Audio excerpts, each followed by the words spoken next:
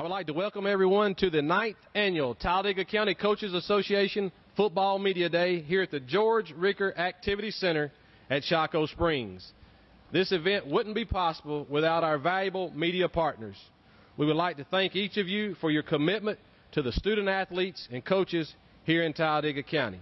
At this time, we will kick things off with the Talladega County Central High School Fighting Tigers and head coach Chris Mahan, who's entering his 10th season in his second stint at Talladega County Central High School. And representing the Fighting Tigers today, we have Kayvon Moten. The Fighting Tigers compete in Class 1A Region 5 and will open their season at Autauguaville on August the 28th.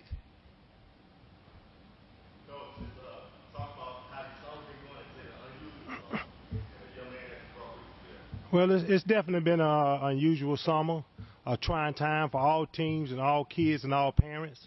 I do appreciate the parents that have allowed their kids to come and play for us this year. This young man here been playing for me. He's a senior this year. He's been playing for me since the 7th grade. Pretty much the same size. He's always been a pretty good player for me. He's been good for me. He's been one of my few seniors, which I don't have many on the team. Matter of fact, 2 that play. You're the only one actually. The only one that actually have played football in the last 2-3 years. So he's the only senior I really do have on the team. But he's been starting for me, been playing since the 7th grade, been starting for him on the varsity since the 8th. Just really excited about him. He's been there for the most part every day this summer. He's shown his dedication that he's willing to do whatever needs to be done to be the leader I need him to be, and I'm just glad to have him.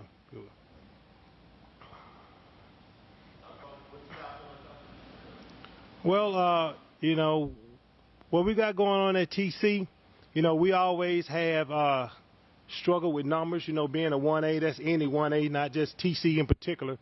Numbers are always going to be an issue.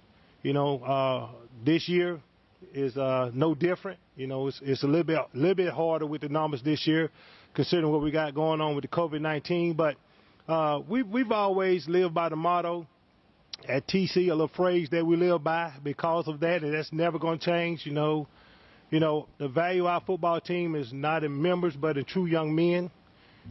Players that's truly immersed in the Fighting Tiger spirit is a far greater asset than aided with lukewarm enthusiasm.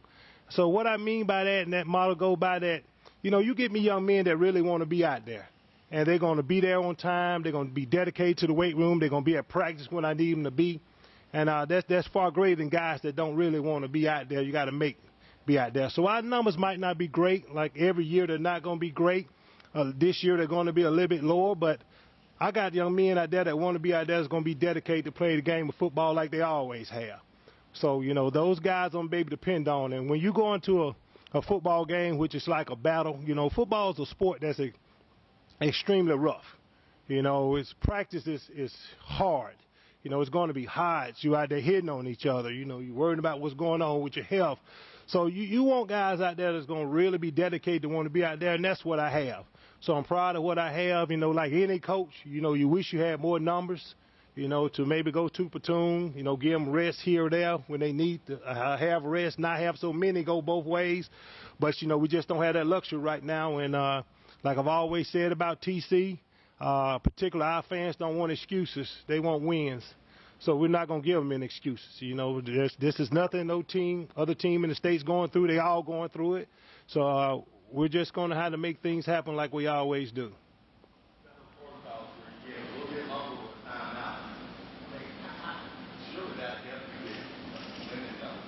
Yeah, the limited numbers with the COVID situation has been I guess for lack of a better word, a blessing, because it gives us the opportunity to make sure we go through the fine print of everything when it comes to keeping the kids safe. We have 3 coaches on staff. We test them 2 or 3 times a day with thermometers to make sure they don't have a temperature. We wash down every piece of equipment that they use.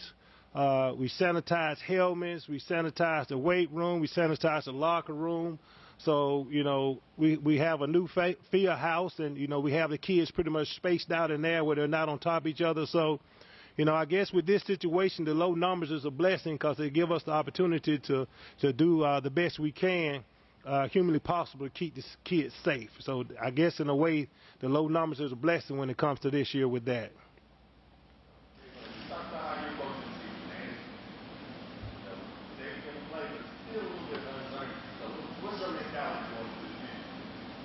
Well, my mentality is just to work hard, during the season. You feel? And just keep grinding.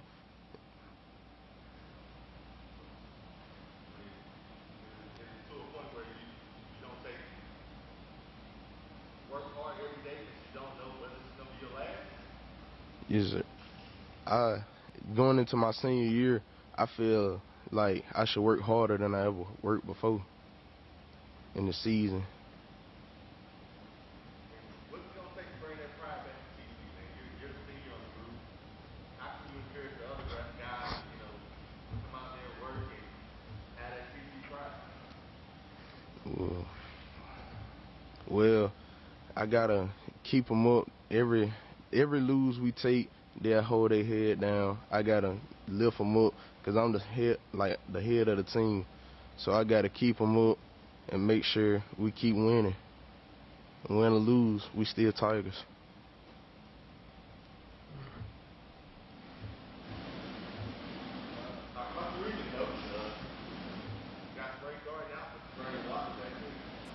Yeah, that wasn't much of a trade-off.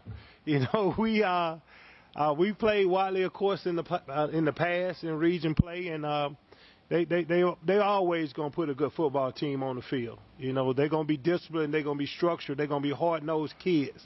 I talked to the coach down there. Like everyone, 1A for the most part, they're struggling with numbers, but that doesn't change the fact that Watley gonna always have and always will be a very good football team, and that's nothing to take any shots at any teams in our region.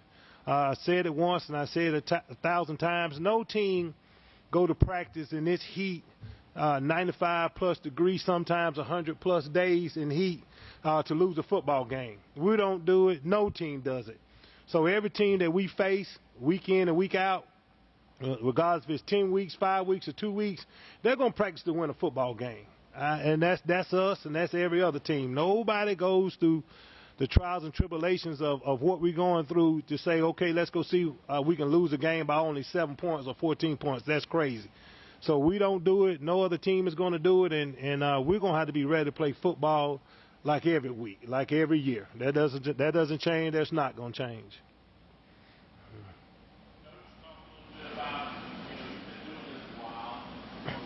Don't tell everybody my age now.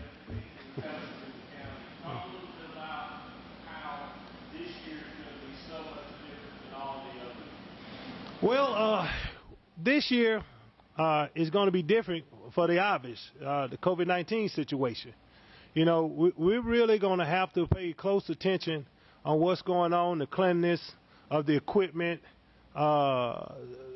keeping social distance as much as possible, dealing with football, the way we approach drills, try to keep the equipment washed down as much as we can in between drills. One thing I would say about the county, I can't speak on other counties because this is my county. They have given us everything we need to secure the safety of the kids. That's our county priority, is the safety of the kids. And everything we ask for, we got it. Can we guarantee a kid won't catch COVID-19? No, nobody can. But I will tell you this, us as a county and as a coaching staff, we're doing everything humanly possible to make sure our kids stay safe. I'm missing some kids that won't be participating this year because of parents want to keep them out. But I would tell you, we're doing everything as a coaching staff and as a county to make sure we keep these kids as safe as possible. We can't guarantee anything, but I can guarantee you that we're doing everything we can to make sure the safety aspect is taken before football.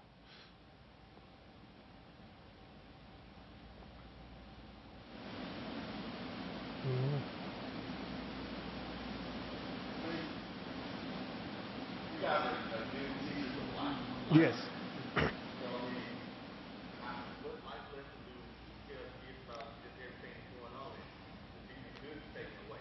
Well, football is the best life teacher that you can ever have. And that's always been, it will never change. It's the ultimate team sport. With basketball, you can have a great shooter and that can keep you in the game. You can have a big man that can keep you in the game. With football, you got to have 11 people doing their job. No matter if you got a great athlete that's going to sign a D1 scholarship, you got to have other 10 guys doing their job for that guy to shine. So it's a great life a lesson teacher with football. This is going to be even more of a test of their fortitude because you don't know when your last game going to be. You don't know if you're going to play 1 game, 2 games, 5 games, or 10 games. And as a senior, you will hope to play 10 or more games, but to have that in the back of your mind, you don't have a clue when they might call the season or give you the opportunity to finish the season. It's teaching them a lesson that everything's not going to be easy. I tell them all the time, you can't expect everything to be handed to you. Some things you got to work for, and life is not fair. It wasn't fair last year when baseball players or softball players and get an opportunity to finish their season. Life is not fair. So you can't cry over spilled milk.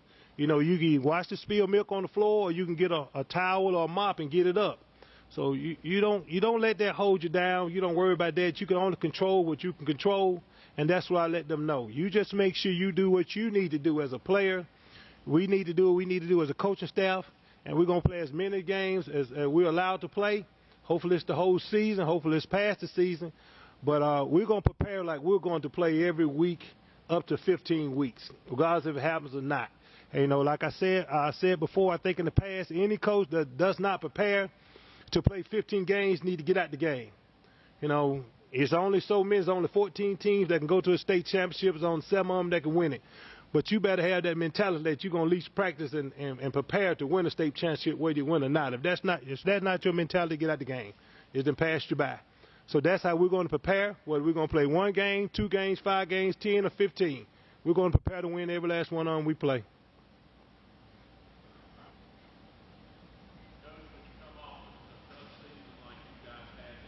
Yeah. How do you find the ways to motivate kids to come out and play, to be the guys that are still left, get them up so that you turn the corner? Well, I knew this was coming. This last year and even this year coming up, we lost our Little League program for about like 5 years, our feeder system, and that hurt tremendously. And I knew this time was coming. TC has always, one thing I've always said about TC, we're always going to have enough athletes to make the playoffs. That's just always been, whether you go deep or 1 round or whatever. But it's been a little difficult with that, without not having a feeder program. The last 3 years, we got our feeder program back. We had 15 7th graders this past year. A lot of them not playing this year because of the situation, but that's okay. And we had 12 in the 6th grade. It's going to be 7th graders coming up. I'm not sure how many of those are going to play yet, but it's coming back. And those guys went through that feeder program for at least 2 years. So the talent level is I'm real pleased with my 8th graders. I'm real pleased with what I've seen with the Little League play out of my 6th graders. It's going to be 7th graders this year. So like I said before, Kayvon will pretty much be my only senior this year. Next year I won't have any seniors on the team. Everybody on the team next year is going to be, I have 2. I got Bobby and, yeah. So I have really 1 that played, which will be Bobby, my quarterback receiver guy. But outside of that, next year, everybody will be in the sophomore and 8th grade on the team. So I'm expecting big things in the future. One thing I'm proud about my seniors, in particular Kayvon, being the only one, is he don't hold that as a grudge. I'm not going to sacrifice his senior year because I'm looking to the future on the talent that we might have in the future. That's not fair to him. So I'm trying to get as many kids out as we can to participate this year to make a successful year for his senior year as possible. So that's how we're going to operate. It was a tough year last year, but we can't dwell on that. Like I said, it is what it is. One thing about football, I've been doing this for quite a while, and one thing I know for sure, that when I was a young pup as a coach, I thought I was a great one. But you soon realize when you get that experience that it's not them X's and O's. Everybody say it together, it's them Jimmys and Joes. So my Jimmys and Joes are a little young right now, and I think they're going to go great with my X's and O's in the next year or two.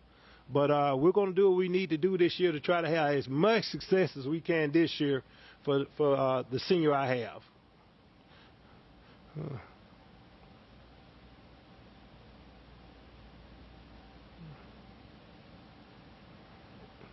Any more?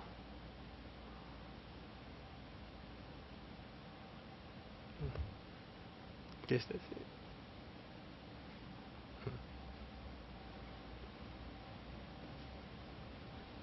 If there are no further questions for Coach Mahan and Kayvon Moulton, that'll wrap up the first session with the Talladega County Central High School Fighting Tigers.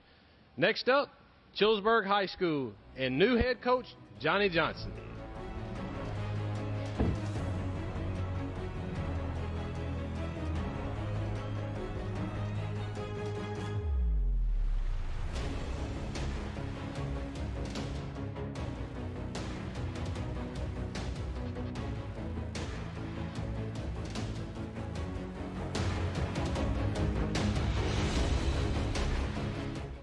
WOTM is the television provider for all Alabama High School Athletic Association championship events and special programs. WOTM is your home for the Super 7 football, state finals basketball, baseball and softball state championships, the AHSAA weekly show, and WOTM also produced the first ever football playoff show, Super 7 preview show, and reclassification reveal show. Your exclusive home for all things AHSAA is WOTM. Contact your local cable provider to request WOTM to your channel line. While you're at home with family for the next few weeks, don't put off scheduling home repairs. Call Ox Foundation for a free estimate. With more time at home, you tend to notice things you haven't in the past.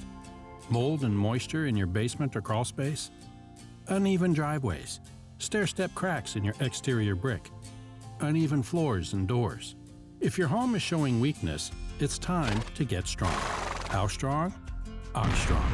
Stay strong, Alabama. Students learn sportsmanship from us, our coaches, the administration of the school, the parents. That's how we learn sportsmanship. Sportsmanship is one of the greatest tools that we can give our student athletes. It's respecting the game you're playing. It's respecting your opponent, respecting the field of play. That's what good sportsmanship is, and enjoying the game while you're playing. Did you know that suicide is the second leading cause of death for ages 10 to 24? It is also one of the leading causes of preventable death in our nation. It is time we all start to talk more about youth suicide and how we can change these statistics. My name is Nick Saban, head football coach at the University of Alabama, and I'm working with the Jason Foundation and the AFCA to address this serious national health issue. Visit jasonfoundation.com to learn what you can do to help prevent youth suicide. Marble City Pharmacy in Sylacauga is your destination for the highest quality health care. Our knowledgeable pharmacists are always available for questions about your medications or advice on taking over-the-counter products and supplements. Our friendly staff can assist you in choosing from our full lines of compression hose and medical equipment. And don't forget our gift department. We have a great selection of unique gifts for every occasion. Stop by and see us today. Marble City Pharmacy, here for life. It's a big deal you'll find every time you visit Sylacauga's Huddle House on Highway 280. Big House breakfast, Big House sandwich combos, and dinner platters. Big bold burgers too. Huddle House features the best staff in town, attentive to your taste buds and your schedule. And best of all, at Huddle House, you can get any meal any time of the day. If you want food served quickly and with a friendly smile, join your friends at the busiest restaurant around. Huddle House on Highway 280, Sylacauga.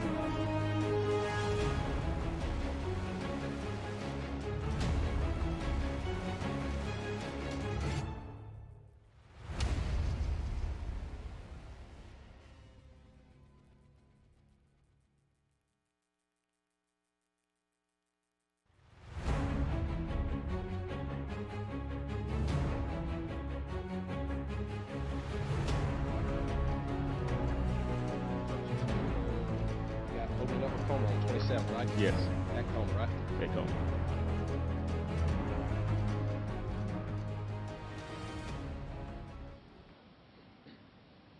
We'd like to welcome everyone back to the 9th Annual Talladega County Coaches Association High School Football Media Day here at Shocco Springs. We're in the George Ricker Activity Center. Up next, we have the Childersburg High School Tigers with first-year head coach Johnny Johnson.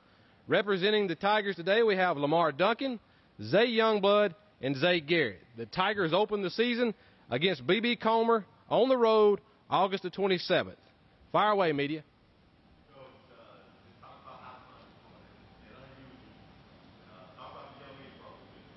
Some have been like it's different, but it's been going really well. Like I said, the kids been buying in. I got 3 seniors here with Lamar Duncan, Zay Garrett, Zay Youngblood, my 3 leaders right now. They're doing a great job with the young guys, you know, getting them prepared, getting them ready, helping out in the weight room, condition. But I'm counting on these 3 guys to do a lot for us this year for help with the young kids.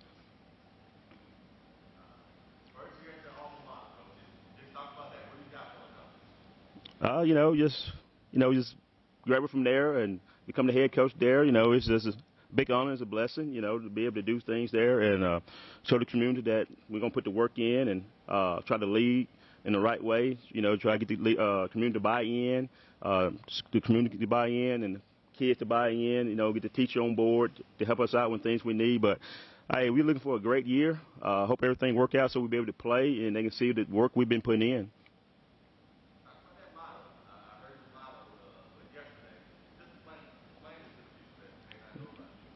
We step in, new year, new beginning, new attitude, you know, new year, you know, 2020, new beginning, you know, new coach, new kids coming out, new attitude. You know, we want to bring a new attitude to the field, new attitude in the classroom. And, every day they know I preach a new year, new beginning, new attitude, you know, the things we want to do the right way.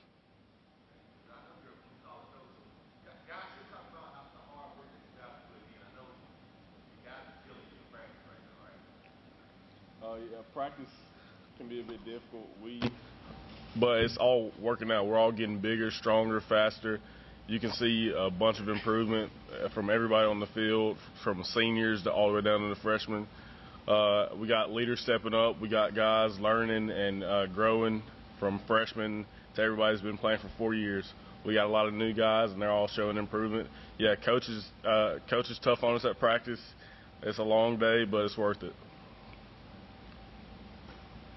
Just like him, I want the same stuff he is. Like, we got new coaches, so you know, when a lot of teams get new coaches, the players gotta buy in with that coach.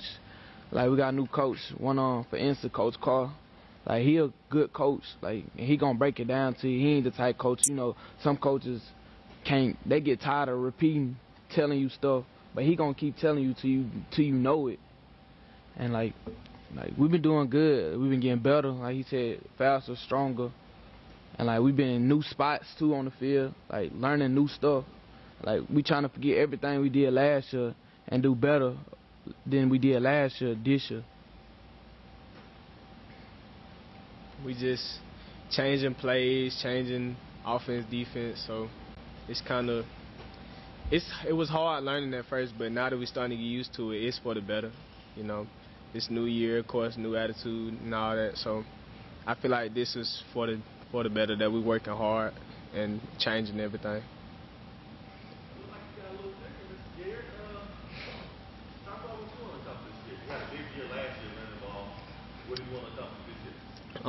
This year I got a personal goal of 2,000 yards and 20 touchdowns, and I just want to help my team get to the playoffs and do my part. So. Nah. I feel like I got faster than last year. I've been watching my film, figuring out what I can change to better my game, and I'm just gonna do my part to help the team and make sure that we get to where we need to be.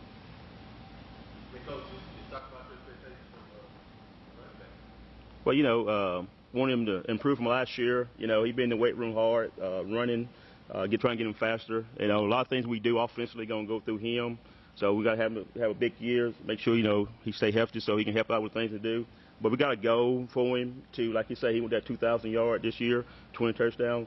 We're going to put the work in. I can give it to him. He's been working off on his own, doing things. Whatever we do come through him. We got him on special team, back, receiving punts and things like that. So we're going to have a big year for him. Coach, been an assistant for a long time. What do you carry over from being an assistant? What has changed that you want to make in the program?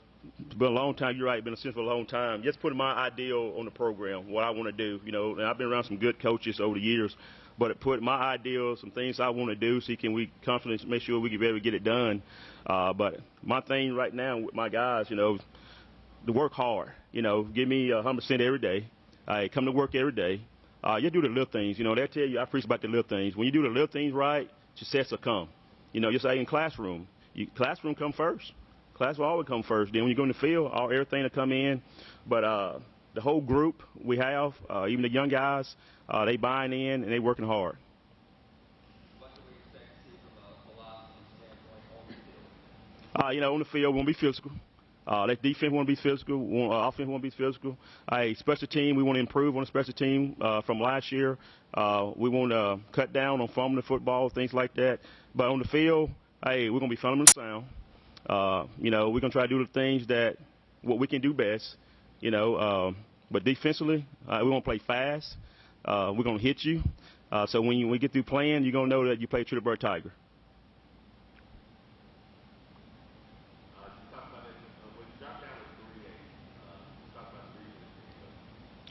Tough region. You're coming out right now, you got 3 teams in the region already ranked. You got Reeltown, you got Pike County, you got Montgomery County. So the region's going to be tough. But I feel like that, we can put this thing together. We got an opportunity to get in the playoff. Because, it's always open. You still got to go play. They got to go play. But we in a region that, yes, we moved down, but it's still going to be a tough region to compete in.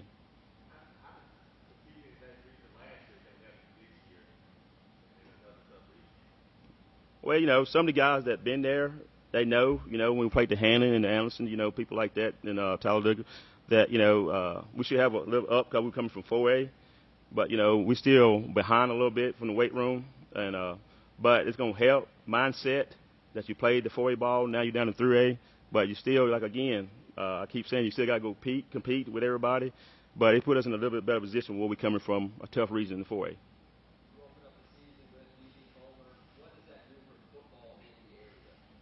For us, that's a big for the community in the area. It's been probably 5 or 6 years since we played them, and I was part of it. I played in that. That's a big rivalry game right there. I'm glad to have it back. I coached with Coach Foster, OC, when he was there. So it's going to be a big for the community, big for the kids because they know each other, and the coaches know each other. So it's going to be a fun Thursday night game.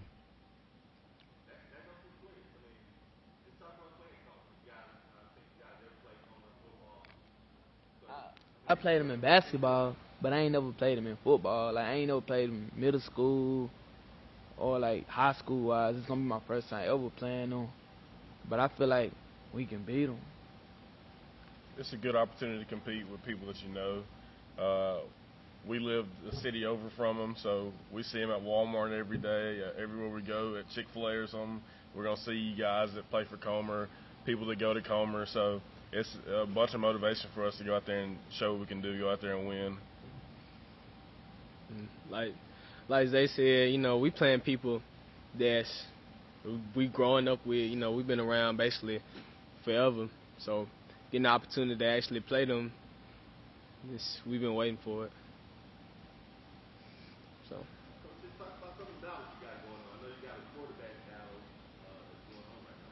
Oh, we got a great quarterback battle. You got Lamar Duncan right here with us today. He battled for quarterback with Kanan Johnson.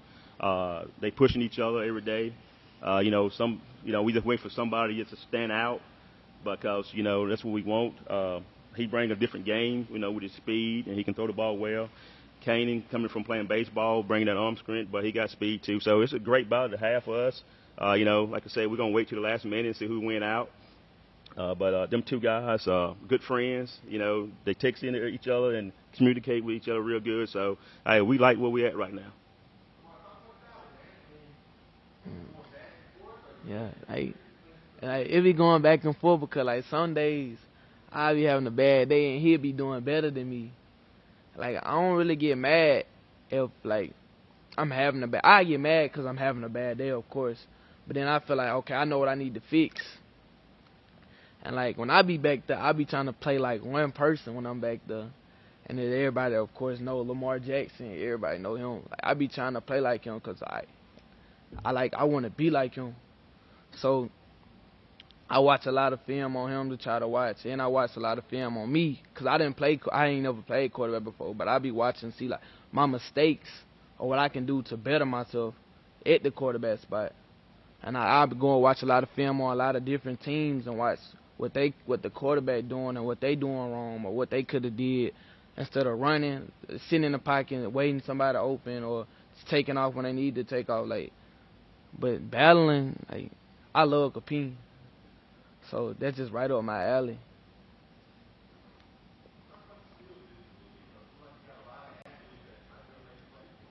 I do. For example, we got, Zay Garrett at running back. We got a lot of skilled guys, got new guys out. We got DJ Truss, about a 6'1", 6'2" receiver.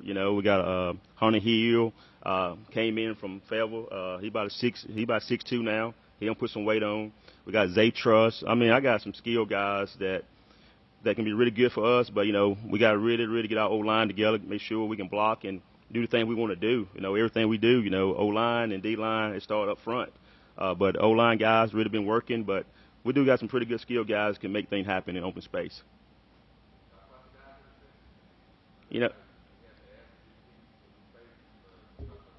I got some new guys. I got a lot of baseball guys come in. Jordan Foreman, Jordan Sander, Zane Penrod, Austin Luker, got some guys, got some young guys, some freshmen, got 2 seniors. They haven't played before. They hadn't seen that battlefield yet. But, weight room is helping so much with these guys. When you see their bodies, they just change, trying to get them in shape. But up front, they're young, they're learning. But, game situation, you're going to see what they really can do.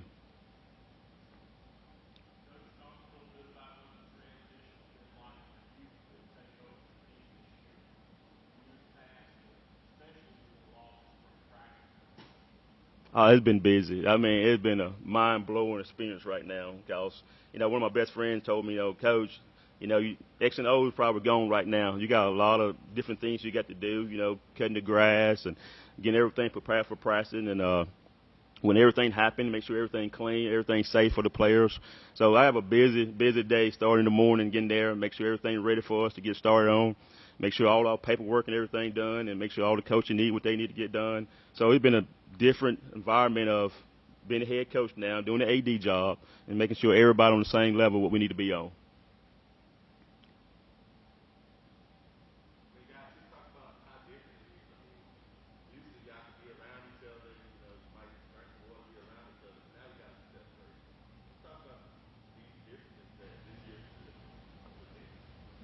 I mean, like, it ain't different for me because when I be getting water, I be social distancing myself from people anyway. Because I don't like being around everybody because some people be childish and get the pouring water on you. So I already be off to myself when we go get water. But, I mean, it's crazy. Like, when we got to sit on the sideline now, like, we all got to be 6 feet apart. Like, we practice it at practice. So in the game, whoever on the sideline, like, we got to be apart. And now when we come out the field, we got to put our mask on. Like, that's different, though. But other than, like, going to get water in practice, I'm so used to that already. It's definitely a lot different. We all think the precautions are very important because we don't want to get shut down like some other people that we've seen at other teams. That's the most important thing to us, keeping each other safe, keeping the program going. We don't want to sacrifice what we have going for us because it's something special. It's a one-time thing. This is our last chance to do it, so we don't want to jeopardize it. So we all take the precautions necessary, and we all make sure we all hold each other accountable. At first, it was difficult at first, but now we starting to get the idea. Like we trying to stay safe. We trying to make sure that we can keep the program going and we don't get shut down because everybody want to play, of course. So everybody just making sure they do what they got to do so that we can all stay a team. With everything going on, does your mentality change a little bit? You go harder every day instead of you might Like Coach said, though, we be working on our own. Like, sometimes right after workouts or right after practice, maybe 2 hours after that, I go right back to the field. Or like Zay, Gary to come with me, and we'll just go back to the field, like, work on him with his catching, work on handling the ball. Like a lot of us put in work on our own. So when we get to practice, we can throw in the work that we've been putting on our own with the work that we doing, and that'll be better for us. Because, you know, you can't really go too many places without a mask. But if you go to the field, I mean, you out there by yourself. You ain't got to worry about, oh, I got to touch somebody or somebody got, you know, the virus or whatever. But other than that, we've been putting in work on our own. Before workouts even started, I was already putting in work. Like when the virus came up, I would go to the field almost like every single day, if not once, twice a day, to try to put in work. Cause like he said, this our last year. We not trying to get shut down. And like I went to the playoffs 1 year, and that was my 9th grade year, but I ain't get to play. So I want to go this year, and I want to go for the whole team. Like I want the whole team to go. Cause there's some people on our team that ain't experienced the playoffs at all in no sport. You would think like the mentality would change with all the stuff's going on, but our players still have the same drive that we would have without it going on. We all are focused. We all are working towards the same goal. So with the precautions in place, we take them seriously, but our drive is the same. We all are working towards the same goal. We want to play well for each other. So it hasn't changed the mentality of our team.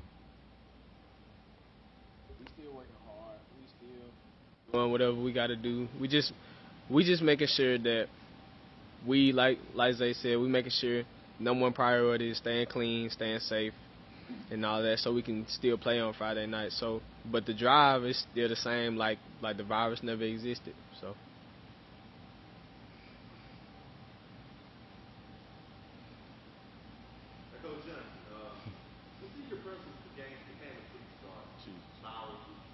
Say it again. Say your personal become a violent. Yeah. I mean, can we expect to see you in some of these videos dancing and No, sir. I got some dancing, but no. Who can't dance? I can dance. I'm gonna let him handle that. He can keep doing that. Let him be a superstar.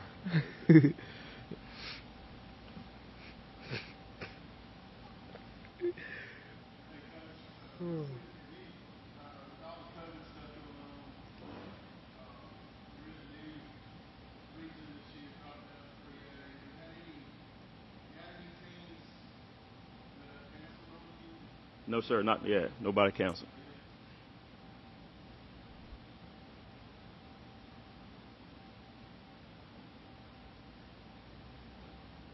Oh, that's it. If we have no further questions, that wraps it up for the Childersburg Tigers. Up next, we'll have the Lincoln High School Golden Bears at noon.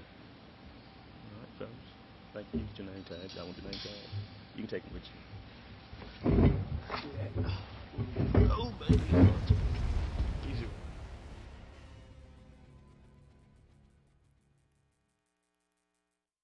WOTM is the television provider for all Alabama High School Athletic Association championship events and special programs. WOTM is your home for the Super 7 football, state finals basketball, baseball and softball state championships, the AHSAA weekly show, and WOTM also produced the first ever football playoff show, Super 7 preview show, and reclassification reveal show. Your exclusive home for all things AHSAA is WOTM. Contact your local cable provider to request WOTM to your channel line. All high school students should have an opportunity to participate in interscholastic athletics. Students can gain so much from participating in extracurricular activities through sport. Not only do they learn sportsmanship, they learn respect, and they learn teamwork. All of these are characteristics that students could carry with them throughout the rest of their lives. Youth suicide. Don't want to talk about it? You should. Hi, I'm Nick Saban, head football coach at the University of Alabama. 4 out of 5 teens who attempt suicide have given clear warning signs. By knowing the warning signs associated with suicide and knowing how to help, you could save a life. Visit jasonfoundation.com and start learning how you can make a difference.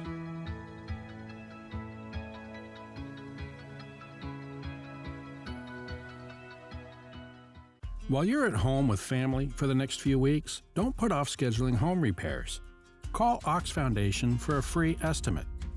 With more time at home, you tend to notice things you haven't in the past. Mold and moisture in your basement or crawl space, uneven driveways, stair-step cracks in your exterior brick, uneven floors and doors.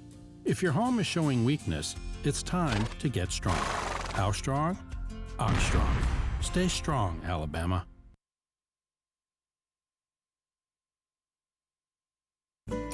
A funeral service represents a family's final farewell to their loved ones. Knowing this, we go beyond what is expected to ensure the ceremony is beautiful and memorable, a truly fitting tribute to that special life.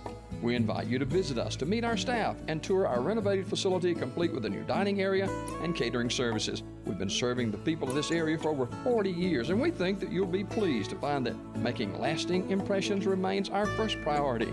Curtis & Son Funeral Home, Sylacauga, Childersburg. Coosa Valley Medical Center, one of the top 10 hospitals in Alabama, is also Sylacauga's largest employer.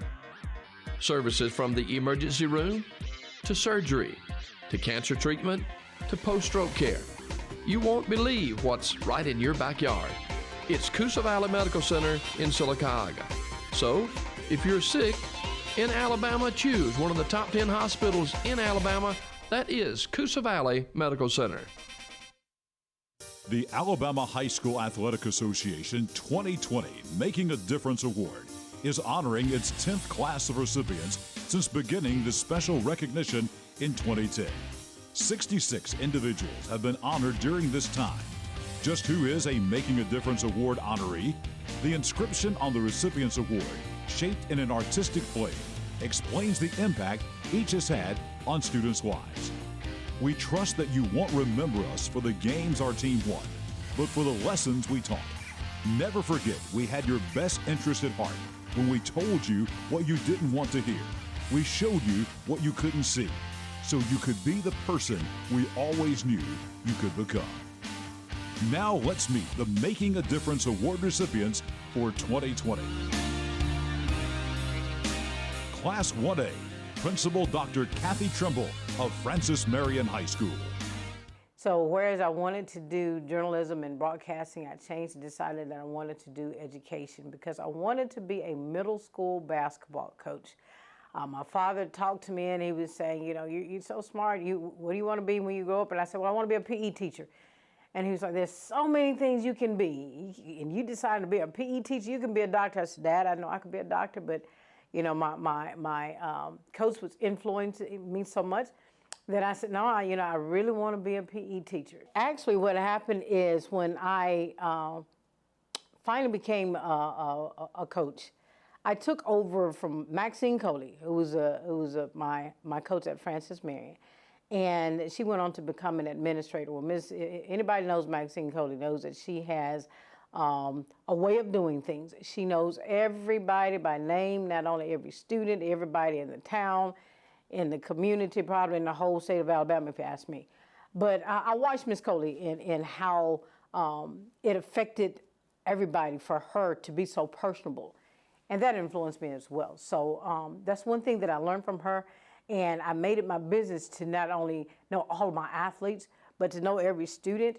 And then not only that, see what I could do to help every student in whatever capacity that they're in need of. And eventually I went on to become, to receive a terminal degree, my doctorate degree, not because I wanted to be called doctor, but I wanted to prove to my dad, yes, I could be a doctor. I was just having a conversation with the teacher on this week, and we were talking about with these uncertain times, what do we do and what can we do? And we're talking about doing some things at our school now, again, trying to be innovative.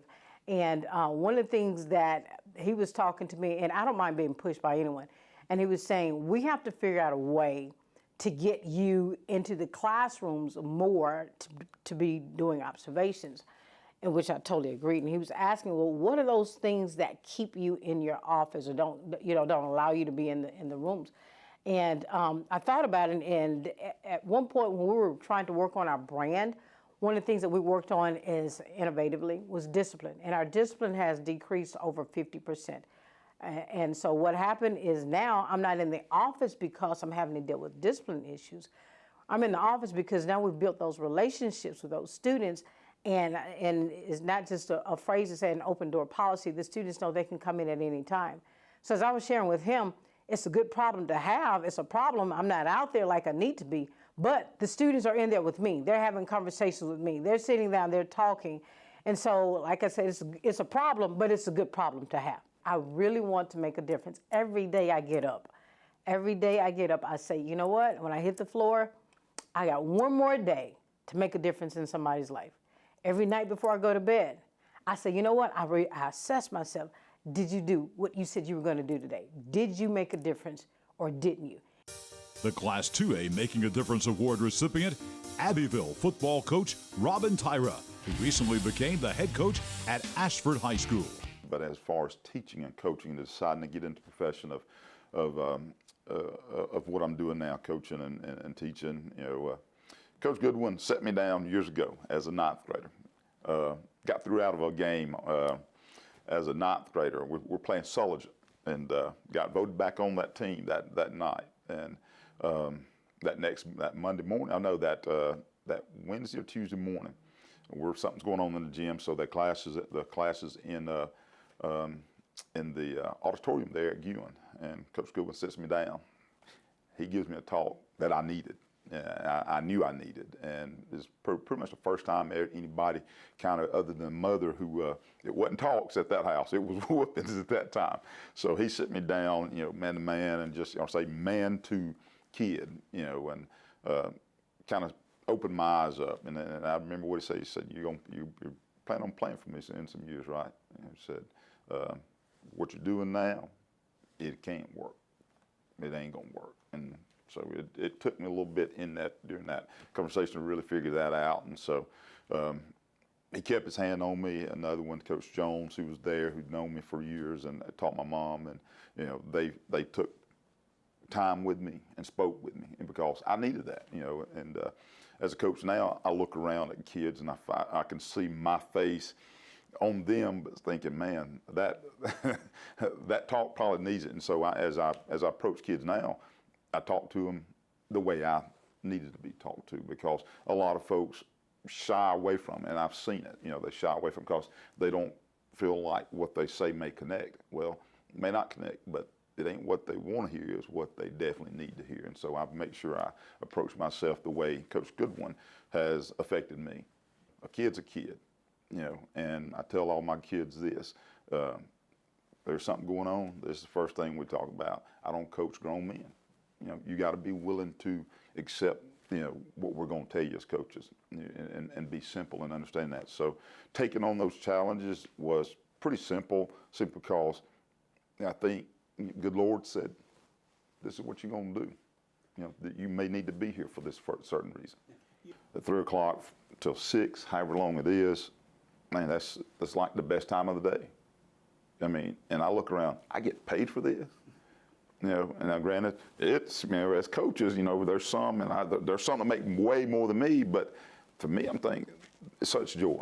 I mean, it is just such joy to see a kid figure out how to handle 3 technique, how to read a secondary, how to read that 5 technique if we're running option, or a kid that finally drops his shoulder, gets his hips down, and scoops the kid up, and that guy melts underneath him, and see the reaction and that joy of that kid finally figure those things out. Or that kid successfully, you know, complete a test and come back and proud about that report card. You know, is it crazy? Those are championship wins for me. Class 3A's Making a Difference Award recipient, football coach and athletic director Jeff Smith of Walter Welborn High School. Well, you know, when I was young, I grew up in a single-parent home, and my high school football coach meant a lot to me and made a big difference in my life. And I just felt like when I got into education and into coaching, and that was why I did, I just wanted to come back and make a difference where I grew up at. Well, I had an uncle, my Uncle Lloyd Deere, just was really the only male figure in my family that I could go to and talk with. My mother was a tireless worker that always goes above and beyond, and my grandmother, who, you know, really helped raise me, and had really instilled a lot of morals and values in me that I carried with me today.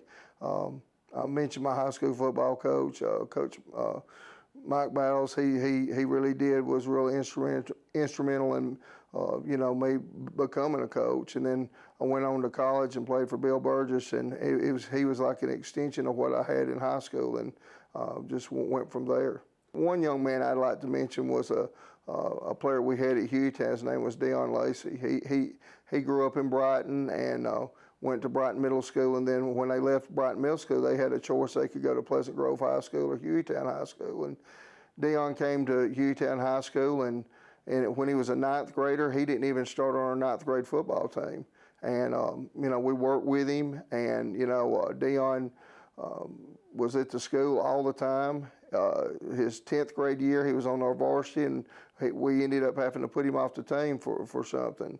And then his junior year, he started for us, and in his senior year, we played Hoover in 2007. I still maintain this. He was the best player on the field. He went on and signed with West Alabama, and he went on a free agency to the Dallas Cowboys, went to the final cut and got cut, and ended up going to the Canadian Football League and played there for several years and was an outstanding player for them, and then left the Canadian League and went to Buffalo and played for the Buffalo Bills, and then went to the Miami Dolphins, and now he's returning back to the Canadian Football League. And and he's one of many. We've had several of them that's went on and been successful, but Deion really sticks out in my mind. And we had a player at Welborn named Aaron Tootie Harris. He was just the life of our team. We would have a bad practice and everything, and I'd come in the locker room ill and everything, and I remember Tootie, that was his nickname, would say, "Oh, Coach, we'll get it tomorrow. Don't worry about that." And he would instantly lift my spirits and lifted the spirits of the team. And during the 2011 season, right, the last regular season game, he became ill, and and passed away a few days later before we played our first round playoff game with Opp. And he was a big loss to our team and our community. But with his passing, I've never seen our community as close as I did after that. I enjoy seeing the kids make something of themselves. I'm not one of these people that enjoy watching a train wreck. I like seeing people succeed. I hate seeing people fail. I'm competitive, and I want to win. I mean, I want to win worse than I want to eat when I'm hungry. But the true reason I got into education was try to make a difference in young people's lives that was made in mine. WOTM is the television provider for all Alabama High School Athletic Association championship events and special programs. WOTM is your home for the Super 7 football, state finals basketball, baseball and softball state championships, the AHSAA weekly show, and WOTM also produced the first ever football playoff show, Super 7 preview show, and reclassification reveal show. Your exclusive home for all things AHSAA is WOTM. Contact your local cable provider to request WOTM to your channel line. Students learn sportsmanship from us, our coaches, the administration of the school, the parents. That's how we learn sportsmanship. Sportsmanship is one of the greatest tools that we can give our student athletes. It's respecting the game you're playing. It's respecting your opponent, respecting the field of play. That's what good sportsmanship is, and enjoying the game while you're playing. Did you know that suicide is the second leading cause of death for ages 10 to 24? It is also one of the leading causes of preventable death in our nation. It is time we all start to talk more about youth suicide and how we can change these statistics. My name is Nick Saban, head football coach at the University of Alabama, and I'm working with the Jason Foundation and the AFCA to address this serious national health issue. Visit jasonfoundation.com to learn what you can do to help prevent youth suicide. While you're at home with family for the next few weeks, don't put off scheduling home repairs. Call Ox Foundation for a free estimate. With more time at home, you tend to notice things you haven't in the past. Mold and moisture in your basement or crawl space, uneven driveways, stair-step cracks in your exterior brick, uneven floors and doors. If your home is showing weakness, it's time to get strong. How strong? Ox Strong. Stay strong, Alabama. It's a big deal you'll find every time you visit Silicaga's Huddle House on Highway 280. Big House breakfast, Big House sandwich combos, and dinner platters. Big bold burgers too. Huddle House features the best staff in town, attentive to your taste buds and your schedule. And best of all, at Huddle House, you can get any meal any time of the day. If you want food served quickly and with a friendly smile, join your friends at the busiest restaurant around. Huddle House on Highway 280, Silicaga.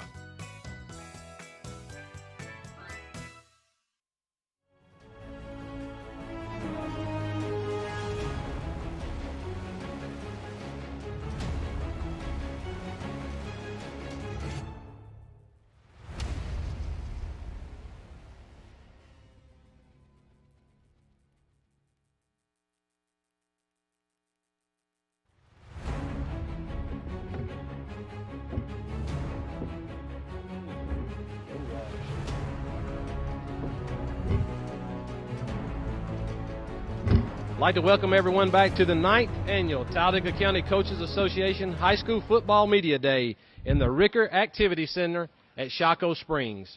Next up, we have the Lincoln High School Golden Bears with head coach Matt Zedeker entering his 4th season. Representing the Golden Bears today, we have Brian Garrett, J.D. Davis, and Kendrick Truss. The Golden Bears are coming off back-to-back region championships in Class 4A, and they make the move up to Class 5A, Region 6 this season. They'll open their campaign against Southside at home on August the 21st.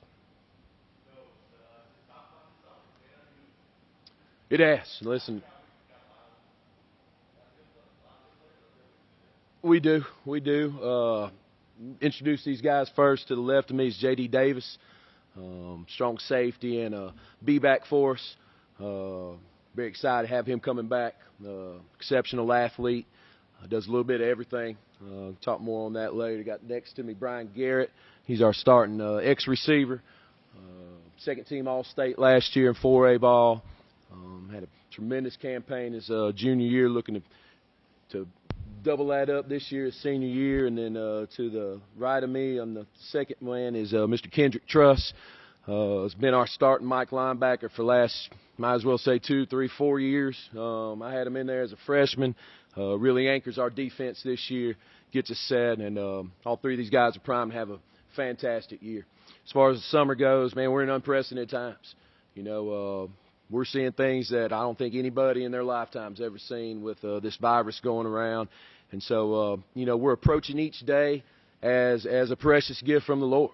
We talk every day that we're not certain what tomorrow's going to bring, so we need to make sure that today we're doing everything we can possibly do to fulfill this day and make it the best day we can be. All these guys saw their buddies last year that were seniors lose their senior year seasons in the spring. And so I think collectively as a senior class, they've all decided that they got to approach every day as this may be the last day they get to put football pads on and play their high school career. So with that aspect and knowing that's kind of what we're looking at, summer workouts went well. I think getting these guys back into a somewhat of a routine, being able to see their buddies and get out of quarantine a little bit, albeit it wasn't the same summer we've always had because of the rules and the stipulations we have to keep these guys safe. They were excited to get back and get to doing something they love. And so for the most part, we had a great summer, had great numbers turned out. And last week and a half, we started fall camp last week, and just great to be back out on the football field and getting to do something that we do that's normal. And that for about 2 hours out of the day, we don't have to worry about, what's going on in the world right now with this virus and staying safe and whatnot. You're fourth, Coach. We talked about this all the time. Yeah, listen, seems like I was up here 3 years ago, my first time. But listen, you set a 3-year plan, and I felt like we accomplished, or what my goals were as a head coach, what I wanted to establish as a program in Lincoln. We're right on track for the 3 years. So now we set another 3-year plan. We had a rough season established in the first year I was there. Kind of the culture we wanted to bring in and what our beliefs were. But that was a really good team that just we had to transition. Second year we dropped down to 4A. We win a region championship. Had a great group of seniors that year that kind of built a really good foundation. Last year we just took a next step. won the region championship again. Had another great group of seniors, went to the second round, got beat by a very good Andalusia football team. And so now we're in a 5A region. And so the next 3-year plan is to transition again to the next level. But to be honest with you, we knew that we were going to be a 5A program the first year I took it. We were fortunate to have a very small junior class, which got us back down in 4A. But with the numbers that we have at Lincoln in the elementary schools and middle schools, we'll be a 5A program from here on out. So this team, these guys, and our coaching staff have been building this program to be prepared to play in 5A. Right now, we're looking at 82 players we have on roster, and that's a big step from my first year where we finished with 32. So the next step in this process is another 3-year plan. We have a taste of championships in our mouth. We've won 2 in a row in a region championship, and that's kind of been our mantra all summer, is we don't drop off just because we're 5A. Our goals stay the same. We want to win our region every year, and we want to see how deep we can go in the playoffs. And we feel we've built this thing where we don't miss a beat taking the next step up in the next classification.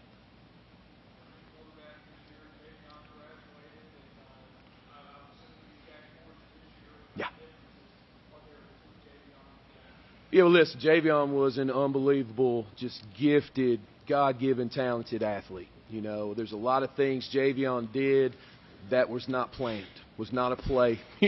Coach Hill, our offense coordinator, says it all the time, probably our best play on 3rd and long was send everybody deep and let Javion run around and get a first down. So obviously Javion's a very talented player. He's playing at the next level, went up to not Clinch Valley anymore. What was it? UVA Wise, used to be called Clinch Valley.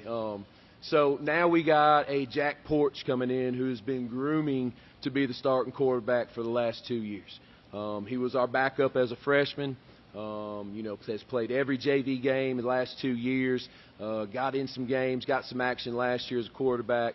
And has just done an unbelievable job of transforming his body and getting ready to be the leader of our offense. Obviously, he won't have the escapability like Javion had and the creativity to be able to make people miss. But what Jack brings that may be different is he's going to be more of a pocket passer. Jack is very intelligent as far as his reads go, getting to his second and third receiver. A lot of our passing game has evolved this offseason for his talents of being able to read defenses. We put a lot more RPO packages in. And so, man, we're excited for Jack to be the next guy at our quarterback position. I feel he's going to do really well, and it'll be a little bit different looking offense based on his abilities.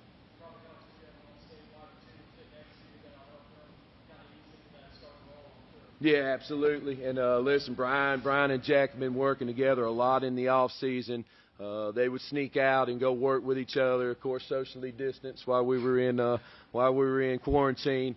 But they're trying to develop that chemistry as well as JD too has been working with Jack all summer. And so it definitely helps that we have an all-state guy coming back. And I know he's got a lot of goals set for himself personally that he wants to try to reach this year as a receiver and possibly become a first-teamer instead of second-teamer.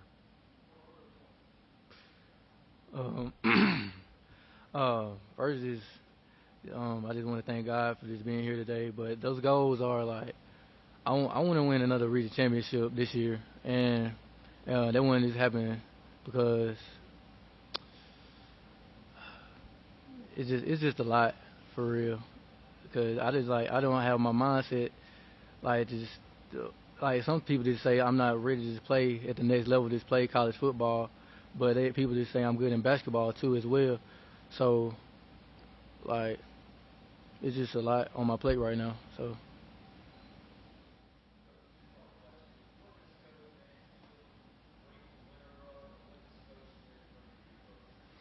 Coach Mansfield, well, first off, Coach Mansfield was kind of a mini icon at Lincoln. He'd been there his entire career, I think 14, 15 years. Coach Mansfield was the elementary school teacher, so when I got to Lincoln and brought him over to the high school, he had taught every child that was in the high school. So he had developed so many relationships with kids and families and community families, and so that's a big missing part of what Coach Mansfield brought. Obviously, his coaching abilities, out of sight. He was very much one of our main motivators as far as getting our team up, and just the knowledge and the wealth of knowledge as a defensive mind, as an offensive mind. We were extremely excited that he was able to get the Winterboro head coaching job for his first head coaching football position in his career, and I think Winterboro is going to get a guy that will not be outworked. He's one of the hardest working coaches I've ever been around. They're getting a guy that is going to absolutely care and love his kids, his players, and he's a community guy. And so listen, Winterboro won't miss a beat. We expect them to be very competitive. Skylar and I talk often, usually 2 or 3 times a week, and so Winterboro's getting a good one. What we get coming in as Coach Chris Smith is another very knowledgeable football coach. Very good secondary guy. He's come in and really gelled with our guys well defensively. Me and him have worked together a lot as far as what my defense is and how we're going to call it. And so he's getting his feet wet as you do anytime you take a new job. He's starting to learn the kids, and he's starting to figure out what the pieces are to go in our defense. And so we're ecstatic to have Chris. We think he's going to be a great fit for us. He is already, and he also brings other coaching aspects to the table with him.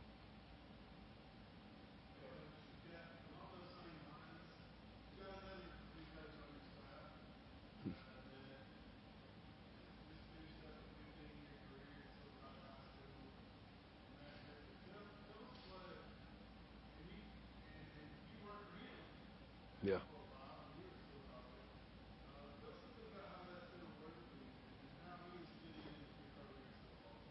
Yeah, well, I don't think it's any secret. Coach Griffin and I are he's one of my best friends. We're very close, and we've worked together for a long time. I was on his staff for over a decade, basically 12 years. I was on there for 12 years with him, and the relationship, not only professionally but personally, that we developed with each other is something that we'll carry with us throughout our lifetime.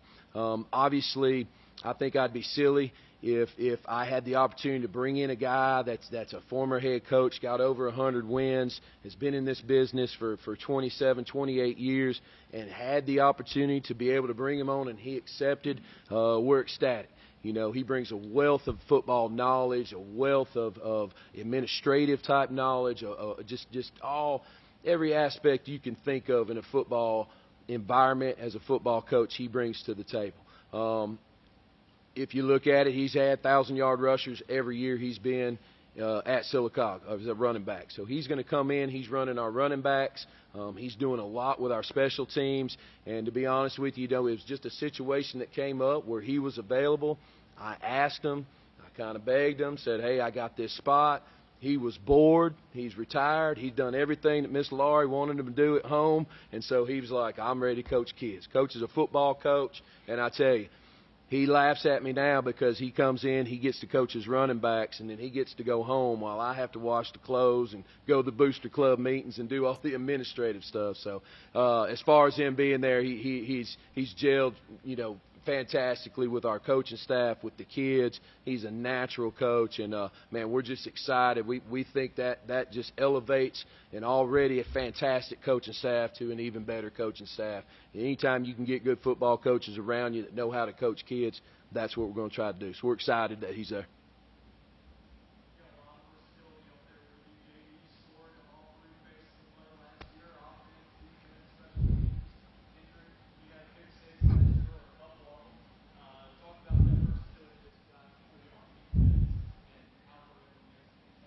Yeah, well, listen, anytime, I think JD had a punt return, a kickoff return, he had a pick six, a rushing touchdown, a receiving touchdown. So just about every way you can have it, JD had it last year. JD came to us last year, transferred in, and it took him a minute to kind of get caught up with how we did things other than where the school he was at. But as soon as he got caught up, he's just a tremendous athlete. You know, we used him on both sides of the balls, a lot of times out of necessity for if there was an injury or whatnot. You know, I know there's a couple games our starting strong safety went down with a high ankle sprain, and so he was just about exclusively defense. We got him back. We put him exclusively offense. By the end of the year, he wasn't coming off the field.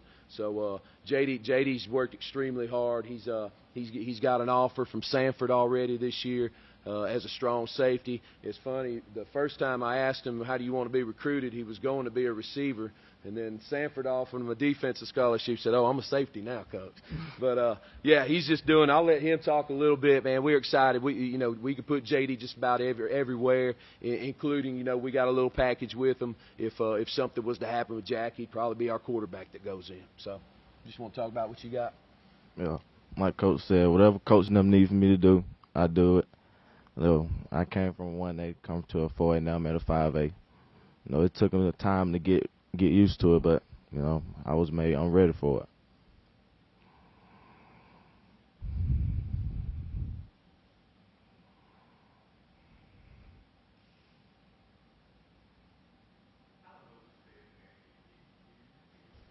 Oh, talk loud. Like what Coach was saying, it took me a little time to get used to the program and how they run things at Lincoln, and I had to get used to stuff like that, and they told me whatever they needed for me to do, I told them I'd do it, and that's what they did. I did it.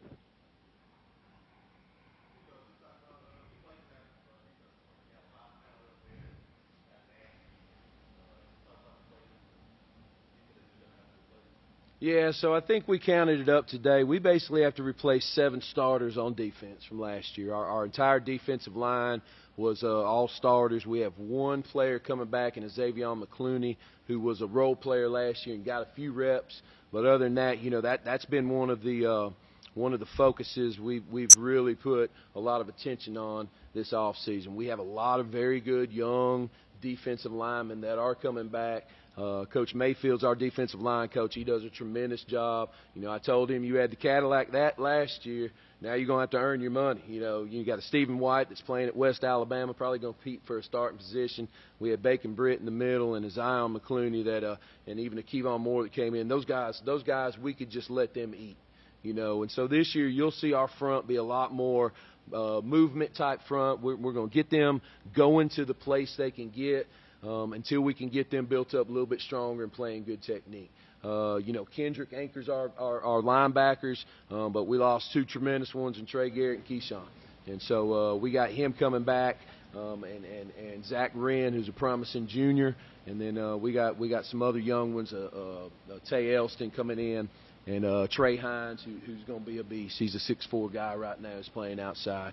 On the backside, JD obviously is going to anchor our line. We have another senior in Quentin Cotton, who's going to play corner, but can also play safety. And then we're filling in with some younger guys at those other positions. So where our strength last year we thought was our defense, maybe the team this year that's going to take us a couple games to get us under our belt.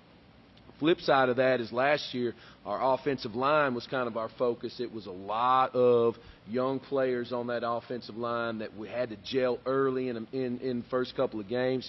They're all back with the exception of 2. And so we feel like this year our offensive line, with a 12-game experience under their belt from a season before, that's going to kind of be our strength. We have a stable of running backs that we're going to be able to run in there. We have a pounder in a Corian Kelly. We have a senior that is primed to have a fantastic year in Latavius Wilson, where he's been injured in the last couple of years. He's worked really hard in the offseason. We have a promising sophomore in Jalen George, who's another pounder-type guy. And then you're going to hear this name, Landon Waller. He's a freshman. He's going to be something special, and he'll get some time right there. When you put this guy on the outside, you put this guy in the slot, and then we have some other very promising receivers in a Cornelius Glass, and put Cotton on the other side, we feel we're going to be very versatile offensively. I think Coach said it best the other day, when you have an offense that is good at both the passing game and the running game, you're very dangerous. Right now going in camp, I know it's early, but what we're looking at, what we're seeing, we feel we have a very balanced attack, and it'll be hard for you to key on one guy. Obviously, Brian's our all-state receiver, but if you just key on him, we're going to pound you the other way.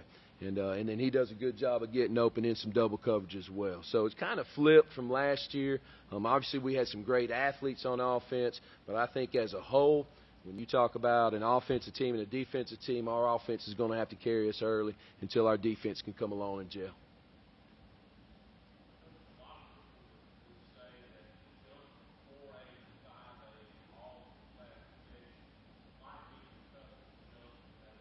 Yeah.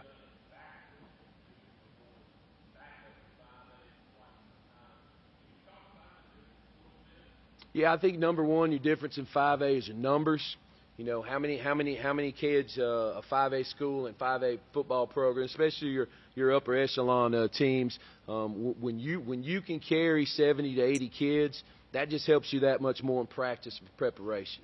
You know, when I finished my first year in 5A, we finished with 32 kids on the roster, and we're going to play, you know, Clay Central and Beauregard that's got 80 kids. Well, man, that's just a natural wear down during a game where you can play a two-platoon type situation with an offensive guy, a defensive guy, and when you got guys going both ways, it wears you down. I think your coaches, there's a lot of good coaching staffs that are in 5A. Not to say they're not in 4A, but maybe more staffs that have more coaches with them. And so, you know, it's to me, 5A is one of the most competitive classifications in the state. But again, you know, we felt like how we did 4A with our numbers, we felt we were a 5A type numbers team last year in 4A. So, you know, we're looking forward to the challenge. Our schedule has a ton of challenges in front of us. But, you know, it's like I tell these guys all the time, you know, they got to play us as well. You know, we got a very talented, you know, the schedule was Center Point. You know, Coach Bates does a great job just reloading every year. They're already ranked in the top 10. You got an Alexandria team that's coming up to 4A. They're ranked in 5A already. You know, we got a corner team we have to travel to that's supposed to have the best team that they've had in 20 years. And so, you know, the best thing we can do is do what we do, control ourselves, run our offense to the best of our ability, run our defense to the best of our ability, and then let's see how the chips fall when we go there.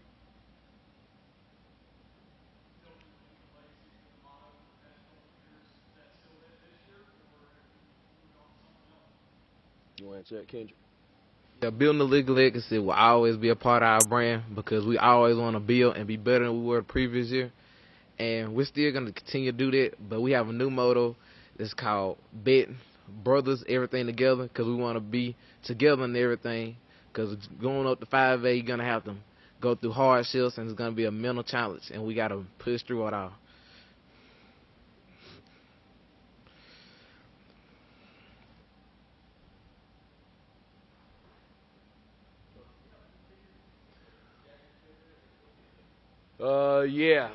Shaggy graduated, and so this year we got us another soccer kid. His name's Nick Monroe. He's actually the goalkeeper for our soccer team. Got a very strong leg. You know, he was able to go to a couple camps after the quarantine stuff kind of went down, and he's just getting better and better. You know, since I've been at Lincoln, we've had a tremendous kicking game. You know, I don't think we're going to drop off hardly any with Nick coming in. And like I said, we got him for the next 2 years. Very strong leg. And as long as you can be consistent with those extra points, that's what I really care about. And then everything else is a bonus. He hits them every day in practice. And so we're excited to have Nick Monroe for the next couple of years. Yep.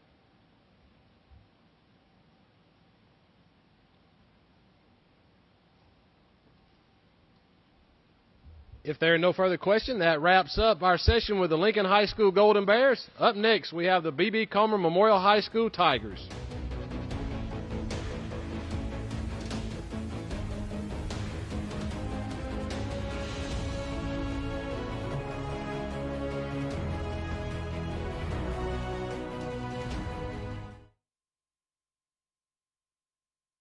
WOTM is the television provider for all Alabama High School Athletic Association championship events and special programs.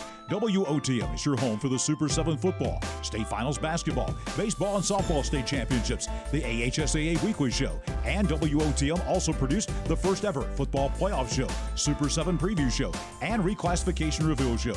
Your exclusive home for all things AHSAA is WOTM. Contact your local cable provider to request WOTM to your channel line. Students learn sportsmanship from us, our coaches, the administration of the school, the parents. That's how we learn sportsmanship. Sportsmanship is one of the greatest tools that we can give our student athletes.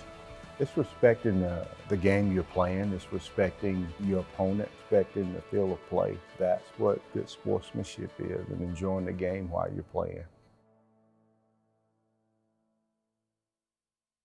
Did you know that suicide is the second leading cause of death for ages 10 to 24? It is also one of the leading causes of preventable death in our nation.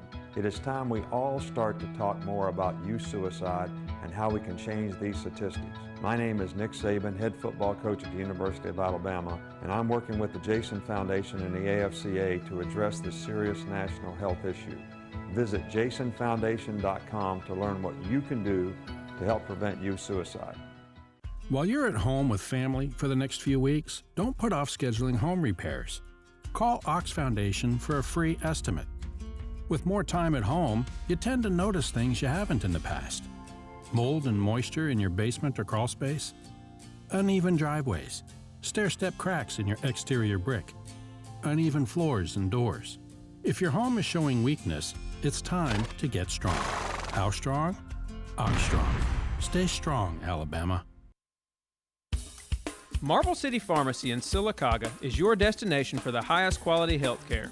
Our knowledgeable pharmacists are always available for questions about your medications or advice on taking over-the-counter products and supplements. Our friendly staff can assist you in choosing from our full lines of compression hose and medical equipment. And don't forget our gift department. We have a great selection of unique gifts for every occasion. Stop by and see us today. Marble City Pharmacy, here for life.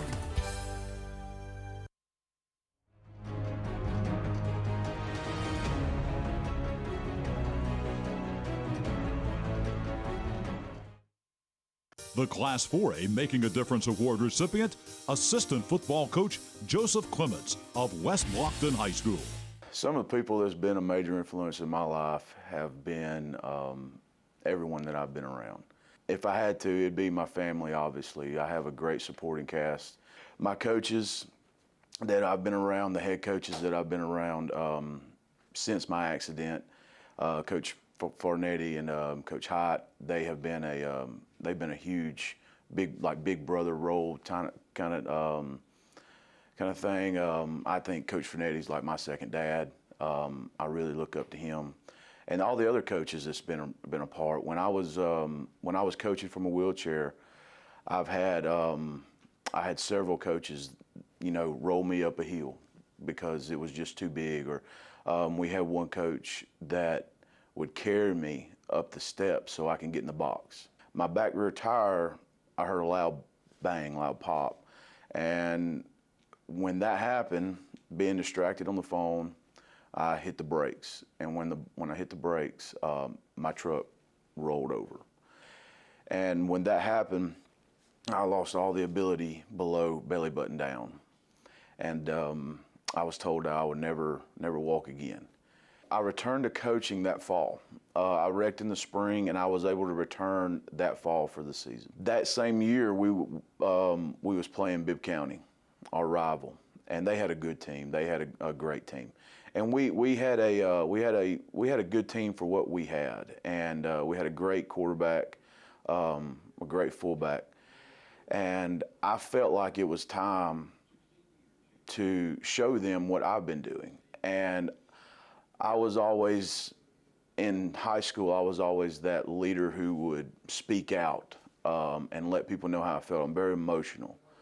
And so that evening, we was in the locker room, and I had told Coach Farnetti, who was the head coach at the time, I said, Coach, I want to talk to the players. And I remember putting that walker in front of my wheelchair, and I told them beforehand, I said, boys, y'all been working all summer. Y'all been working all year for this. This is what we do. We put in work, and we get a reward. And that's when I stood up, and I told him, I said, I've been working. I've been putting the work in, just like you have. and this is my reward. Go out there and get your reward like that. And of course, I was crying. I was very emotional because no one's seen me stand before that. But it's not about the championships. It's not about winning all them games. It's about how can you affect one person. You know, the Bible says that as long as one person's saved, that's the glory in heaven will just be shining and raining, you know, just raining with glory. And that's how I feel when it comes to these kids, is not saving a kid, but just being around them and inspiring them to be a better person than what they are, just one person. And if we can do that, and if every coach can do that and just affect one person every day of their life, doing what they're doing by coaching, inspiring, motivating, giving kids a way out, you know, that's why I do what I do.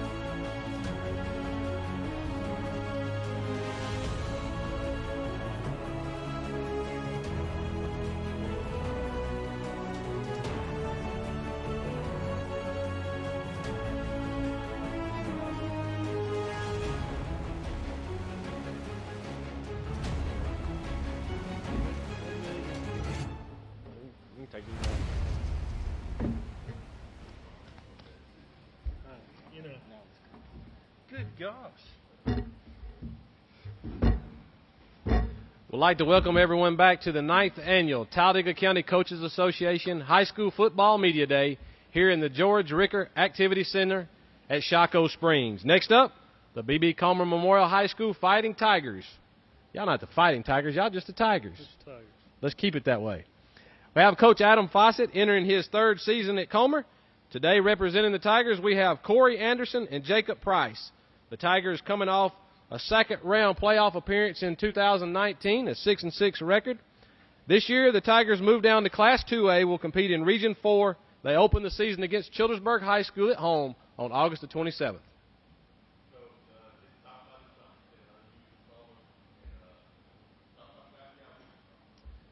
Yeah, so this summer has definitely been different.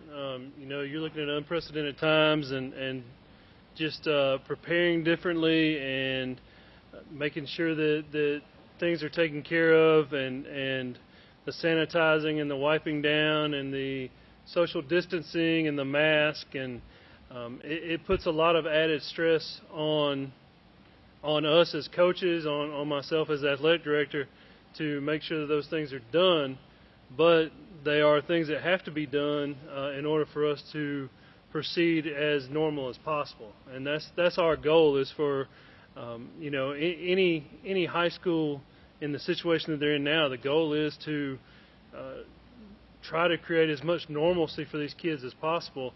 And if that means going the extra mile with masks and sanitizing and things like that and following the guidelines, then that's what we do. So things have run very well for us this summer. Numbers are good. I think coming off of last season going 6-6 and a playoff appearance and a playoff win and things like that definitely boosts the morale. And I think that has a lot to do with our numbers continually staying strong. So, you go 2-8 year one. If you turn around and go 2-8 year two, it's probably a lot easier to stay home in June when everybody says, "Hey, look, you can start working out June 8th." So, it's a credit to the kids and their fire to want to get back at it and want to continue to get better. So, the two guys with me are two of our top leaders on our team. Corey Anderson is a junior, and Jacob Price will be a senior for us this year. Corey plays offensive and defensive line for us. He's got a motor, great weight room guy, gets after it in the weight room, and does a good job just leading the guys and being that vocal leader and being that guy to pick them up when things are down. Jacob came, actually his first year was last year with us, and he's the type of kid that you want to be able, that you kind of want your sons to grow up to be like. Both of these guys are like that, honestly. But Jacob he's a quiet leader when he needs to be quiet. He's a vocal leader when he needs to be vocal, and does a great job for us. So these two guys, if there's something that needs to be taken care of, I put it in these two guys' hands, and they make sure that it's taken care of. So they do some of the dirty work for us, and getting things done, getting points across, and if you say, "Hey, guys, the locker room's got to be cleaned up, or it's going to be bad," hey, they're going to make sure the locker room's cleaned up. If that means they get the other guys to do it, younger guys to do it, or if they have to stay and make sure it's done themselves, they get it done.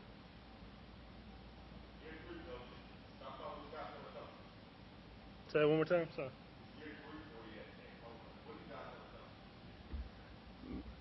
So, anytime you look at accomplishments and you look at big picture, we're sitting up here 2 years ago, and the question was, Coach, the season, they finished the season with 11, 12 players, 13 players. What are you going to do to get numbers? What are you going to do to build the program back up? So we fast forward 2 years, and now we're sitting at year 3, and to say that we kind of outkicked our coverage last year, I don't think anybody in this room sitting last year thought, "Hey, these guys have a chance to make the playoffs." These guys, in the region that they're in, coming off of 2-8 season, that it looks tough. Maybe they'll improve, maybe they'll win 4 games, maybe they'll win 3 games, but we built on some momentum that we had. We had another year in the weight room. We got another year stronger. We got another year as far as the terminology and the system goes, and we're able to build on that. And we exceeded beyond our thoughts by making the playoffs. And we turned the corner against Pleasant Valley in a must-win situation. And to be honest with you, after the Pleasant Valley game, Griff Hill called me and said, "Hey, you got a chance to make the playoffs." And it had never even crossed my mind. Like, I was still on the adrenaline of the game. And we got to looking at it, I'm like, we could finish in the 4th spot. Some stuff's got to happen for us, but we could finish in the 4th spot and make the playoffs. And that was a turning point for us. And once that happened, once we got that region win that we weren't supposed to get, we were supposed to go up there, and it was their homecoming, and we were supposed to, kind of lay down and basically get beat and go home, and that's not what happened. The kids came to play. They were very physical. It was a very physical game. We ended up winning on a 2-point conversion with 49 seconds to go in the game. That's a huge, huge turnaround for us. So you take that momentum and you build on it in year 3. So year 3, the goal before we got out in March, we had maxed out. We were very, very strong in March. So then we lose the rest of March, April, May. So we lose 2 months. And even though we're sending out some workouts, we're sending out information. Hey guys, make sure you're doing this. It's not the same as being in the weight room. So we got behind a little bit there. And then when we come back, we can't just jump back into the weight room. So we had to kind of ease back into it. But now going into August, we've had 2 months back, 2 months of just rigorous lifting and conditioning, and I think we're kind of back to where we were. So with a new region, everybody says, hey, dropping to 2A, you're gonna be better off. You're in a tough region, so forth and so on. Well, you go to 2A, and Randolph County drops to 2A, who is solid every year. Lynette moves to 2A, who just won the state championship in 1A. Lafayette always has athletes and has a good turnout and has good seasons. And then you have other schools like Ranburne and Vincent, Fayetteville, Horseshoe Bend thrown in the mix. So we have a tough region ahead of us. With that being the expectation, what I tell our kids is, the past 2 years we played roughly 8 homecomings. We were 8 homecomings. That doesn't even count the 2 homecomings we've had. So you count our own homecomings. We've played in 10 homecoming games in 2 seasons. That's not where we are anymore. People see what has happened, and they see that you're kind of turning the corner. They're not going to be as apt to schedule you for homecoming. So with having some success, now you create a little target on your back, so people recognize that and they see that. So it's not going to be, oh, it's just Comer, and they're not, they're going to kind of let you pass by and let you get away with making some mistakes, or they're not going to be as apt to schedule you for homecoming and just think they're going to roll over you. They're going to prepare more for you. They're going to be more prepared and ready to play you.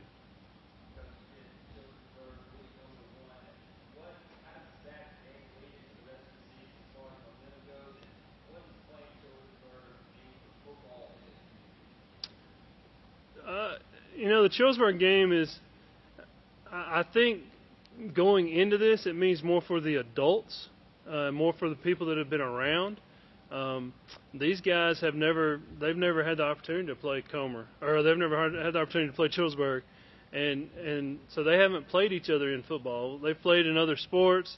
They've seen each other in baseball and basketball and competed against each other in track.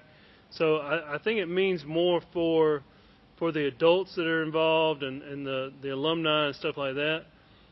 So, but when it comes down to it, a lot of the kids know each other. Some of them work together at different places together, and so I think that it'll be an old rivalry that's rekindled very fast. I think it'll be a quick turnabout. And when the lights come on that Thursday night, it's about playing that game. It's about playing 4 quarters, and both of us are going to be coming off of very little live reps. We don't have a scrimmage or anything in place, so it's going to be, I'll be very nervous because we haven't had live reps. So, but overall, as far as the community goes, it's going to be an exciting time. It's going to be, the administrative side of things. You look at, based on how things are that week.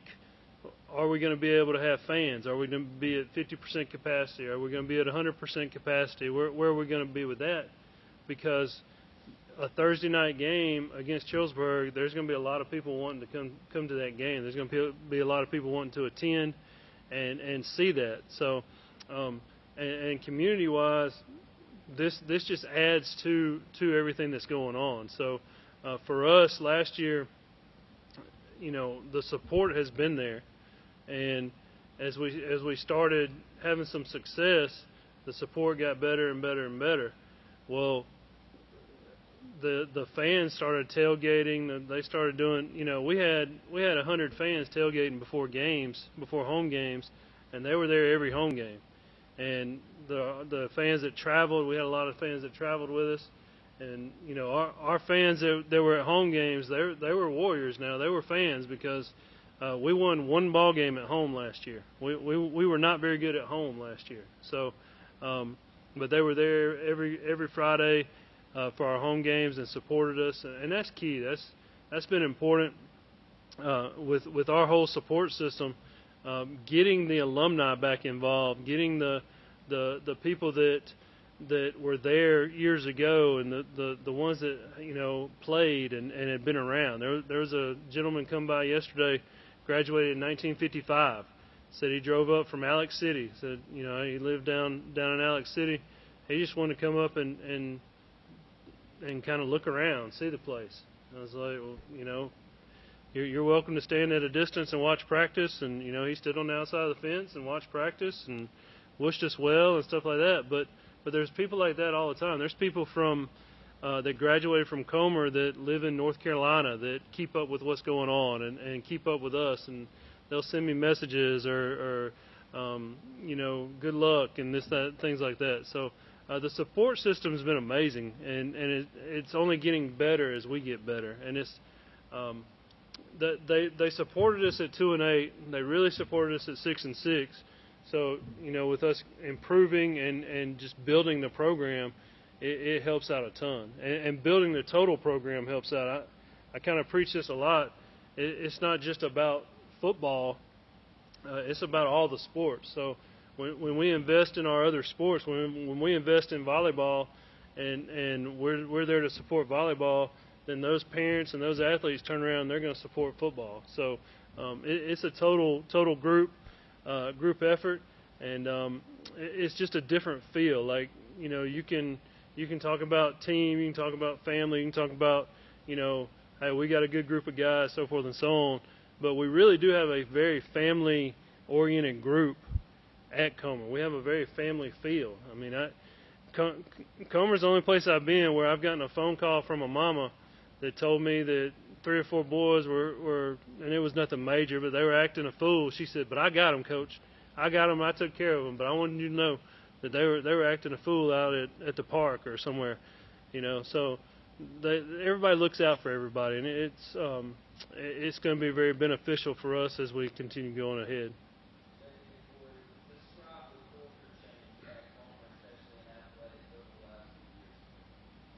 Well, for me, when you start off at 2-8 2 years ago, and then you go to 6-6, you can see how the whole dynamic of everything changes. So how you get more fans, people inside the school start to get involved way more, and you actually feel that support. But it all starts with trust coming in between the players and the coaches. So we see that we can build that trust with the coaches. We can make that work and execute everything we need to do on the field. And so in the community, everything changes. We get way more support. We feel like we get way more love, and it's just an exciting feeling overall. Culture has definitely changed a lot since I've been playing. Before the 1 year that I took off, that was their first, Coach Fawcett's and his crew's first year that they came. There wasn't many relationships. We weren't a tight team, and after leaving a year and then coming back, it's other than my actual family, I've never been in a group that's not my family that's so strong, and it's major change in culture and fans and everything. It's completely different.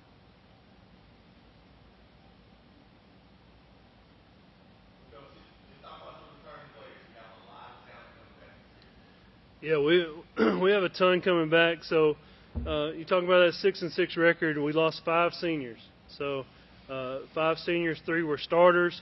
Lost Brian Bradford, who was a second-team All-State kid, and a strong safety. Other than that, we have pretty much everybody back. Obviously, at quarterback, Devontae Carmichael is a solid athlete. He can throw the ball. He can run the ball. He can pretty much do anything. He single-handedly got us going at Fultondale last year when things weren't going well. We went to some empty sets and let him do some running and getting some tough yards, and he kind of got us going there, and then we were able to capitalize on that. One of our top receivers is his brother, James Carmichael. And one of our other top receivers is DeLeon Welch, who is probably Devontae's. Him and Devontae are best friends. So they all have a good chemistry together. Up front, we've got Corey Anderson, Brandon Blankenship, Zach Carpenter, Hagan DeLee, and Drew Hallman taking care of our offensive front right now. They're gelling together pretty well, and they're interchangeable. So we may move one to guard, one to tackle. We kind of swap them out, just kind of depending on what we think the best fit is. In the backfield, offensively, Raphael Johnson's back. He's coming off of, I think, 1,200-yard rushing season. And then Chris Garrett is battling him for that job as the starting tailback. Jacob plays some F for us, some fullback for us. John Murphy plays some Y for us offensively. And then we have a few interchangeable parts at the skill position that we swap in and out. We have a kid, Lane Smedley, who is out this year.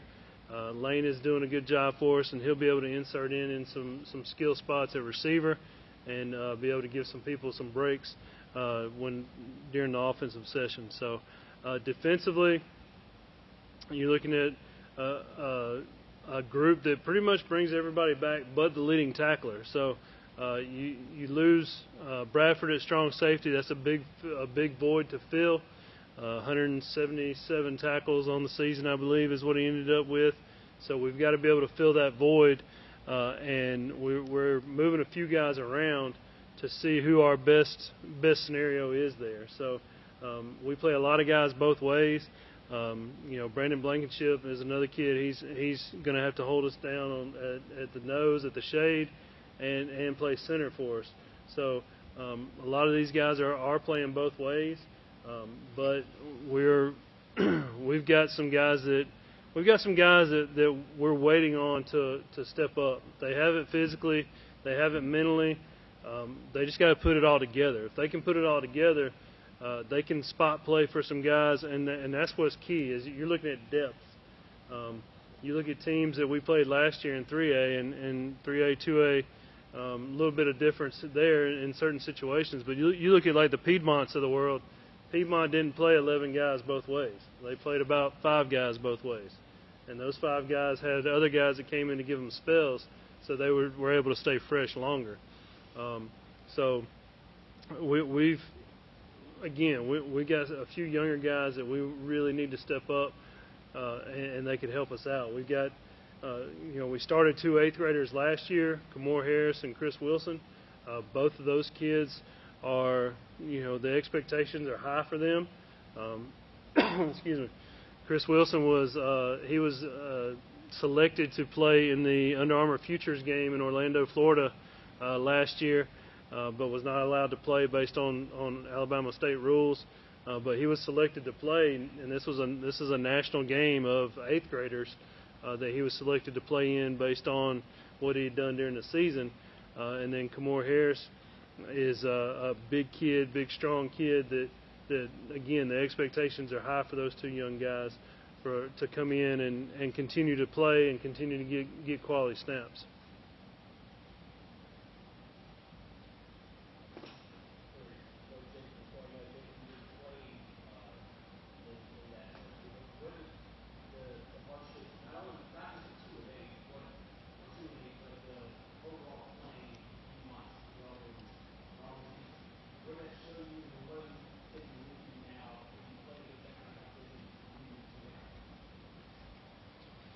Well, definitely with every team, you're always, or with me, I'm always playing the same. It doesn't matter if it's a Piedmont. It doesn't matter if it's one of the easier games that we've won in the season. I'm giving it my 100, no matter what, playing the hardest, giving everything I got. That's all I'm worried about. Well, yeah, we see that it's all about trusting the 11 guys that's on the field, the 10 men next to me. And so we know that if I can put trust in everybody to do their job, we can start to win more of those games. See, last year I had trust in my teammates, but sometimes we just fell up short, and that was the case. But we know that as a family, we know that we trust each other, love each other, and we never let that break us apart mentally or physically. So we want to make sure that we stay together and we can start to win more of those games. the key with football is, I'm going to piggyback on that. You guys didn't ask the question, but I'll answer. The key with football is that you have to understand bad stuff's going to happen. Like it's, but you have, I think Coach Mahan said earlier, football is the ultimate team sport. You have to have everybody involved. You can't hide somebody. You can't hide, basketball, you may have a strong shooter that can keep you up in the games, or you may have a guy down low that can get rebounds and play down low for you to keep you in ball games. But football is the ultimate team sport, and adversity is going to hit, and that goes back to life lessons, goes back to understanding that bad stuff does happen. But to see from year one, the second game of the season, we go to Saks. I don't even think it's Labor Day yet. We get there, and it's homecoming. That was our first ever homecoming experience. Congratulations to us.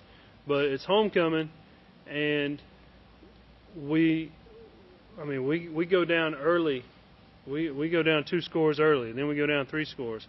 And you could see the kids, just the air goes out of them.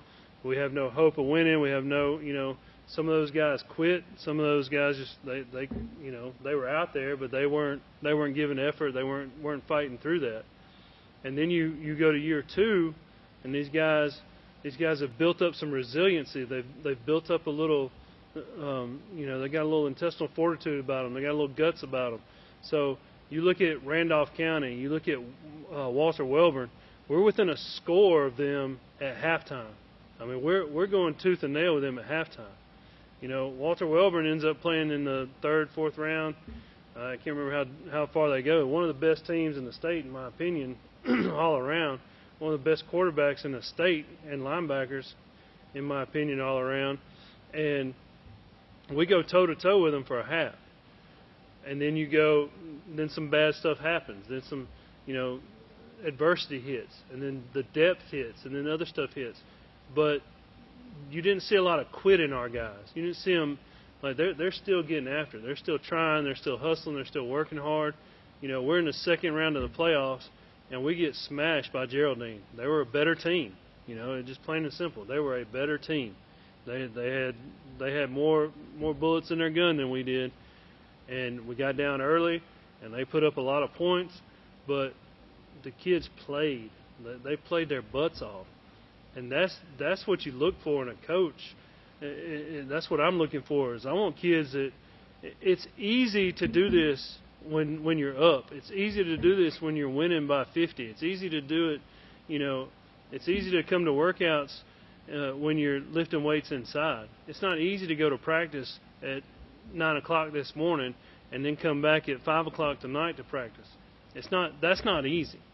So the resiliency of the kids and the toughness of the kids, that carries over to the field, and that will carry over beyond the field.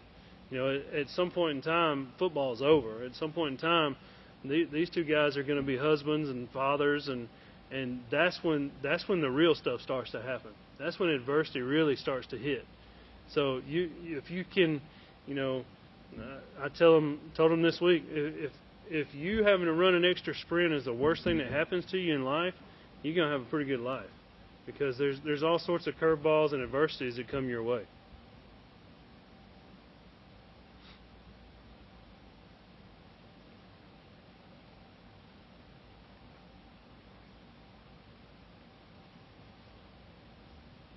If there are no further questions, that wraps up our session with the B.B. Comer Memorial High School Tigers. Next up, the Winterboro High School Bulldogs and new head coach, Skylar Mansfield.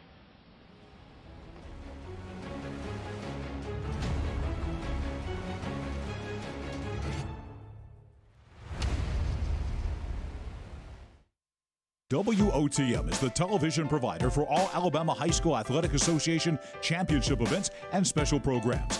WOTM is your home for the Super 7 football, state finals basketball, baseball and softball state championships, the AHSAA weekly show, and WOTM also produced the first ever football playoff show, Super 7 preview show, and reclassification reveal show. Your exclusive home for all things AHSAA is WOTM. Contact your local cable provider to request WOTM to your channel line. All high school students should have an opportunity to participate in interscholastic athletics. Students can gain so much from participating in extracurricular activities through sport. Not only do they learn sportsmanship, they learn respect, and they learn teamwork. All of these are characteristics that students could carry with them throughout the rest of their lives. Youth suicide. Don't want to talk about it? You should. Hi, I'm Nick Saban, head football coach at the University of Alabama. 4 out of 5 teens who attempt suicide have given clear warning signs. By knowing the warning signs associated with suicide and knowing how to help, you could save a life. Visit jasonfoundation.com and start learning how you can make a difference.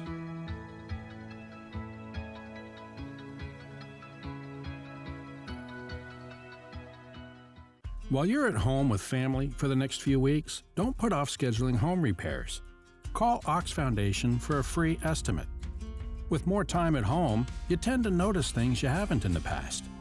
Mold and moisture in your basement or crawl space, uneven driveways, stair-step cracks in your exterior brick, uneven floors and doors. If your home is showing weakness, it's time to get strong. How strong? Ox Strong. Stay strong, Alabama. A funeral service represents a family's final farewell to their loved ones. Knowing this, we go beyond what is expected to ensure the ceremony is beautiful and memorable, a truly fitting tribute to that special life. We invite you to visit us to meet our staff and tour our renovated facility complete with a new dining area and catering services. We've been serving the people of this area for over 40 years, and we think that you'll be pleased to find that making lasting impressions remains our first priority. Curtis & Son Funeral Home, Sylacauga, Childersburg.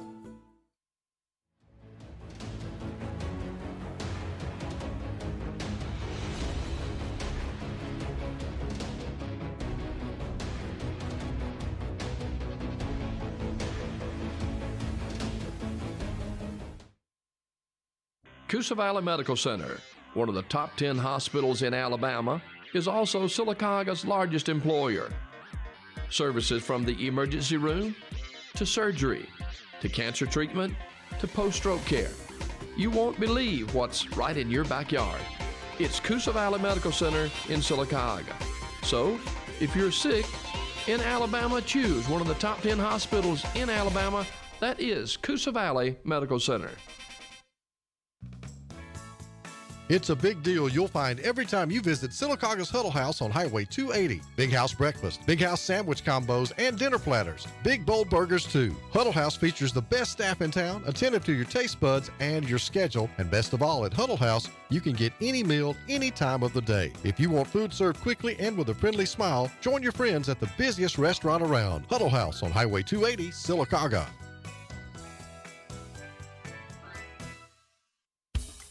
Marble City Pharmacy in Sylacauga is your destination for the highest quality health care. Our knowledgeable pharmacists are always available for questions about your medications or advice on taking over-the-counter products and supplements. Our friendly staff can assist you in choosing from our full lines of compression hose and medical equipment. And don't forget our gift department. We have a great selection of unique gifts for every occasion. Stop by and see us today. Marble City Pharmacy, here for life.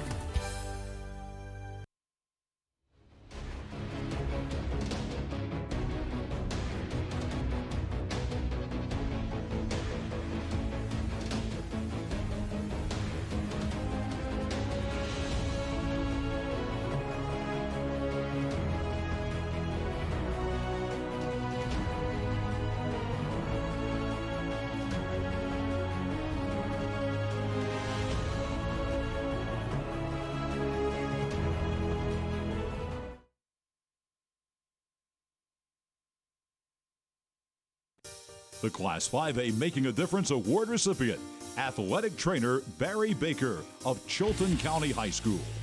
When I was 10 years old, I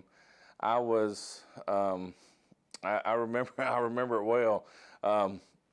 Still kind of gets emotion when I think about it. I went home, told my parents, hey, I'm struggling to see, and went to the eye doctor and was diagnosed with macular degeneration.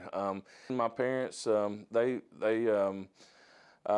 encouraged me, they pushed me, and so I was able to continue to in football and other sports. But it was a difficult time in my life, you know, because I didn't know why it was happening to me. But and then at Chilton County High School, loved Chilton County High School and played football there. And my dad is actually still a chain. He's almost 80 years old and still pulls the chain every Friday night, and has been doing it since about 1959, since he graduated. And he does the down marker every Friday night still. And so loved that high school, and I went through a sports medicine program at Troy University. And many of the kids that I went through the program with at Troy had been in Florida, and they had student programs. And so I thought, you know, it would really be great if I could start some type of program for kids that are interested in physical therapy, occupational therapy, athletic training, those types of programs that I could just start. And so I was at a point in my life with my business where I could turn loose a couple hours a day and go in the mornings and have that. And so honestly, it started about 4 years ago, and the first year it was probably pretty rusty. I was a trainer and a therapist. I wasn't really trained to be a teacher. So we learned a lot over the last 4 years, and feel like it's a really good program now. We have great kids, and it's just awesome to be able to be around those kids and watch them grow and learn. And some of them are carrying through and going into programs where they can go and help people now. And it's a lot of satisfaction comes from being able to see those kids do that.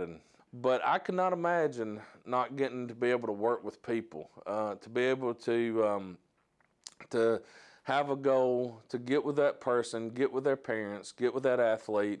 You know, there's a guy that I still talk to this day. His name's Dwayne White. He played at Marbury High School, and I got to work with Dwayne and rehab his ACL when he tore it at Marbury High School, and he drove up to Clanton and worked with him. Dr. Lee Mack did his surgery, and I still text with him, still see him, come by during Christmas, see me, and you know, that's just a relationship that I wouldn't have had. Dwayne's a great guy, and I've met so many amazing people through injuries, which is a crazy thing, but you know, hey, I know this sounds crazy, but I would, if I was rich, I tell my wife all the time, I say, you know, if I won the lottery, which I don't play the lottery, but if I played the lottery, and let's say I come in a bunch of money, you know, I would still do exactly what I do every day.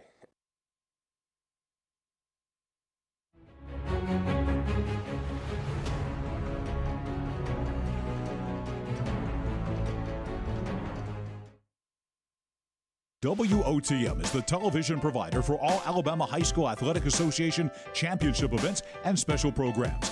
WOTM is your home for the Super 7 football, state finals basketball, baseball and softball state championships, the AHSAA weekly show, and WOTM also produced the first ever football playoff show, Super 7 preview show, and reclassification reveal show. Your exclusive home for all things AHSAA is WOTM. Contact your local cable provider to request WOTM to your channel line. Students learn sportsmanship from us, our coaches, the administration of the school, the parents. That's how we learn sportsmanship. Sportsmanship is one of the greatest tools that we can give our student athletes. It's respecting the game you're playing. It's respecting your opponent, respecting the field of play. That's what good sportsmanship is, and enjoying the game while you're playing. Did you know that suicide is the second leading cause of death for ages 10 to 24? It is also one of the leading causes of preventable death in our nation. It is time we all start to talk more about youth suicide and how we can change these statistics. My name is Nick Saban, head football coach at the University of Alabama, and I'm working with the Jason Foundation and the AFCA to address this serious national health issue. Visit jasonfoundation.com to learn what you can do to help prevent youth suicide.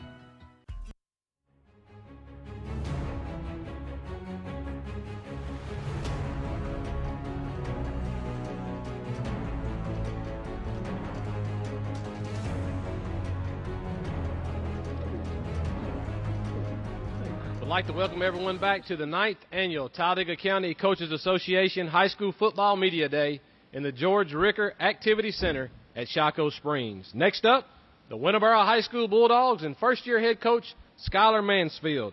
Representing the Bulldogs today, we have Brody Ham, Darius Middlebrooks, and Jake Travis. Bulldogs compete in Class 1A, Region 5. They open their season at home against Vincent on August the 20th.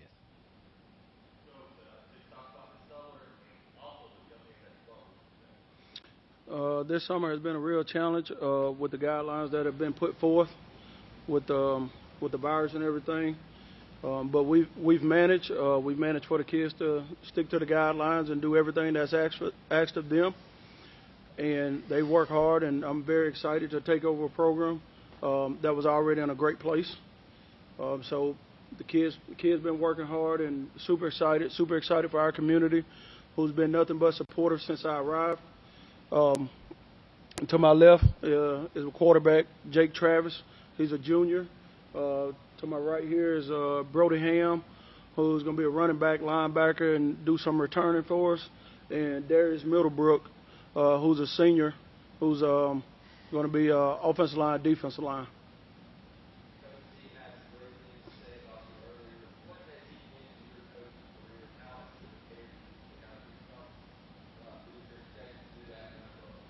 One thing I can say, even me applying for a job, head coaching job, I didn't feel like I was ready. But I can say, being under Coach Zedeker really helped me because his organization and his management skills, they're phenomenal. And I learned a lot from him, being able to track everything, inventory everything, and just kind of knowing all facets of the game. Not only did we spend a lot of hours together as far as breaking down film and going places to scout and get kids recruited, but outside of all that, coaches retreat and things like that, we spend a lot of time together. And you know, my kids play with his kids, and we just have a great relationship. And you know, he's a guy that pretty much molded me into wanting to be that hard-nosed football coach.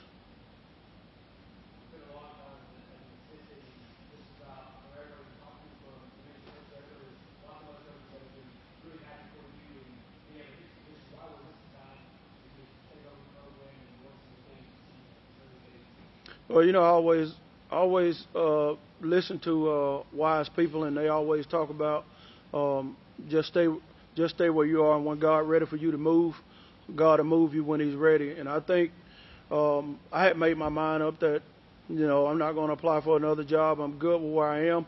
Going back to the Coach Z thing, you know, I felt comfortable in my environment. I felt like I could stay there till I retire. But you know, once I got that mindset, it was like God speaking, saying, look, it's time for you to excel. You paid your dues. It's time for you to move up. And I was just, the opportunity was there. I felt like I had enough knowledge. I felt like I've been under some guys that have ran some pretty good programs. And I just think it was time to venture out and try to start a name for myself.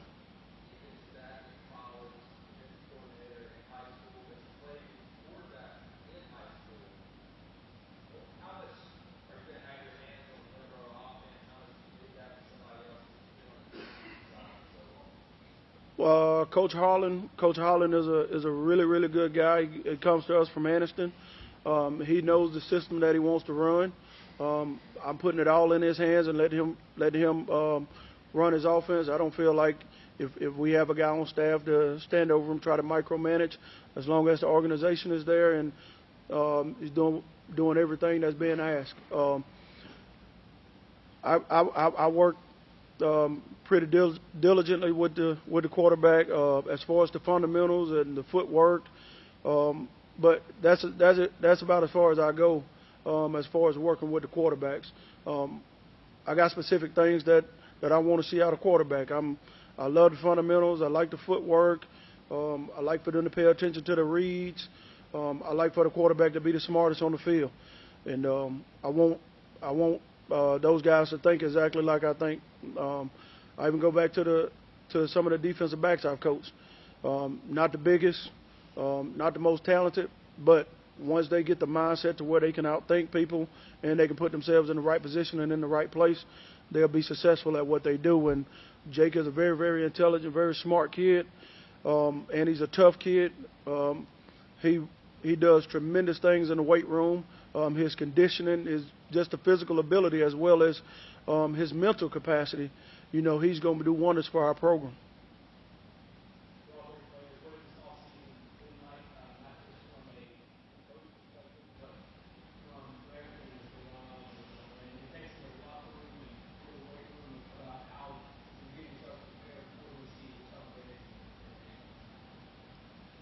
Well, just even going into this summer, knowing we didn't have a head coach at first, it was kind of hard to comprehend at first. But then when we actually finally found out who our head coach was, we hit the ground running, lifting weights, doing everything that we could every day, going hard at it nonstop.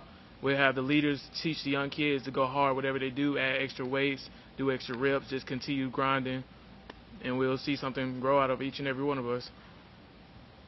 Yeah, man. Coming in the summer, it was very scary not having a head coach at first.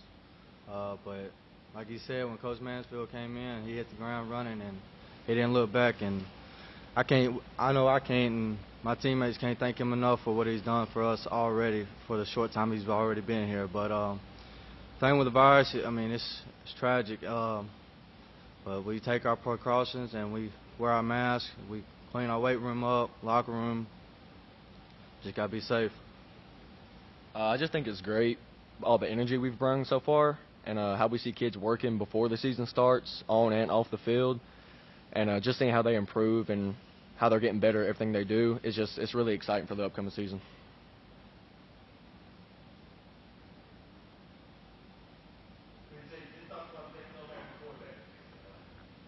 It was new, because I was preparing for it the whole summer before we started workouts, because I knew that was going to be my spot coming in. But I'm proud of myself for where I'm at now, but I'll never be satisfied. So I'm really excited because I've came a long way from a freshman, sophomore, and now a junior.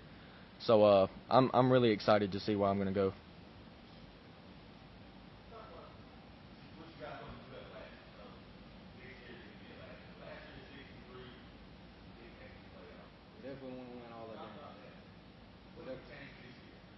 What could change this year? I think last year I could have had more opportunities and I could have showed more things that I had the abilities to do. But last year's team, let's just say, wasn't more dedicated as this year's team is going to be and has been already. And I think I'm going to change, and my teammates, we're going to change this team a lot this year. Like you said, it's changed. It's dedication is all across the board. It goes from the freshman all the way to the senior class. Everybody's all in. They buying into Coach Mansfield. All our coaches are coming in, working. Everybody's being dedicated, and it's consistent. It just takes for everybody to care. If one slip up, we'll just all end up falling down. And if we just have one person don't care, they'll just screw up the whole program. So as long as we have everybody that care, we can see a lot of great things going into this season.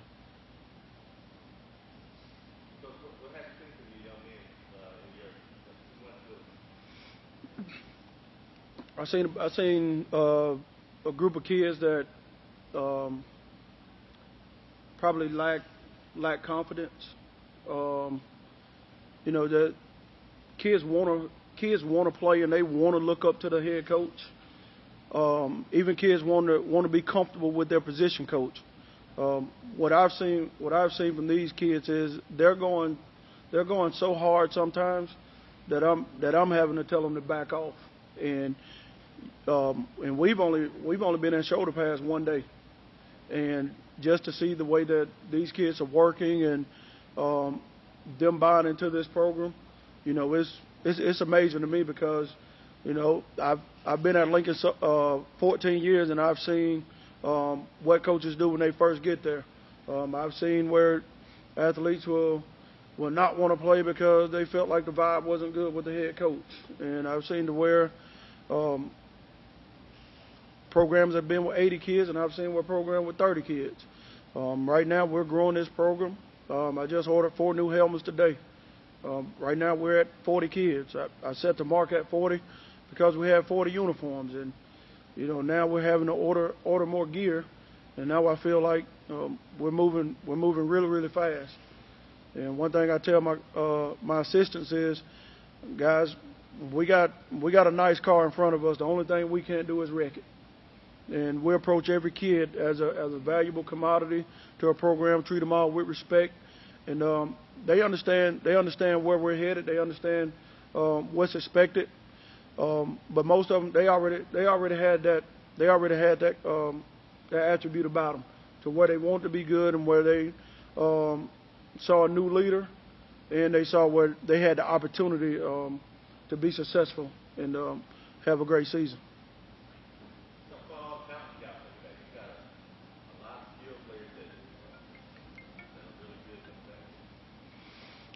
I think watching a lot of last year's film, lost a lot of talent. But the guys that is coming along to play, being at a small school like this and having this amount of talent is kind of unheard of, especially when you get a lot of the athletes that haven't played. I know we have Luke Miller. Luke is probably pound for pound one of the strongest kids on the team, and he never put on a shoulder pad. And man, his work ethic is phenomenal. Might be if not the fastest, maybe the second fastest kid on the team. Quarterback wise, I know last year the quarterback ran the ball a lot. I told Jake we're going to depend on him a lot to kind of manage what he does as far as offensive reads and us running the ball. We have Brody at running back and Haslin at running back. We have a two-headed monster. You can pretty much pick the pain you want to feel, because these guys are relentless in the weight room. They're super strong. They got the speed to match it. They got the mindset for it. They're tough-minded kids, and we're gonna give them the ball as much as they want it.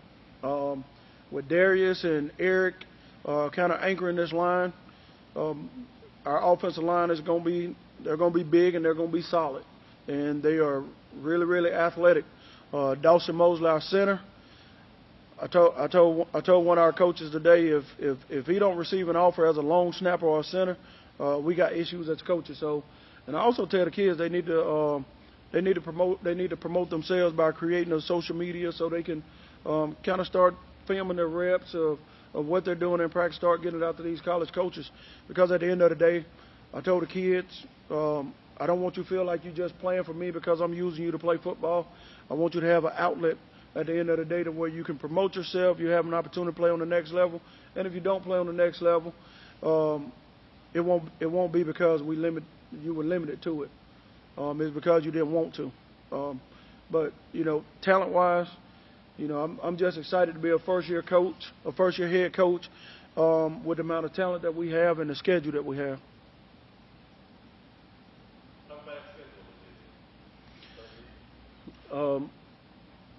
The good thing about this schedule is Spring Garden is gone. Spring Garden last year won the region. Donahoe was a pretty testy game, as well as Victor Christian. There are some quality teams on the schedule. I tell the kids it doesn't matter who you're playing. We just got to make sure we prepare for every team, and we study film and we go hard every day. And in practice we focus on the little things. We have 2 county games on our schedule, which is Talladega County Central and B.B. Comer. I've always been a person that, when I look at the schedule, number 1 thing is to win your county, number 2 thing is win your region, number 3 things is to make it far, if not win a state championship. So based on our schedule, I think we have the athletes and we have enough talent to achieve those goals. But it won't be an easy road. So we just got to prepare ourselves for the long haul. If we get a full season, I think we can do pretty well during the regular season and get in the playoffs and have some success.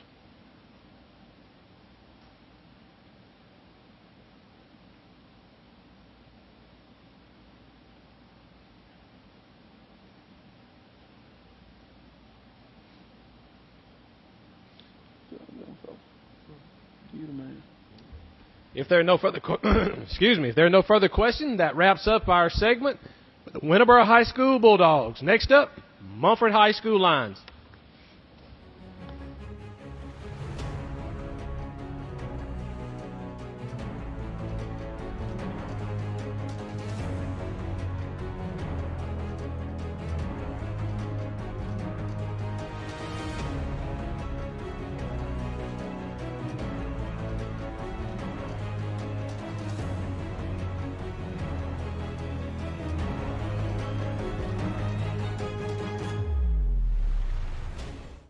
WOTM is the television provider for all Alabama High School Athletic Association championship events and special programs. WOTM is your home for the Super 7 football, state finals basketball, baseball and softball state championships, the AHSAA weekly show, and WOTM also produced the first ever football playoff show, Super 7 preview show, and reclassification reveal show.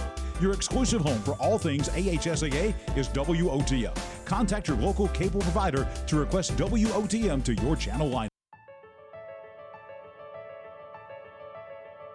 All high school students should have an opportunity to participate in interscholastic athletics. Students can gain so much from participating in extracurricular activities through sport.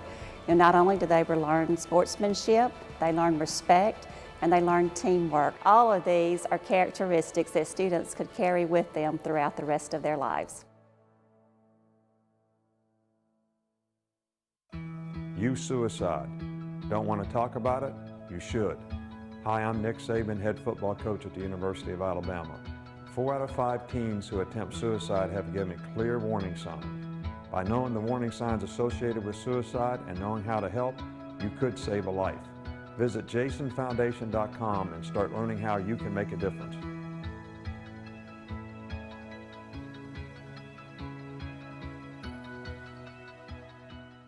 While you're at home with family for the next few weeks, don't put off scheduling home repairs. Call Ox Foundation for a free estimate. With more time at home, you tend to notice things you haven't in the past. Mold and moisture in your basement or crawl space, uneven driveways, stair-step cracks in your exterior brick, uneven floors and doors. If your home is showing weakness, it's time to get strong. How strong? Ox Strong. Stay strong, Alabama. A funeral service represents a family's final farewell to their loved ones. Knowing this, we go beyond what is expected to ensure the ceremony is beautiful and memorable, a truly fitting tribute to that special life. We invite you to visit us to meet our staff and tour our renovated facility complete with a new dining area and catering services. We've been serving the people of this area for over 40 years, and we think that you'll be pleased to find that making lasting impressions remains our first priority. Curtis & Son Funeral Home, Sylacauga, Childersburg.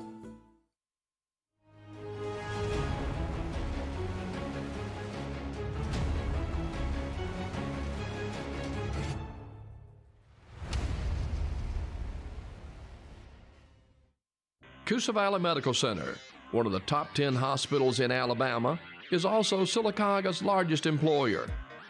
Services from the emergency room, to surgery, to cancer treatment, to post-stroke care. You won't believe what's right in your backyard. It's Coosa Valley Medical Center in Sylacauga. So, if you're sick in Alabama, choose one of the top 10 hospitals in Alabama. That is Coosa Valley Medical Center. It's a big deal you'll find every time you visit Sylacauga's Huddle House on Highway 280. Big House breakfast, Big House sandwich combos, and dinner platters. Big bold burgers too. Huddle House features the best staff in town, attentive to your taste buds and your schedule. And best of all, at Huddle House, you can get any meal any time of the day. If you want food served quickly and with a friendly smile, join your friends at the busiest restaurant around. Huddle House on Highway 280, Sylacauga.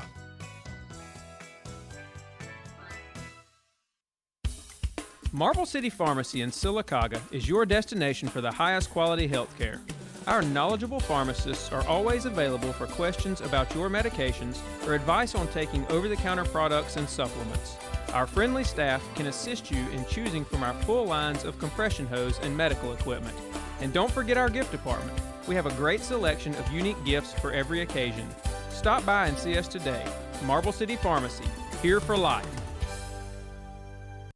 WOTM is the television provider for all Alabama High School Athletic Association championship events and special programs. WOTM is your home for the Super 7 football, state finals basketball, baseball and softball state championships, the AHSAA weekly show, and WOTM also produced the first ever football playoff show, Super 7 preview show, and reclassification reveal show. Your exclusive home for all things AHSAA is WOTM. Contact your local cable provider to request WOTM to your channel line.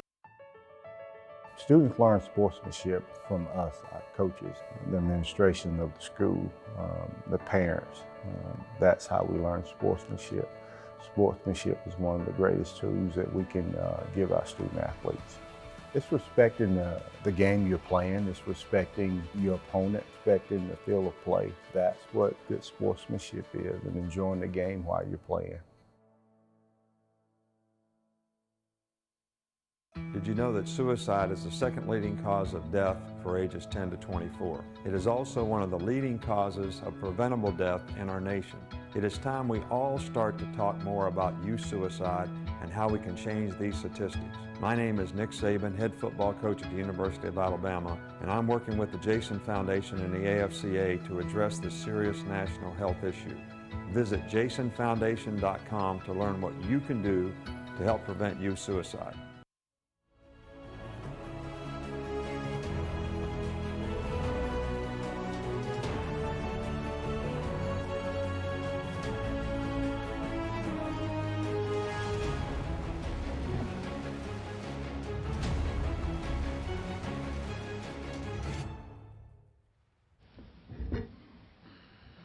We'd like to welcome everyone back to the 9th Annual Talladega County Coaches Association High School Football Media Day in the George Ricker Activity Center at Shocco Springs. Next up, we have the Mumford High School Lions with second-year head coach Michael Easley.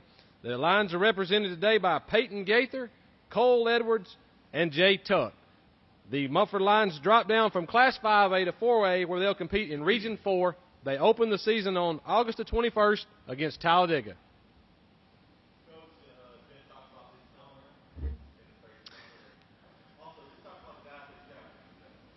Well, with the summer, man, summer's been crazy. That's been the best way to describe it.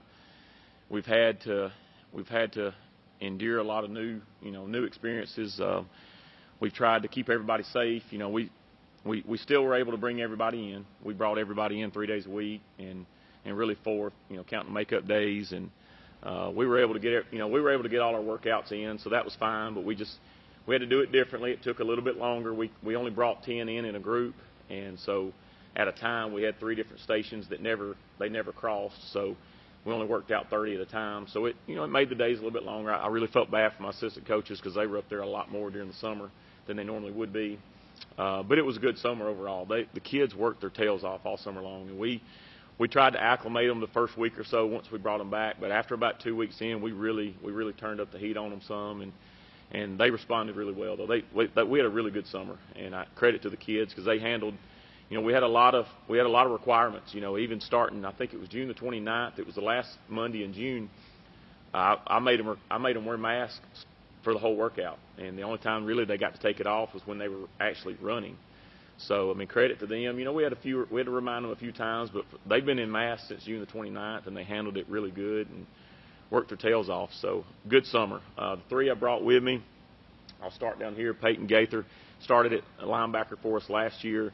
I think he's been a 4-year guy. I think all these guys are 4-year guys. Been playing since the 9th grade. Really physical player. Plays the game the right way. Sometimes they even have to get him to take it down a gear. But very physical player. Great kid to be around. Very coachable. Just plays the game with a kind of a nasty streak, and I love that. Except for when he gets 15-yarders. But I love the way he plays the game. Jay Tuck, quarterback here. I kind of say, we go as he goes. And, he's our guy at quarterback, very talented player. It kind of reminds me of my guy I had in 2013, Trey Smith, who's playing with the Eagles now. Same skill set, explosive arm. The ball just really pops out of his arm. And if I wanted to, and if I wanted to run him 25 times a game, he could be a 2,000-yard rusher. He's just all-around complete quarterback for us. Going to be playing at the next level, I think, next year. already going to be a qualifier. As long as his grades stay where they are, he's going to be a qualifier. So he's going to be, I think he's going to have a big senior year. Cole Edwards, you know, he brings it every single day. Started at right tackle for us last year. Played a lot of D-line. Going to do the same this year. Just, you know, every bit of ability he has in him, we get it from him every day. Just a great kid, very high GPA kid. I think his GPA is somewhere around like 3.7, 3.8. You know, great. You know, does a great job in the classroom, but he brings it every day. Just all three are fun to coach.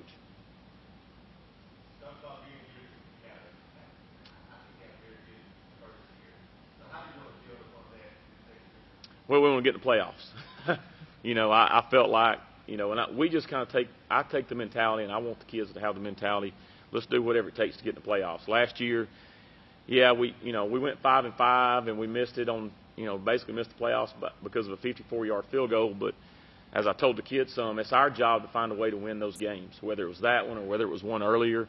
We want to take the mentality. We don't want to leave it up to somebody else. We want to do our job and do what we got to do to win a game. And so that's just kind of the mentality I want our players to always have. But, you know, our goal is to get in the playoffs. Now, the crazy thing about this year is there's a lot of stuff that as coaches we're not going to be able to control this year. There's going to be a lot of stuff that could affect wins and losses that we have no say-so over.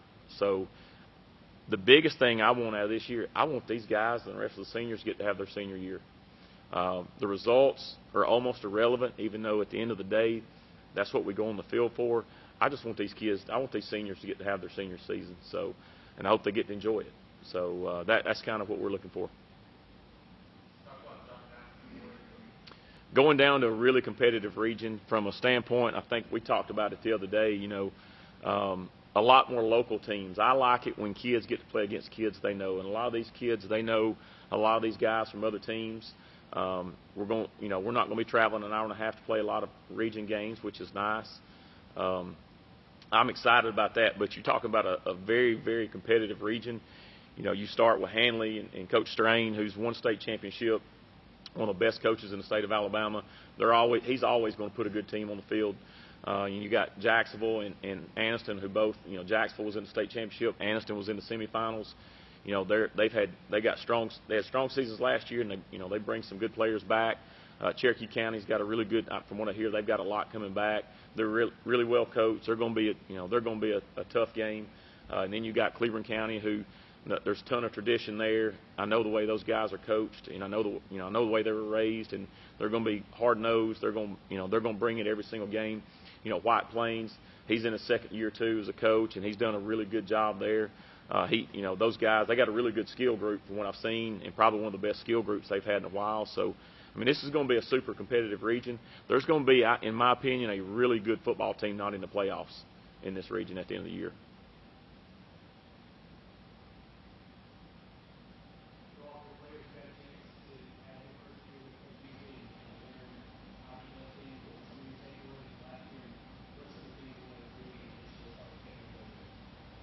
Shoot, I didn't hear him.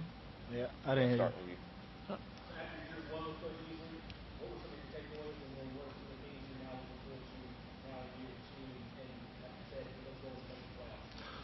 That he's a very disciplined coach, and he coaches us right, and he brought in a great group of other coaches, and the first year was just to learn, but this year is to really turn it on and win us a lot of games.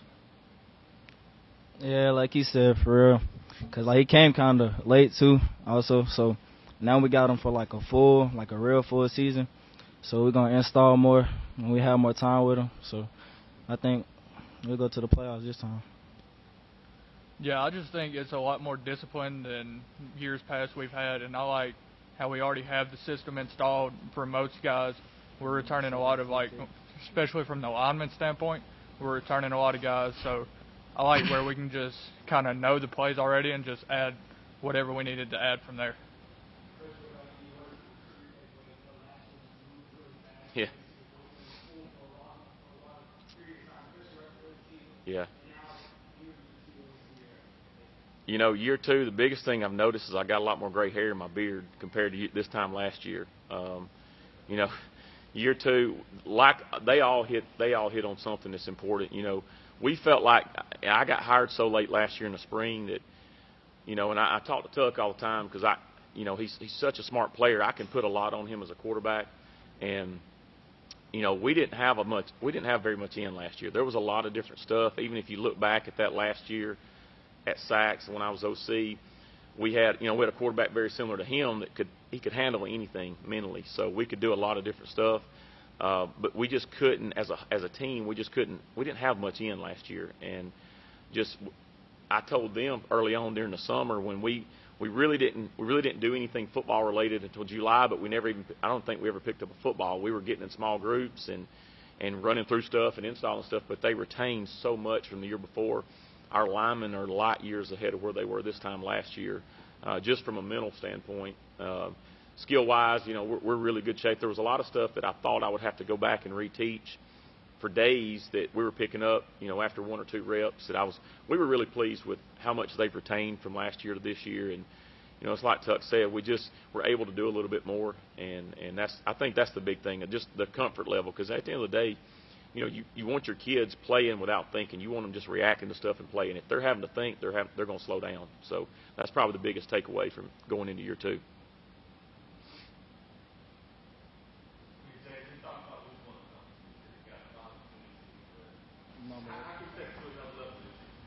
How? Let me see. How can I take it to another level? Just play with more intensity than I did last year. Not be hesitant. Just play. Be more of a leader. But playoffs, that's number one. We got it. We got to make it there. And I'll add to that with him. The biggest thing for him is he's got to trust his ability. Because he has a lot of it. He's just got to trust his ability and play his game. I mean, I think that's the biggest thing with him is trust what you're doing and know what you're doing. And sometimes you're going to screw up. That's part of being a quarterback. Let's live with it. We'll move on. We'll fix it, and we'll get back out there.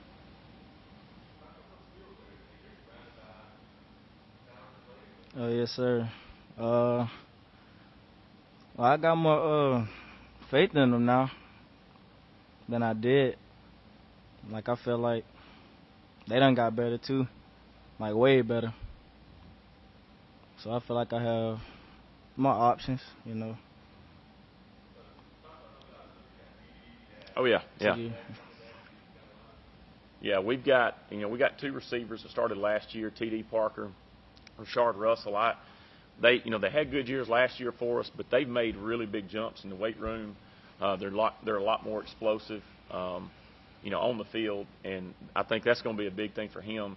He has a lot of options. Now, he had some good options last year. Flint was a really good receiver, and he had TD and Rashard there, but they were still just being younger, in age and a little less physical.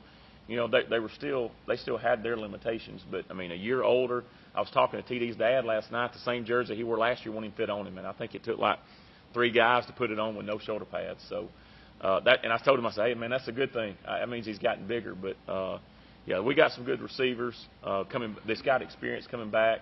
The good thing about him, I feel like I can throw the ball at any time with him back there, and I feel like he can throw it to anybody we put out there. And even our running backs, Corbin Smith and Sylvester Smith, both they can catch the ball. They can play in space. They can play behind him.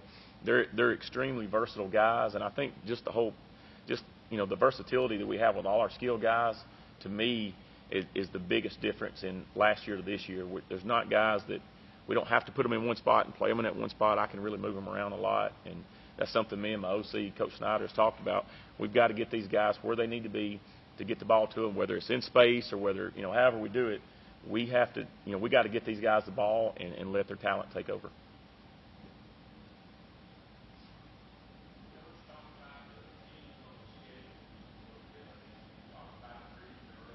Mm-hmm.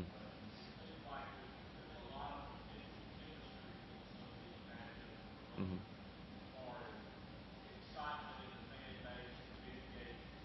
Yeah, we hope there's big gates. That's what we're pushing for. We need the money. Yeah, the schedule just in general, you've got the longest drive for us is probably going to be to Cherokee County, and still that's what I would consider a semi-local game.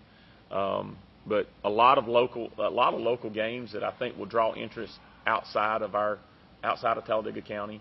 That we're excited about that, but just looking through your schedule, I mean, it's tough. And even the thing I think I'm really excited about is some of our non-region games. We've got Talladega and Lincoln. We've got the in-county rivals there, but we were able to add one that was close to us, Ohatchee, and they've had a ton of success in the recent years, and that's going to be a really good game. I hope really be a gate for both of us both years. But that's an exciting game because they've had a ton of success at their level, and and the other one is Fultondale. Fultondale has been really good, really the last 10 years, and I was excited to add that game because that's a playoff team just about every year. So I was excited to add them to it, even though that's a little farther drive. I like playing good teams, and I think the kids will enjoy it too, and I think there will be interest outside our county in a lot of the games we play this year, just from the matchups we have.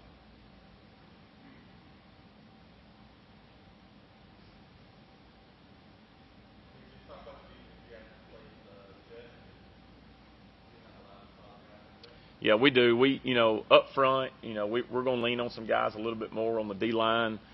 Terrence Reynolds is back for us, and he's a guy that can play all three spots for us, either in spot or the nose spot. Incredibly strong. He squatted 525 in March when we did our last. We maxed out after we finished a cycle on March the 2nd, and he hit 525, and I stopped him from going up any more weight. Really strong individual. A couple other guys that we're going to lean on a little bit more this year. Landry Bradford, he's moving down from linebacker to D-line, and he has made big jumps in the weight room. I think he's going to have a good year for us. We've got a ton of guys that played last year on the D-line. Kyler Gibson and Cole Edwards. Ton of guys that got reps on the D-line last year that rotated in. That's going to have to continue to give us reps there. This is going to be a year where depth is critical, and you can't go out there and play a kid 60 snaps on offense and turn around and play him 60 snaps on defense. They'd sat out for 3 months, and they're not physically going to be ready to do that. So we've told our guys we're going to try to play as many guys as we can, especially early in the year. We want to play as many as we can just to get game experience, but also to cut down the reps on some guys, some starters at some positions. So we have a lot of guys on the D-line. We're going to rotate at linebacker. Peyton comes back. Jace Harris is another guy that's very versatile. Going to be a good linebacker for us. We moved Kadario Holland in from outside linebacker into inside linebacker. He's a very smart player. He has a really good feel for our defense and who's supposed to be where and our checks and that kind of stuff. So excited about getting him inside. And there's not a ton of difference outside and inside for us, but as far as getting people lined up right, he's going to be able to do that. On the back end, we lost both our corners, but on the back end, we got a couple guys at corner that really we got about 4 guys we can play at corner and not lose anything rotating in. At safety, Sylvester Smith's back. He had a really good night. He was a freshman last year and started the last 7 games. Had a really good year. I think he's going to have another good year this year. He's a guy that I think, as long as he continues to work and keeps his grades up, he's going to be a guy that's going to have a future beyond high school playing football. And but we're excited. I'm excited about our secondary, and I'm actually back to coaching our secondary this year, which I did that every year I was an assistant, and so I'm excited about that. But we got more depth there than we did last year, and I feel good about our linebackers and D-line. You're going to see a lot of different guys play.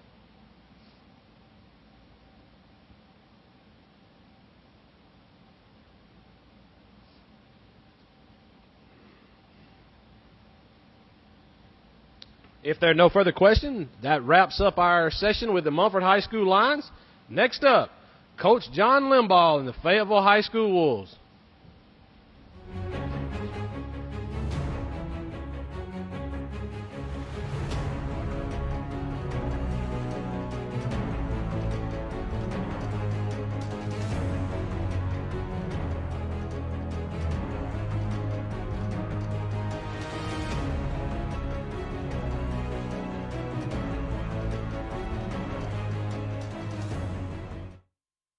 WOTM is the television provider for all Alabama High School Athletic Association championship events and special programs. WOTM is your home for the Super 7 football, state finals basketball, baseball and softball state championships, the AHSAA weekly show, and WOTM also produced the first ever football playoff show, Super 7 preview show, and reclassification reveal show. Your exclusive home for all things AHSAA is WOTM. Contact your local cable provider to request WOTM to your channel line. All high school students should have an opportunity to participate in interscholastic athletics. Students can gain so much from participating in extracurricular activities through sport. Not only do they learn sportsmanship, they learn respect, and they learn teamwork. All of these are characteristics that students could carry with them throughout the rest of their lives. Youth suicide. Don't want to talk about it? You should. Hi, I'm Nick Saban, head football coach at the University of Alabama. 4 out of 5 teens who attempt suicide have given clear warning signs. By knowing the warning signs associated with suicide and knowing how to help, you could save a life. Visit jasonfoundation.com and start learning how you can make a difference.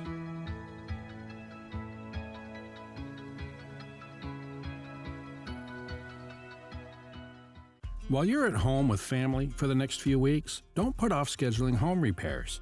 Call Ox Foundation for a free estimate. With more time at home, you tend to notice things you haven't in the past. Mold and moisture in your basement or crawl space, uneven driveways, stair-step cracks in your exterior brick, uneven floors and doors. If your home is showing weakness, it's time to get strong. How strong? Ox Strong. Stay strong, Alabama. A funeral service represents a family's final farewell to their loved ones. Knowing this, we go beyond what is expected to ensure the ceremony is beautiful and memorable, a truly fitting tribute to that special life. We invite you to visit us to meet our staff and tour our renovated facility complete with a new dining area and catering services. We've been serving the people of this area for over 40 years, and we think that you'll be pleased to find that making lasting impressions remains our first priority. Curtis & Son Funeral Home, Sylacauga, Childersburg. It's a big deal you'll find every time you visit Sylacauga's Huddle House on Highway 280. Big House breakfast, Big House sandwich combos, and dinner platters. Big bold burgers too. Huddle House features the best staff in town, attentive to your taste buds and your schedule. And best of all, at Huddle House, you can get any meal any time of the day. If you want food served quickly and with a friendly smile, join your friends at the busiest restaurant around. Huddle House on Highway 280, Sylacauga.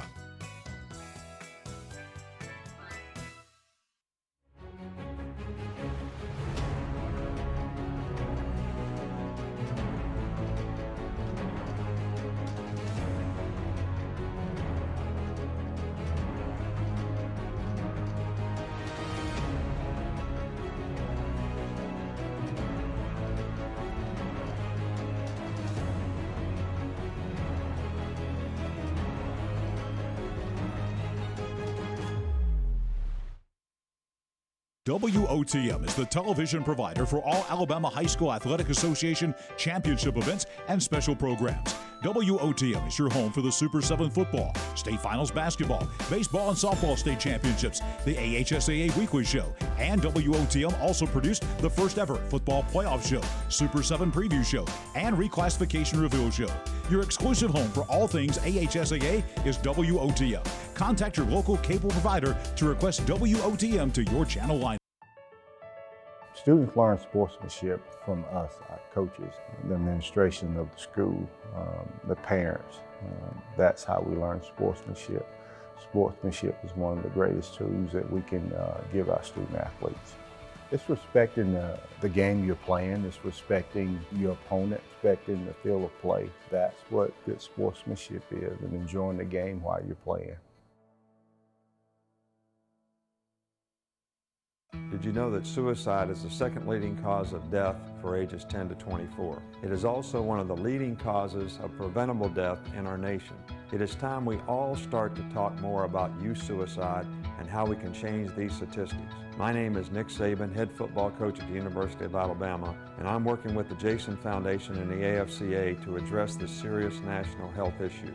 Visit jasonfoundation.com to learn what you can do to help prevent youth suicide. While you're at home with family for the next few weeks, don't put off scheduling home repairs. Call Ox Foundation for a free estimate. With more time at home, you tend to notice things you haven't in the past. Mold and moisture in your basement or crawl space, uneven driveways, stair-step cracks in your exterior brick, uneven floors and doors. If your home is showing weakness, it's time to get strong. How strong? Ox Strong. Stay strong, Alabama.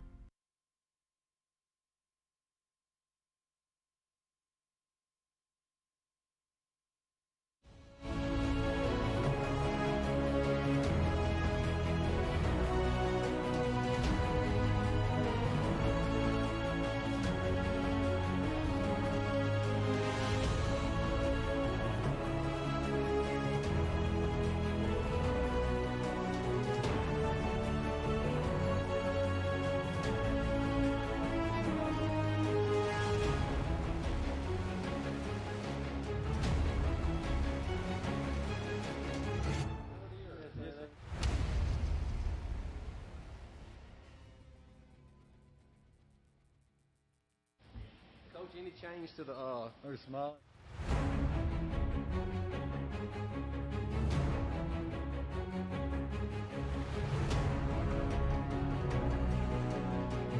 I'd like to welcome everyone back to the 9th Annual Talladega County Coaches Association High School Football Media Day in the George Ricker Activity Center at Shocco Springs. Next up, the Fayetteville High School Wolves with Coach John Limbaugh. Coach Limbaugh enters his 9th season at the helm of the Wolves program, and today we have representing the Fayetteville Wolves Pacey DeLoach, Brady Ritchie, and Blake Ritchie. The Wolves will open their season on August the 21st at Woodland, and they will compete in Class 2A Region 4.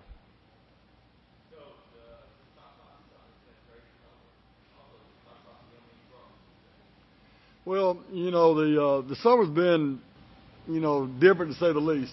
We've never been through what we've been going through, but, you know, the thing about being a football player is we had a lot of kids in there and working, getting better. But the thing about being a football player is you take adversity, turn it into excellence. Our kids are going to learn to do that. COVID, I think, can be the catalyst for our kids, you know, turning that corner and beating a team like Laverne, who we faced the playoffs last year, and being better than 6-5. You know, through adversity, you rise to the occasion many times. You have, you know, changes during the football game. You know, you change the possession, big plays, things like that happen. Well, this happened to us. Now what are we going to do with it? I think we're going to be better because of it. I really do. And what was your other question? I couldn't hear you. Great guys, Pacey DeLoach, our quarterback. Blake is going to be our guy over our line. He's going to be our leader there. And here's the leader of our running backs down here, Brady Ritchie. These two Ritchie brothers, these three guys are all going to wear the C. You see Brady has it on his jersey. I've got to find somebody that can sew and get it on these jerseys here. I can't do that. But these are our captains. These guys are guys I'm really proud of. But these guys do the right things all the time, on and off the field. These are the guys that will bring other guys along to do the right things. And, you know, if they do something wrong, I haven't seen it yet. And they do the right things. That's why they're going to be wearing the C. I love these guys, and they're leaders of our team.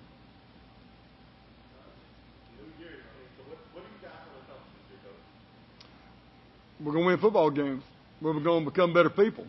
We're going to be that person that our God, our families, and our administration, our coaches would have us to be. All this year, all this summer, we've been preaching, we, not me. And we believe in that. It's on the back of our T-shirts, we, not me. It's about this whole team, and this team becoming the very best team it can.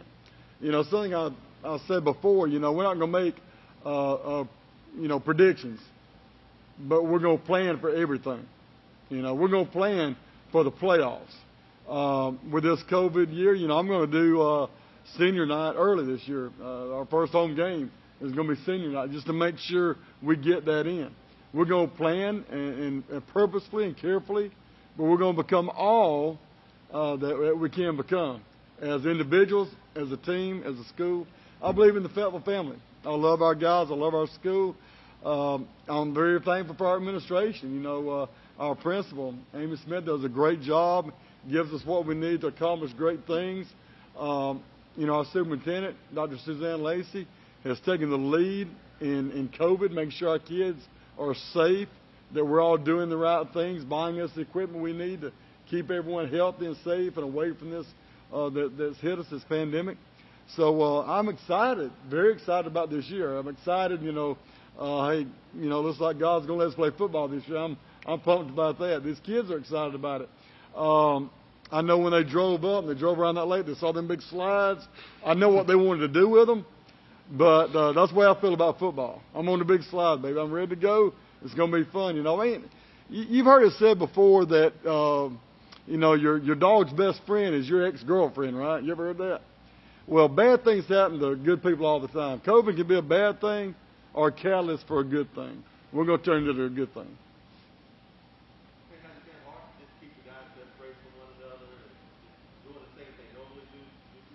Yes, it's been difficult. They didn't give me a manual for COVID when I became a coach, and it's the first time we have faced anything like this.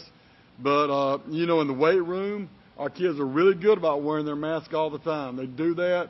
And outside, things are a little different.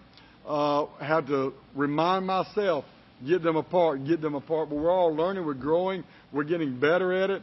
We are going to be social distancing as a football program, as a teacher at our school. As a school, we're doing what we need to do. We're learning how to do it better, I think, every day.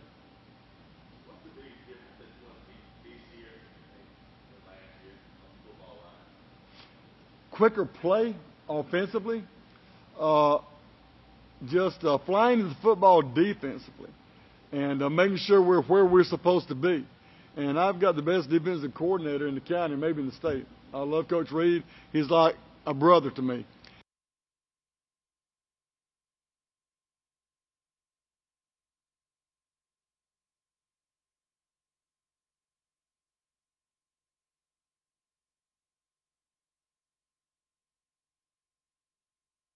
Hitting like Blake on the line of scrimmage. This is a pulling guard that's going to knock you out of the way. He does a great job. And with Brady, people like Brady running the ball and Luke White, we've got some good players, but I got a stable of backs, and we're going to be just fine. But I want them to have quicker play, moving the ball where we need to have it moved, bounce, bang, and what our running backs need to do, So if they need to bounce one, that's fine. If they need to hit that hole hard, that's fine. If they need to bend it back, that's fine. We're going to teach our running backs how we're not going to run a bad play. Coach may call a bad play, but we're not going to run a bad play. We're going to turn it into something good. And that's what I want to see, more RPO stuff. And we're going to have a good time. I want it to be exciting for our kids.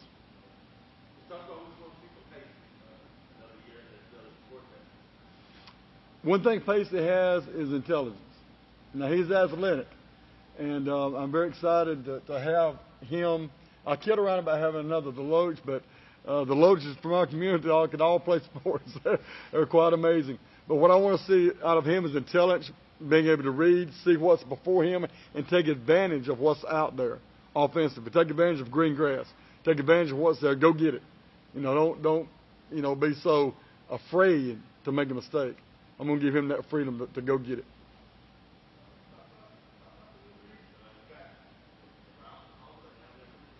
I couldn't hear you. I'm sorry. SEC West. It's a tough region, but I'm excited to have Comer in our region, and to bring them along, and got Randolph County come in. That's good stuff. We got rid of Reeltown. I'd like to say bye-bye to them. That's good. That's a good deal. But we still got Lynette, Lafayette. We still got some tough teams. But we're going to hit this thing hard. Every game is important to us. The most important game on my mind right now, I know it's fun to talk about, the region, but what's on my mind right now is Woodland, and giving Woodland everything there is to give them, okay? And then we're going to grab that game hard. Another big game for us is Victory Christian. That's Bruce Brilliant is my old head coach, and I love Coach Brilliant to death, and to play him is always an honor. And then we brought Childersburg in as our last game of the season. I love Johnny Johnson. He's a great choice for that job. He's going to do a great job there. And it's going to be a tough game for us. We want to keep things close to home. And our kids are excited about playing Childersburg. So, non-region, exciting. And within region, We got to go after it. We got to get it. Every game's important. We're going to take it one game at a time, not get ahead of ourselves. We're going to be okay.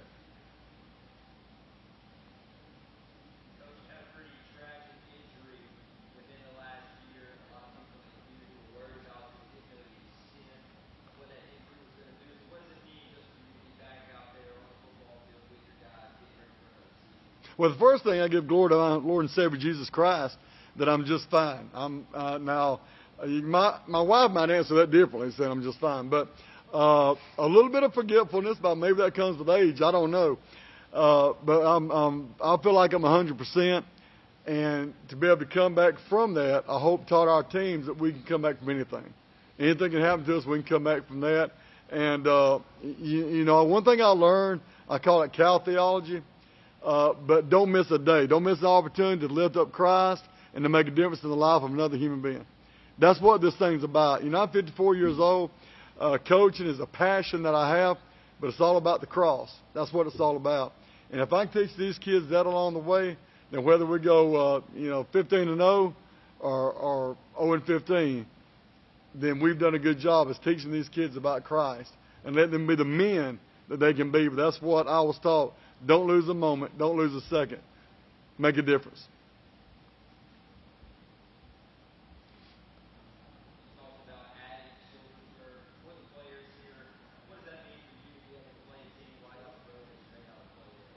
Well, it's fantastic. I spent 6 years of my life coaching there and building a coaching foundation, and I coach with on the same staff as Coach Johnson. But, hey, Childersburg's home. I live 3 miles down the road from Childersburg High School. I used to, when I was in better shape, jog from my house around the high school, and it's just home to me. I taught in the classroom there. I taught on that field and coached baseball there, won a state championship in baseball there. And, that's home to me. But to go there and to beat those guys, that would be huge for our program.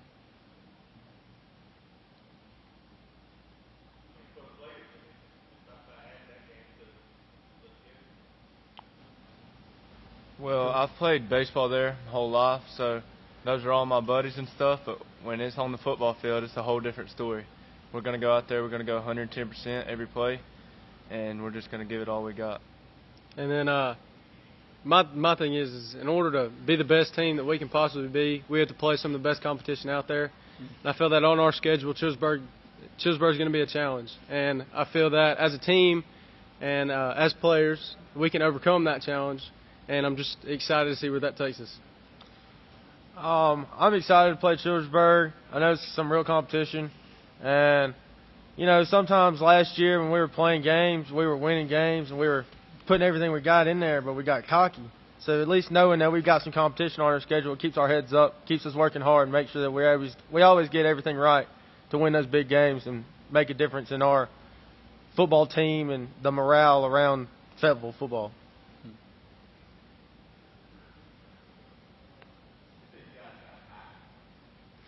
Not cocky like when you start winning games and you got a winning record, your head gets in a different. You're not looking at teams like you need to work hard. You're looking at teams like we need to just go play Fayetteville football and not work every play 110%. We saw some of our players giving up halfway through the game. We can't do that anymore. So we just gotta we know that we have to work harder. We got to be better, and we got to make sure every team is, our competition. Everything that we do, we have to reflect on the field as it's the best team we've ever played, and we've got to play better than them. I wouldn't want to say cocky. I would like to replace that word with comfortable. I'd like to say we were satisfied with what we were doing, and sometimes that would come around and bite us in the butt, and then the other team would score, 2 or 3 touchdowns, and we'd be in a top position. Then we would know we'd have to work hard. But if we don't get comfortable this year and know we got to work hard every play until the last quarter, then there we go. We'll be A-okay.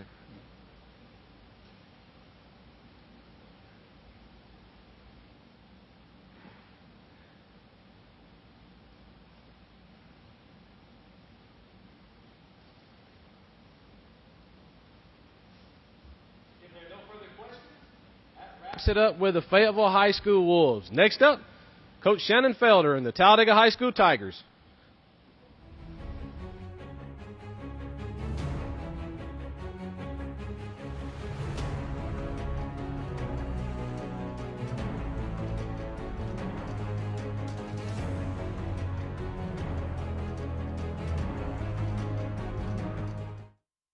WOTM is the television provider for all Alabama High School Athletic Association championship events and special programs. WOTM is your home for the Super 7 football, state finals basketball, baseball and softball state championships, the AHSAA weekly show, and WOTM also produced the first ever football playoff show, Super 7 preview show, and reclassification reveal show.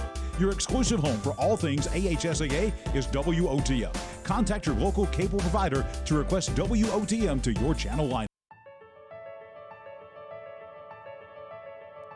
All high school students should have an opportunity to participate in interscholastic athletics. Students can gain so much from participating in extracurricular activities through sport. Not only do they learn sportsmanship, they learn respect, and they learn teamwork. All of these are characteristics that students could carry with them throughout the rest of their lives. Youth suicide. Don't want to talk about it? You should. Hi, I'm Nick Saban, head football coach at the University of Alabama. 4 out of 5 teens who attempt suicide have given clear warning signs. By knowing the warning signs associated with suicide and knowing how to help, you could save a life. Visit jasonfoundation.com and start learning how you can make a difference.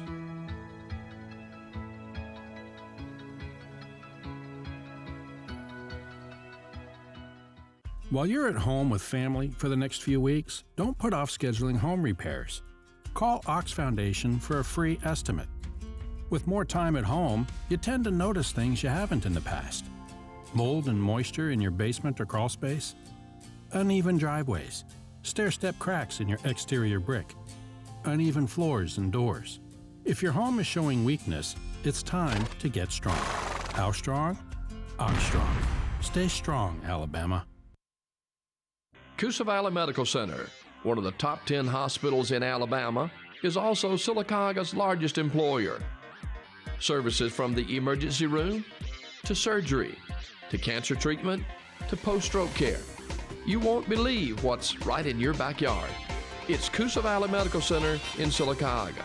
So, if you're sick in Alabama, choose one of the top 10 hospitals in Alabama. That is Coosa Valley Medical Center. It's a big deal you'll find every time you visit Silicaga's Huddle House on Highway 280. Big House breakfast, Big House sandwich combos, and dinner platters. Big bold burgers too. Huddle House features the best staff in town, attentive to your taste buds and your schedule. And best of all, at Huddle House, you can get any meal any time of the day. If you want food served quickly and with a friendly smile, join your friends at the busiest restaurant around. Huddle House on Highway 280, Silicaga.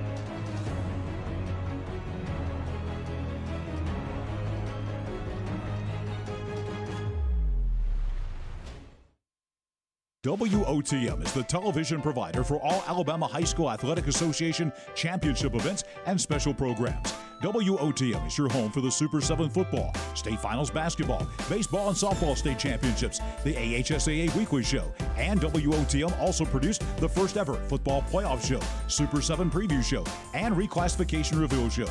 Your exclusive home for all things AHSAA is WOTM. Contact your local cable provider to request WOTM to your channel line. Students learn sportsmanship from us, our coaches, the administration of the school, the parents. That's how we learn sportsmanship. Sportsmanship is one of the greatest tools that we can give our student athletes. It's respecting the game you're playing. It's respecting your opponent, respecting the field of play. That's what good sportsmanship is, and enjoying the game while you're playing. Did you know that suicide is the second leading cause of death for ages 10 to 24? It is also one of the leading causes of preventable death in our nation. It is time we all start to talk more about youth suicide and how we can change these statistics. My name is Nick Saban, head football coach at the University of Alabama, and I'm working with the Jason Foundation and the AFCA to address this serious national health issue. Visit jasonfoundation.com to learn what you can do to help prevent youth suicide.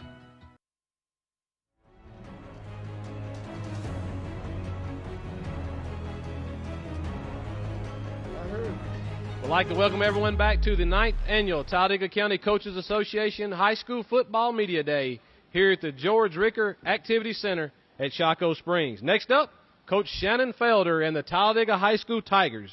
The Tigers are coming off their first playoff victory in school history last year as they won a playoff game for the first time. Representing the Tigers, we have, of course, Coach Shannon Felder in his second season, Nigel Scales, Michael McGregor, and Isaiah Cunningham. The Tigers will open their season at Mumford on August the 21st.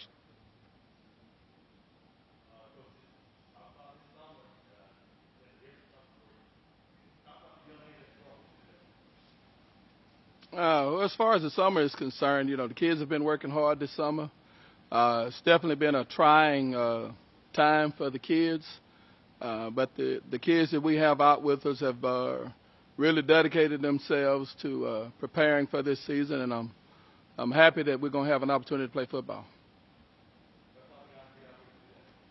Well, I brought Isaiah with me. Isaiah is the starting receiver for us. Nigel is our starting quarterback, and Mike is a starting receiver for us. And Nigel and Mike also start on defense as well.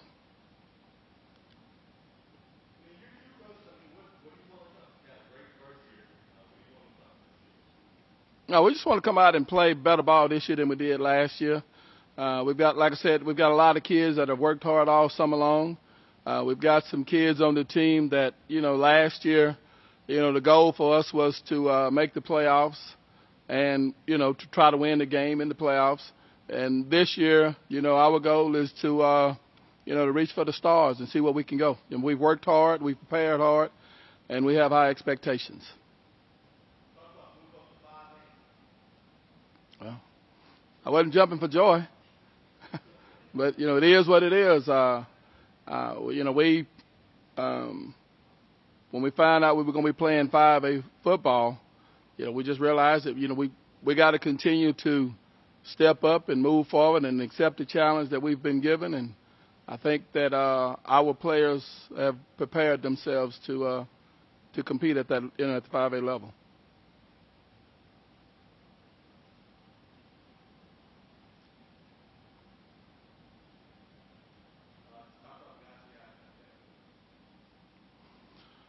Well, there's, because of the virus, there's some guys that we had coming back that are, for various reasons, are not going to be on the team. We respect the parents' decision. We haven't tried to convince any players whose parents doesn't want them playing to play. That's a personal decision. We respect it, just like we respect the parents that are allowing the kids to play. We're doing everything we can to make sure we keep the kids safe. And the kids and the coaches are working daily to make sure that we keep everything clean and sanitized. And, for the kids that we do have coming back, we've got Nigel returning as a quarterback. Mike and Isaiah are returning as well. We've got a starting lineman coming back at the tackle position. But from last year's team, we probably have about 7 or 8 people coming back from that team, and then a lot of other guys are new faces. So it's a big challenge for us.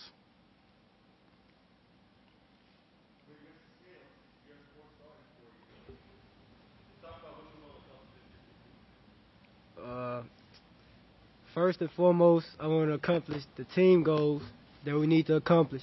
As far as winning the first game, we got to take it one game at a time as that.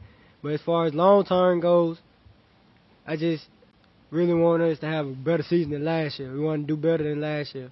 We want to build off what we had last year. Last year we had an all right season, but we want to build off of that, off the first win, the first playoff win in school history. We want to build off of that, make it the fourth win.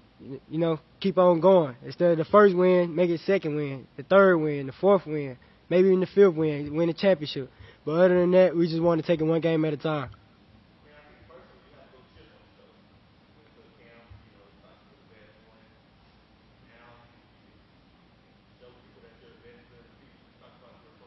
Yes, sir. Definitely playing with a chip on my shoulder this year. I've been working harder than I ever have before. Going to that camp, it really showed me where I need to be. And to me, I need to be somewhere that I'm not, but I'm going to be there. I feel like I was the best at that camp, and I need to show that I am the best. I'm one of the best in the nation to me, one of the best in the state, and I'm going to show that this year.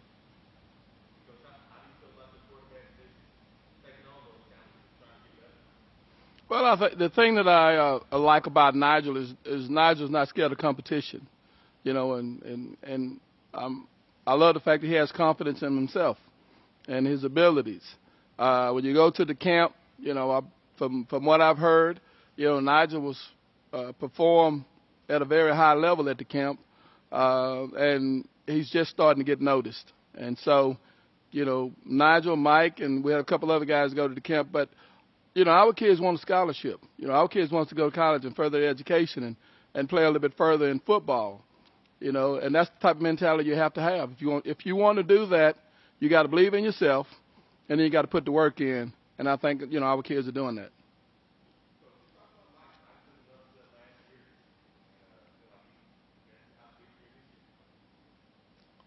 He did. I think Mike is, Mike has done himself some justice last year with the success he had. Mike's on a lot of people's radar this year.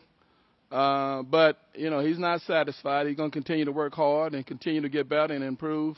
And, Mike, like Nigel, has a lot of confidence in himself and his ability as well. So, I'm looking for big things for our team and for those guys as well.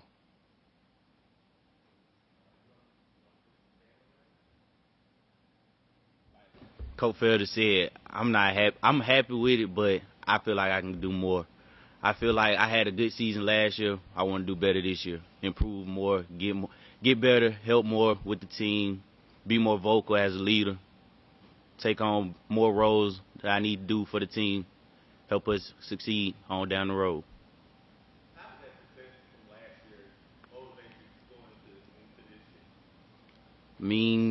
It really surprised me to show that I did that good last year, but now that I can see how far I got, I see I can go more.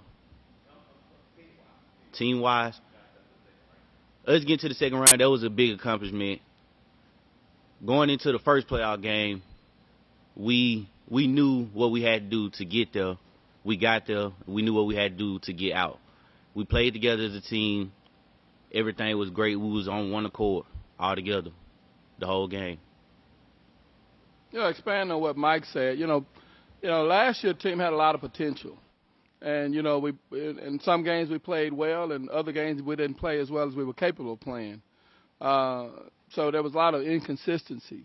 When we played the game against Montevallo, I felt like the guys felt they had something to prove.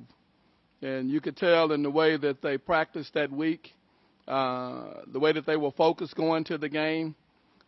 We had some things that occurred that could have been distractions, but we didn't allow it to be distractions. And, and we played well like I expected us to because we practiced well. And I think this year's team is more focused than we were last year. I think this year's team is more determined than we were last year. And so, I feel as a team we have a better sense of direction as far as what we want to do and where we want to go and what it takes to get to that level. And so I'm happy with what we've done at this point, but, we still got a long ways to go to be ready for that first game.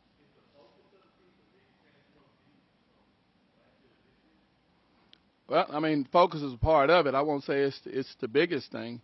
I want guys on our team to be ambitious. We need team goals, but I want them to have individual goals as well. We've got guys on our team that I know are working hard and are determined to be noticed and to try to get a scholarship, and And I told our guys all along, you know, there's more coaches watching teams when they're in the playoffs than in the regular season. And so, you know, that's our goal. Our goal is to get to the playoffs and win games and give guys opportunities to get scholarships.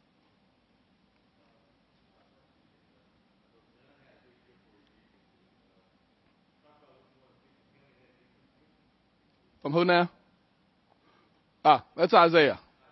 Yeah, he's got John's name. John didn't make it today. John had to go to the doctor. But I brought Isaiah with me. And, you know, I want to say this about Isaiah. Isaiah is a player that played on the team for us last year. He worked hard last year. He wasn't satisfied with his playing time. And I don't have a problem with a guy not being happy with his playing time. But, you know, it's up to that guy to earn that playing time, to stay positive about it. And I think this year, you know, Isaiah is more determined than ever to make himself, you know, a bona fide player for us, a bona fide contributor for us. He's worked hard all summer long, and I think he won an award today as I think for one of the hardest workers and most improved for us this summer. So I'm excited for Isaiah. I'm excited for our team and what he's going to bring to the team this year.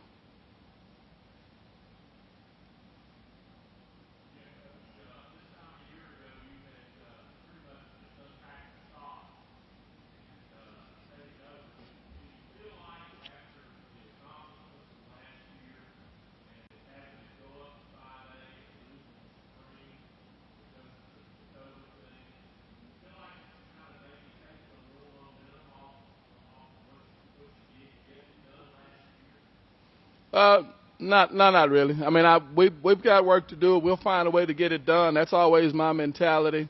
You know, don't look for excuses. I want results. That's what I tell the guys, and that's what I try to bring to the table every day as well. I mean, the playing field is even. Everybody's had to deal with the same circumstances that we've had to deal with.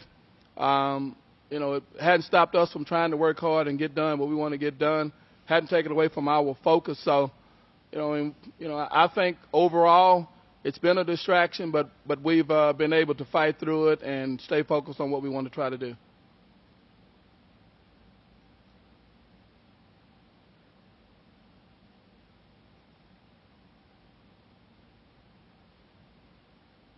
I do want to say this.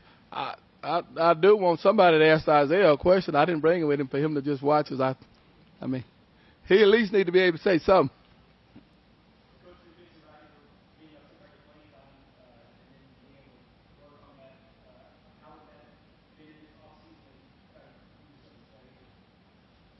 I'm looking forward to helping the team more and being a good player on and off the field.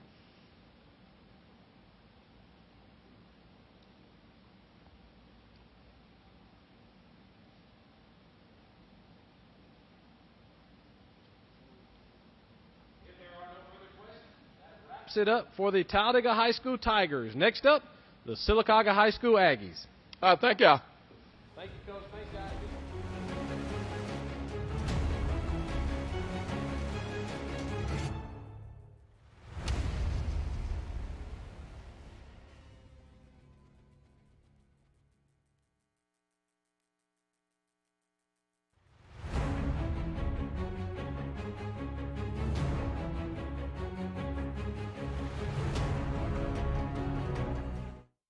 WOTM is the television provider for all Alabama High School Athletic Association championship events and special programs. WOTM is your home for the Super 7 football, state finals basketball, baseball and softball state championships, the AHSAA weekly show, and WOTM also produced the first ever football playoff show, Super 7 preview show, and reclassification reveal show. Your exclusive home for all things AHSAA is WOTM. Contact your local cable provider to request WOTM to your channel line. Students learn sportsmanship from us, our coaches, the administration of the school, the parents. That's how we learn sportsmanship. Sportsmanship is one of the greatest tools that we can give our student athletes. It's respecting the game you're playing. It's respecting your opponent, respecting the field of play. That's what good sportsmanship is, and enjoying the game while you're playing. Did you know that suicide is the second leading cause of death for ages 10 to 24? It is also one of the leading causes of preventable death in our nation. It is time we all start to talk more about youth suicide and how we can change these statistics. My name is Nick Saban, head football coach at the University of Alabama, and I'm working with the Jason Foundation and the AFCA to address this serious national health issue. Visit jasonfoundation.com to learn what you can do to help prevent youth suicide. While you're at home with family for the next few weeks, don't put off scheduling home repairs. Call Ox Foundation for a free estimate. With more time at home, you tend to notice things you haven't in the past. Mold and moisture in your basement or crawl space, uneven driveways, stair-step cracks in your exterior brick, uneven floors and doors. If your home is showing weakness, it's time to get strong. How strong? Ox Strong. Stay strong, Alabama.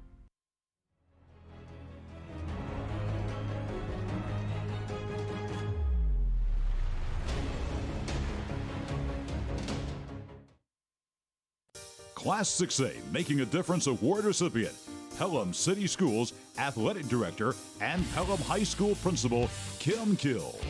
The biggest influences in my life, first and foremost, are my parents. I have been very fortunate to have two parents that have just loved me unconditionally, have supported me in anything and everything that I've done. You know, they have molded me to who I am today just by modeling the behaviors of being a servant. But I would be remiss if I did not mention Amy Champion, my college basketball coach.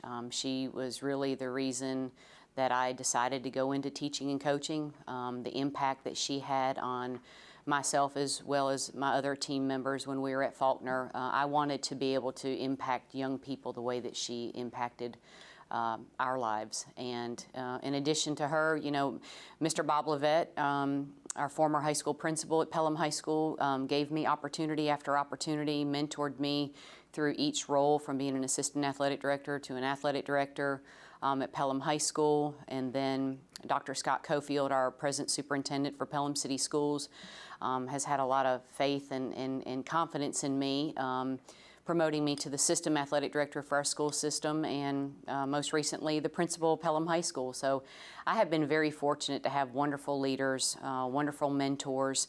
You know, officiating was an opportunity for me to stay around basketball, which was the game that I've been so passionate about since I've been a little girl.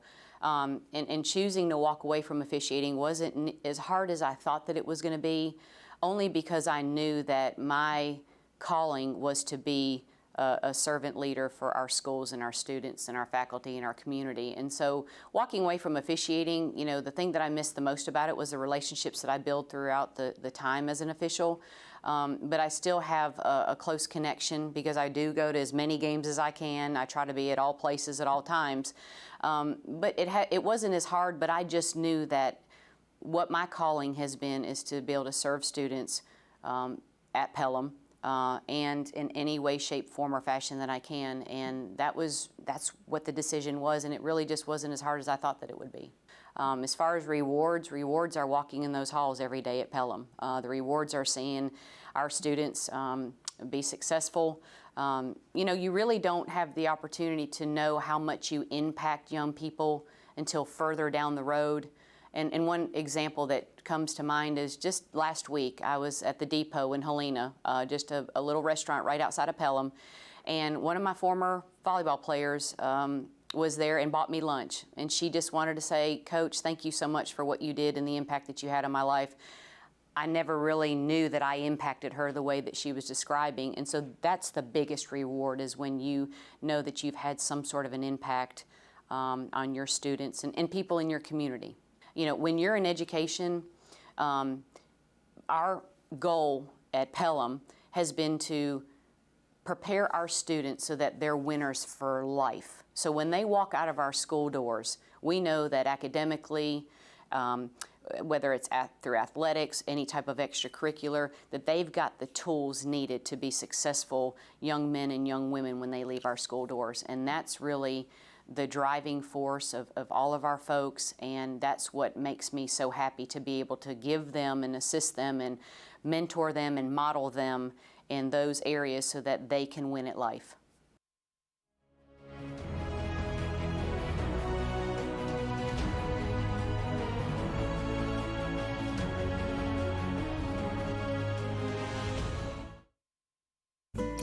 A funeral service represents a family's final farewell to their loved ones.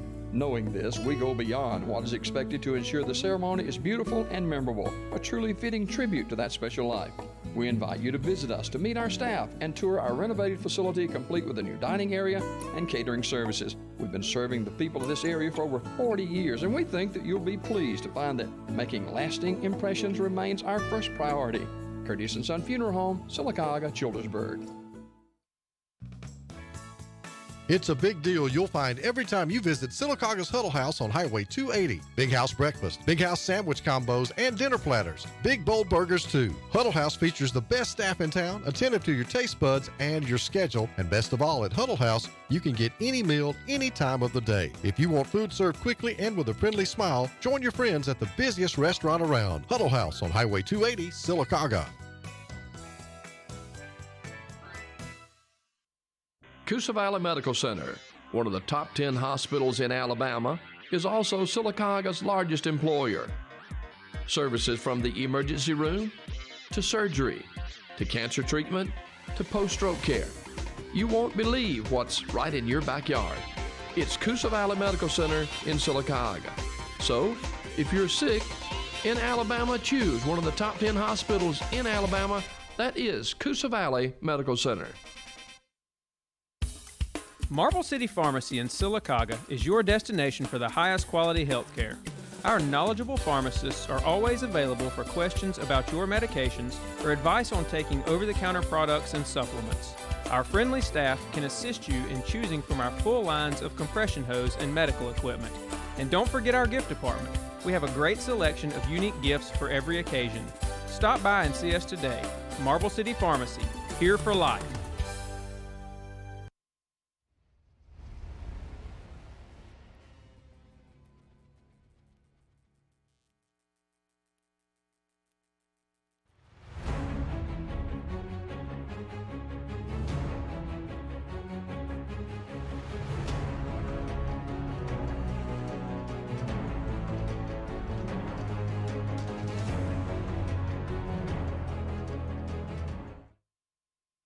Class 7A Making a Difference Award recipient, Hewitt-Trussville High School track and cross-country coach David Dobbs. I thought I wanted to go to college to be a chemistry major. I don't know where that came from, and I tried it, and it wasn't like high school chemistry. And then there were a lot of distractions in college, and so when I kept coming back and seeing what I really wanted to do, I kept sort of coming back to education classes. And then as I was talking to more people that had been in it and had met my wife, and she was in education, and I just liked the idea of it at the time. And so I got into the coaching curriculum and the physical education curriculum at UAB, and that's where I ended up. Well, the biggest influence that I had in high school, I would have to say, would be Mike Dutton. Coach Dutton found me. I was heading down a bad path, and he had a lot of teachers that weren't fond of having me in class. And he saw something in me that I didn't see in myself, and was very calm with me, and showed me a lot of respect as a young, 15-year-old that was a little bit lost.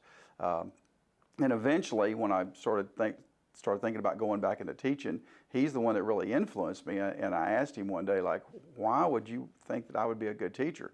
He said, well, you've been in my office enough. He said, you know all the tricks of all the guys that would ever try to pull anything on you. And it was sort of funny to say that, but that's exactly what it was. And then, of course, Sidney Moore was my social studies teacher for 3 years in high school. And he showed me how to really treat kids in class, kids that were totally different, because I was different, and he really treated me with respect and showed me that's how it should be done. And then, of course, in the teaching influence would be, Jack Wood, and coaching influence when I came to Hewitt. Well, the championships will come. If you put a good program together and you have the kids believe and that's the ultimate goal, the championships will come. But it's really about having these young men and young women become benefactors of the team aspect of the sport, and also to give back to the community and to be good individuals.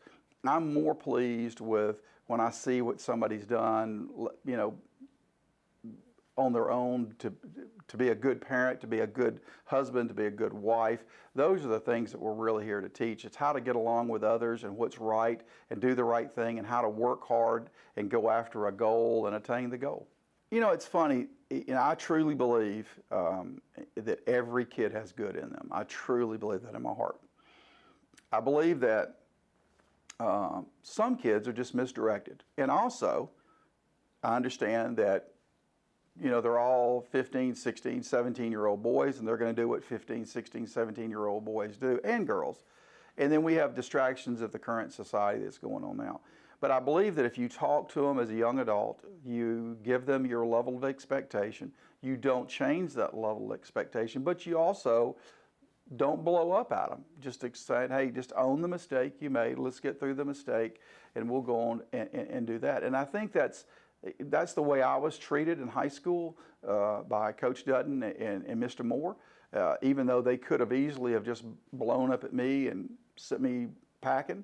And I don't believe that, because I think every kid can be, has a redeeming quality, and you just got to be able to pull it out. They just don't even see it in themselves, and I think that's our job as educators, is to pull that out of them, to convince them that they do have redeeming qualities.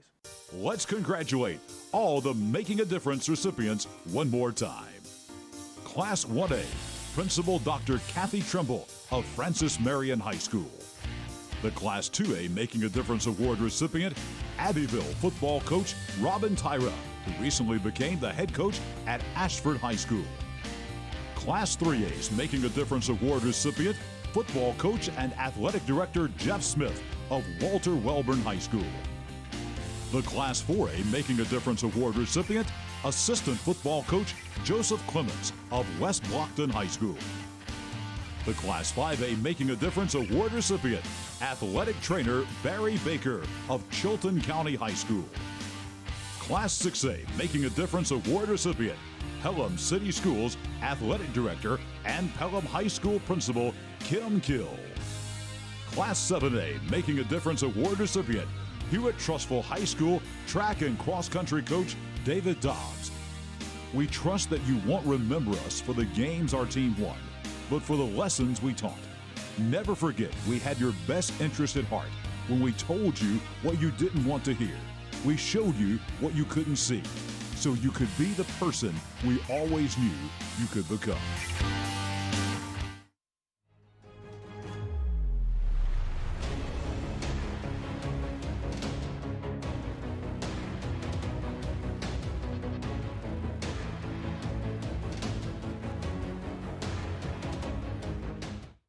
WOTM is the television provider for all Alabama High School Athletic Association championship events and special programs. WOTM is your home for the Super 7 football, state finals basketball, baseball and softball state championships, the AHSAA weekly show, and WOTM also produced the first ever football playoff show, Super 7 preview show, and reclassification reveal show. Your exclusive home for all things AHSAA is WOTM. Contact your local cable provider to request WOTM to your channel line. Students learn sportsmanship from us, our coaches, the administration of the school, the parents. That's how we learn sportsmanship. Sportsmanship is one of the greatest tools that we can give our student athletes. It's respecting the game you're playing. It's respecting your opponent, respecting the field of play. That's what good sportsmanship is, and enjoying the game while you're playing. Did you know that suicide is the second leading cause of death for ages 10 to 24? It is also one of the leading causes of preventable death in our nation. It is time we all start to talk more about youth suicide and how we can change these statistics. My name is Nick Saban, head football coach at the University of Alabama, and I'm working with the Jason Foundation and the AFCA to address this serious national health issue. Visit jasonfoundation.com to learn what you can do to help prevent youth suicide. While you're at home with family for the next few weeks, don't put off scheduling home repairs. Call Ox Foundation for a free estimate. With more time at home, you tend to notice things you haven't in the past. Mold and moisture in your basement or crawl space, uneven driveways, stair-step cracks in your exterior brick, uneven floors and doors. If your home is showing weakness, it's time to get strong. How strong? Strong. Stay strong, Alabama.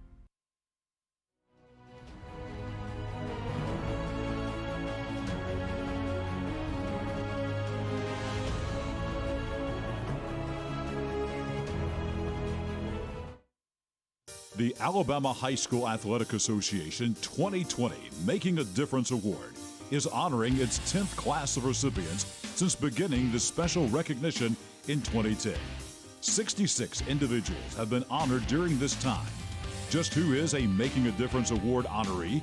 The inscription on the recipient's award, shaped in an artistic flame, explains the impact each has had on students' lives.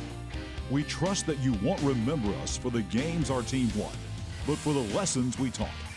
Never forget we had your best interest at heart when we told you what you didn't want to hear. We showed you what you couldn't see, so you could be the person we always knew you could become. Now let's meet the Making a Difference Award recipients for 2020. Class 1A, Principal Dr. Kathy Trimble of Francis Marion High School. So whereas I wanted to do journalism and broadcasting, I changed and decided that I wanted to do education because I wanted to be a middle school basketball coach. My father talked to me and he was saying, you know, you're so smart. What do you want to be when you grow up? And I said, well, I want to be a PE teacher. And he was like, there's so many things you can be. And you decided to be a PE teacher, you can be a doctor. I said, Dad, I know I could be a doctor, but you know, my coach was influencing me so much that I said, no, I really want to be a PE teacher. Actually, what happened is when I finally became a coach, I took over from Maxine Coley, who was my coach at Francis Marion, and she went on to become an administrator. Well, anybody knows Maxine Coley knows that she has a way of doing things. She knows everybody by name, not only every student, everybody in the town, in the community, probably in the whole state of Alabama, if you ask me. But I watched Miss Coley in how it affected everybody for her to be so personable. And that influenced me as well. So that's one thing that I learned from her. And I made it my business to not only know all of my athletes, but to know every student. And then not only that, see what I could do to help every student in whatever capacity that they're in need of. And eventually I went on to to receive a terminal degree, my doctorate degree, not because I wanted to be called doctor, but I wanted to prove to my dad, yes, I could be a doctor. I was just having a conversation with the teacher on this week, and we were talking about with these uncertain times, what do we do and what can we do? And we're talking about doing some things at our school now, again, trying to be innovative.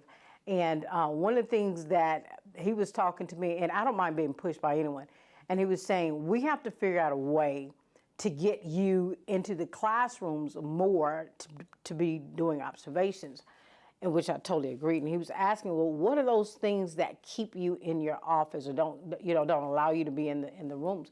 And I thought about it, and at one point when we were trying to work on our brand, one of the things that we worked on is innovatively was discipline. And our discipline has decreased over 50%.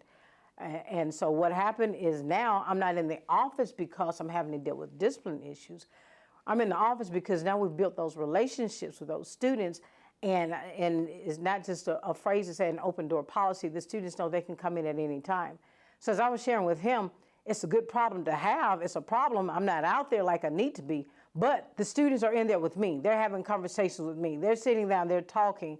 And so, like I said, it's a problem, but it's a good problem to have. I really want to make a difference. Every day I get up, I say, you know what? When I hit the floor, I got one more day to make a difference in somebody's life.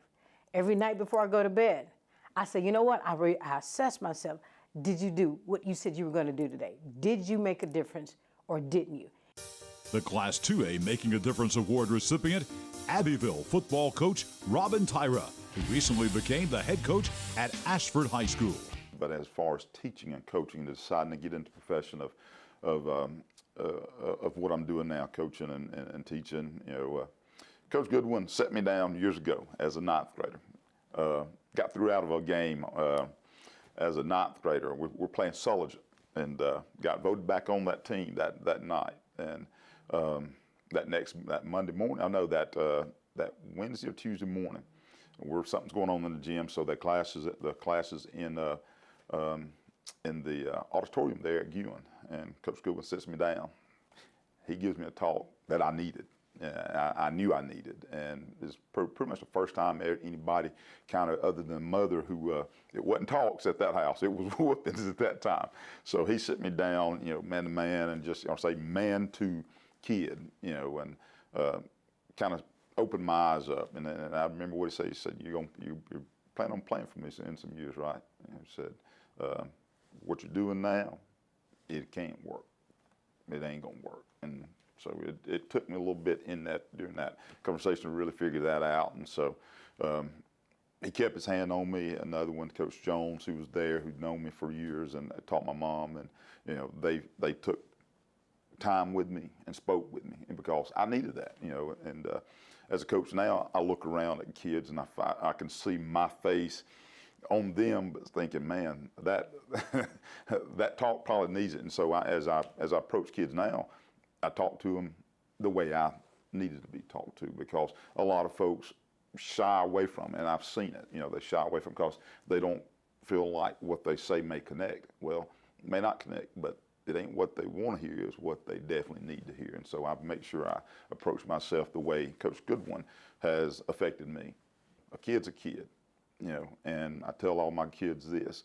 There's something going on, this is the first thing we talk about. I don't coach grown men. You got to be willing to accept, what we're going to tell you as coaches, and be simple and understand that. So taking on those challenges was pretty simple because I think good Lord said, this is what you're going to do. That you may need to be here for this certain reason. At 3 o'clock till 6, however long it is, man, that's like the best time of the day. I mean, and I look around, I get paid for this. And now granted, it's, as coaches, there's some, and there's some that make way more than me, but for me, I'm thinking, it's such joy. I mean, it is just such joy to see a kid figure out how to handle 3 technique, how to read a secondary, how to read that 5 technique if we're running option, or a kid that finally drops his shoulder, gets his hips down, and scoops the kid up, and that guy melts underneath him, and see the reaction and that joy of that kid finally figure those things out. Or that kid successfully, complete a test and come back and proud about that report card. Is it crazy? Those are championship wins for me. Class 3A's Making a Difference Award recipient, football coach and athletic director Jeff Smith of Walter Welborn High School. Well, when I was young, I grew up in a single-parent home, and my high school football coach meant a lot to me and made a big difference in my life. And I just felt like when I got into education and into coaching, and that was why I did, I just wanted to come back and make a difference where I grew up at. Well, I had an uncle, my Uncle Lloyd Deere, just was really the only male figure in my family that I could go to and talk with. My mother was a tireless worker that always goes above and beyond, and my grandmother, who really helped raise me and had really instilled a lot of morals and values in me that I carried with me today.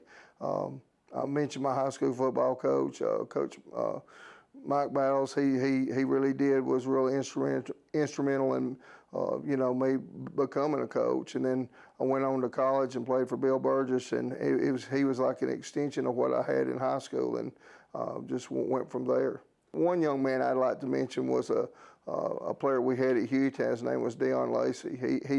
He grew up in Brighton and went to Brighton Middle School, and then when they left Brighton Middle School, they had a choice. They could go to Pleasant Grove High School or Hueytown High School. And Deion came to Hueytown High School, and when he was a 9th grader, he didn't even start on our 9th grade football team.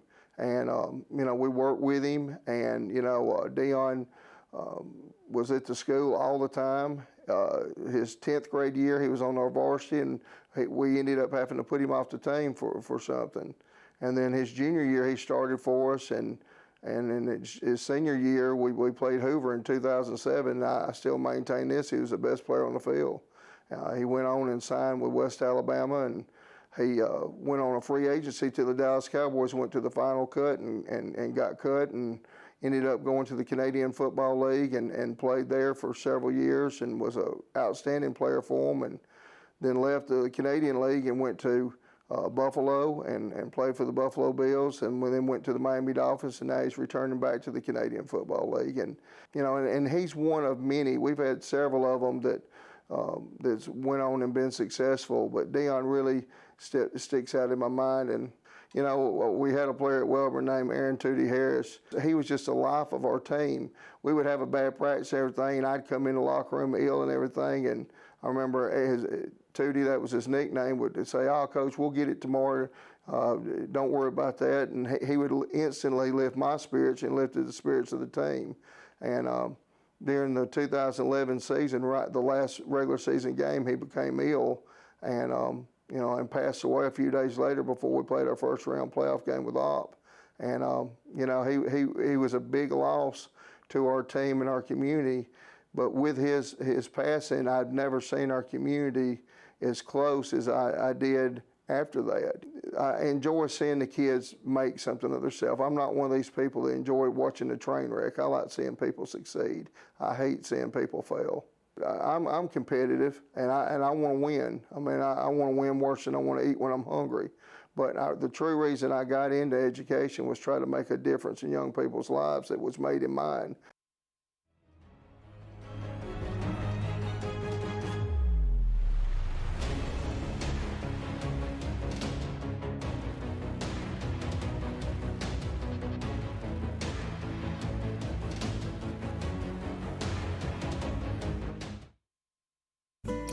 A funeral service represents a family's final farewell to their loved ones. Knowing this, we go beyond what is expected to ensure the ceremony is beautiful and memorable, a truly fitting tribute to that special life. We invite you to visit us to meet our staff and tour our renovated facility complete with a new dining area and catering services. We've been serving the people of this area for over 40 years, and we think that you'll be pleased to find that making lasting impressions remains our first priority. Curtis & Son Funeral Home, Sylacauga, Childersburg.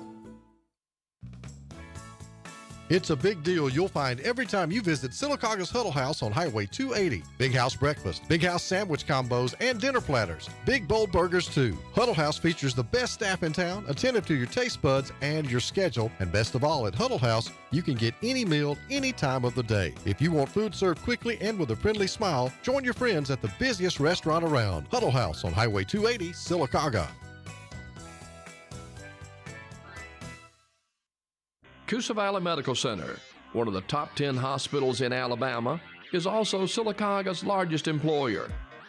Services from the emergency room to surgery to cancer treatment to post-stroke care. You won't believe what's right in your backyard. It's Coosa Valley Medical Center in Sylacauga.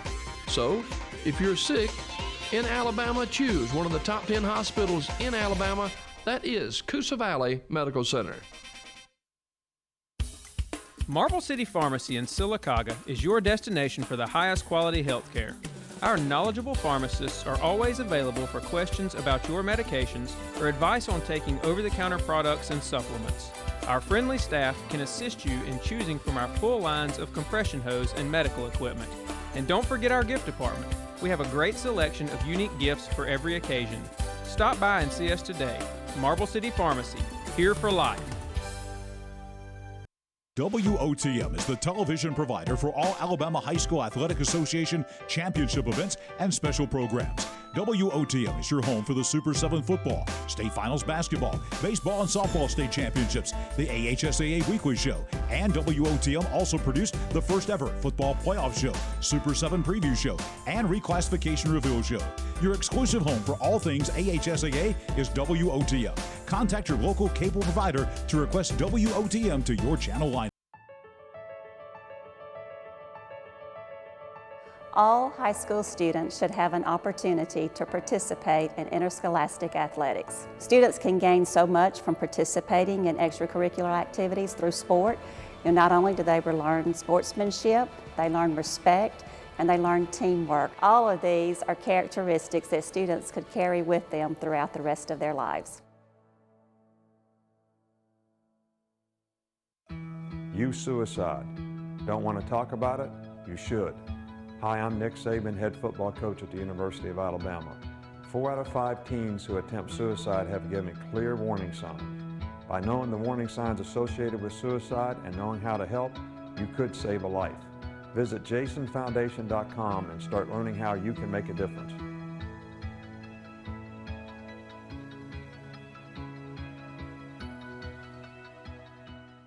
While you're at home with family for the next few weeks, don't put off scheduling home repairs. Call Ox Foundation for a free estimate. With more time at home, you tend to notice things you haven't in the past. Mold and moisture in your basement or crawl space, uneven driveways, stair-step cracks in your exterior brick, uneven floors and doors. If your home is showing weakness, it's time to get strong. How strong? Ox Strong. Stay strong, Alabama.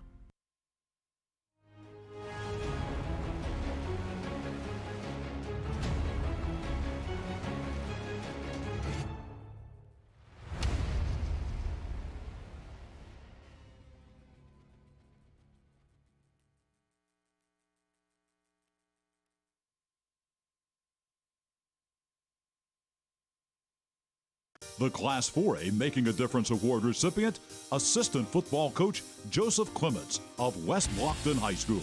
Some of the people that's been a major influence in my life have been everyone that I've been around. If I had to, it'd be my family, obviously. I have a great supporting cast.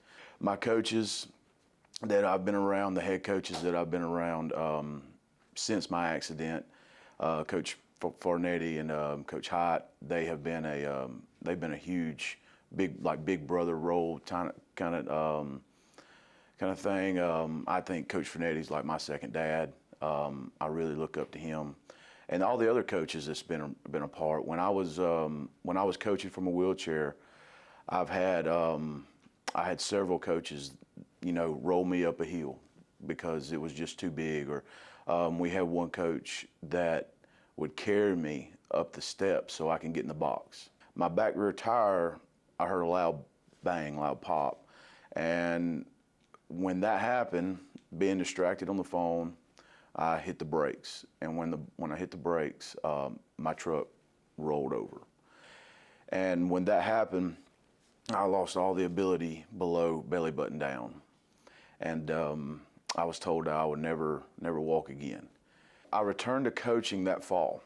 I wrecked in the spring, and I was able to return that fall for the season. That same year, we was playing Bibb County, our rival, and they had a good team. They had a great team, and we had a good team for what we had, and we had a great quarterback, a great fullback, and I felt like it was time to show them what I've been doing. And I was always, in high school, I was always that leader who would speak out and let people know how I felt. I'm very emotional. And so that evening, we was in the locker room, and I had told Coach Farnetti, who was the head coach at the time, I said, Coach, I want to talk to the players. And I remember putting that walker in front of my wheelchair, and I told them beforehand, I said, boys, y'all been working all summer. Y'all been working all year for this. This is what we do. We put in work, and we get a reward. And that's when I stood up, and I told him, I said, I've been working. I've been putting the work in, just like you have. And this is my reward. Go out there and get your reward, like that. And of course, I was crying. I was very emotional. Because no one's seen me stand before that. But it's not about the championships. It's not about winning all them games. It's about how can you affect one person. The Bible says that as long as one person's saved, that's the glory in heaven will just be shining and raining, just raining with glory. And that's how I feel when it comes to these kids, is not saving a kid, but just being around them and inspiring them to be a better person than what they are, just one person. And if we can do that, and if every coach can do that, and just affect one person every day of their life, doing what they're doing by coaching, inspiring, motivating, giving kids a way out, that's why I do what I do.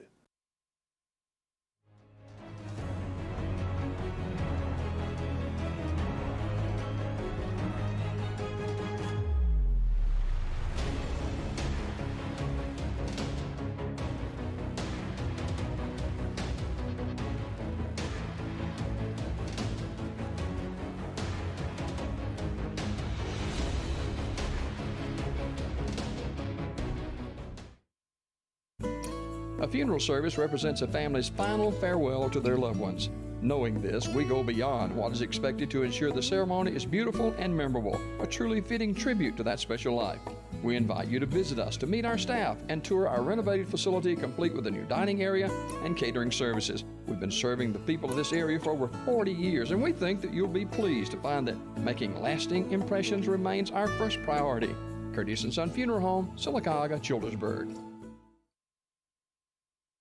Coosa Valley Medical Center, one of the top 10 hospitals in Alabama, is also Sylacauga's largest employer. Services from the emergency room to surgery, to cancer treatment, to post-stroke care. You won't believe what's right in your backyard. It's Coosa Valley Medical Center in Sylacauga. So, if you're sick in Alabama, choose one of the top 10 hospitals in Alabama. That is Coosa Valley Medical Center.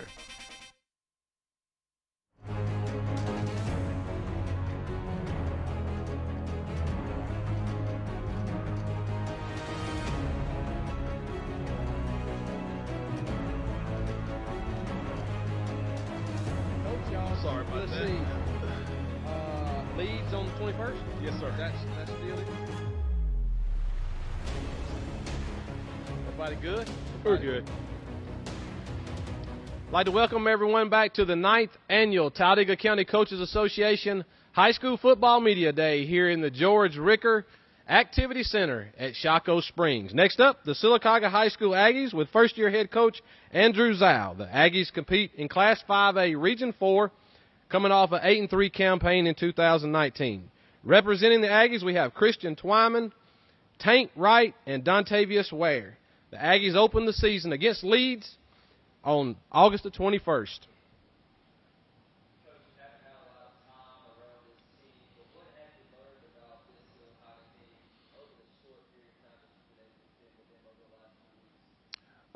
They're committed to what we're trying to do.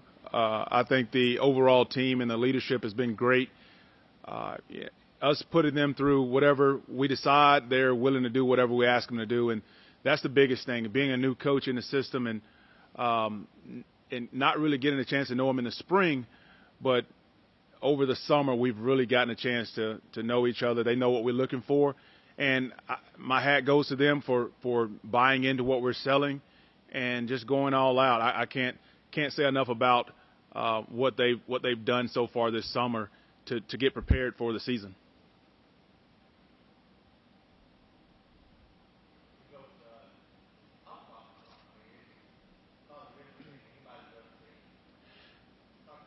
Yeah, it's different for sure. Just some small things. I think over the years I've always gone 3 in June, 4 in July. We started with the same way, and then we backed off in July. We were going to go 4 in July, but we sort of decided to back off and go back to 3. I think that helped our guys a little bit from really pushing them. I mean, we really pushed them in June and early July, but our guys have responded the last few weeks, and I think it's something they're used to as well. So we decided to go 3. But, man, it's a different vibe right now as far as what we're having to go through. It's been tough with the restrictions that we do have, and coaching has changed a little bit of how we coach and how many times during the day that you tell kids to separate. Hey, separate, get away from him. The last few days, a few practices we brought, everyone's issued a chair for their locker, so we brought them out. And the guys we've spread out all over the field from one end to the other, sophomores and freshmen on one side, juniors and seniors on the other. So it's been things like that logistically, trying to maneuver and still coach football and do the things you love to do, but be a little bit more careful because of the situation we're in right now.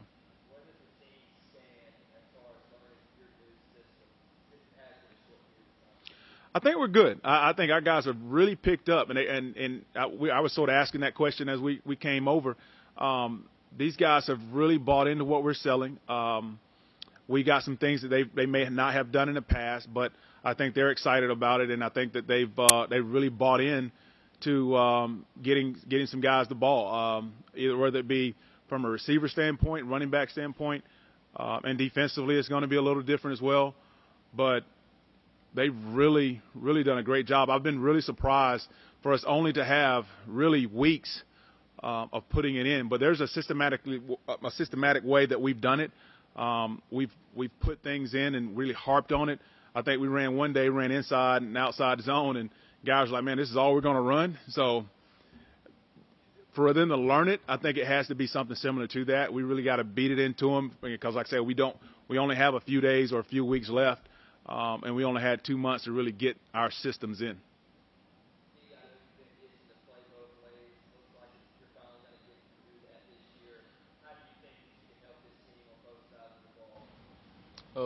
I feel like I have a big impact on it. We have a 50-50 throwing the ball and passing the ball, so opening up the playbook more with bracing. Just got to stay in condition.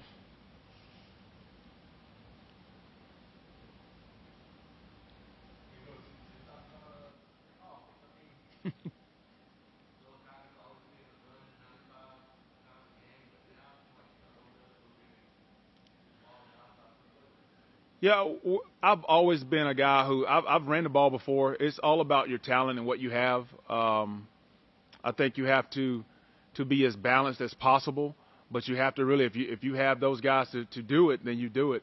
But we're going to try to be as balanced as we can.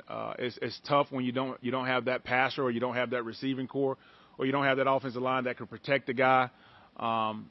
We still have a good back that we're proud of, and he's still going to run the ball.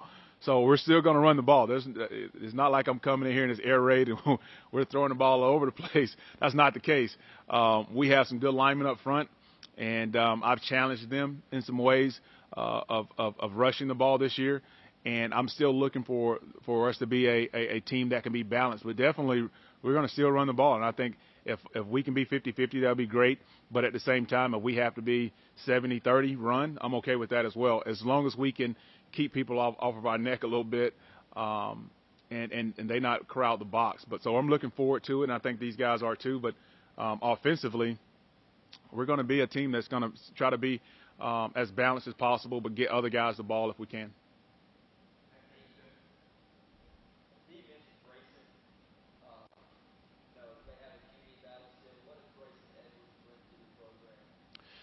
He's willing to put in the work. I get phone calls all the time or messages from him about, Coach, can we go to the field? And I don't think he understands that I also have to go into the building and do some work, or I may have meetings. But he is definitely wanting to put in the work to get it done, and hopefully he will. We still got some guys we're still training up to be quarterbacks, but he has really taken the bull by the horns, I guess. And really committed himself to being a good quarterback and a good teammate. The biggest thing that he has to do, being new to the program as well, is he has to earn the trust of the team, not only on the offensive side of the ball, but defensively as well. But his wantingness to get better has been very refreshing, and I look forward to working with him, and I can see the strides he's making in the offense, and I see how he's really doing well with his teammates. So. He gets along with everyone so far that I know. A lot of times you're the new kid on the block and you're the quarterback. You're the guy that everyone wants to see when you're going to mess up. So, but he's done a great job so far with the coaches and the players.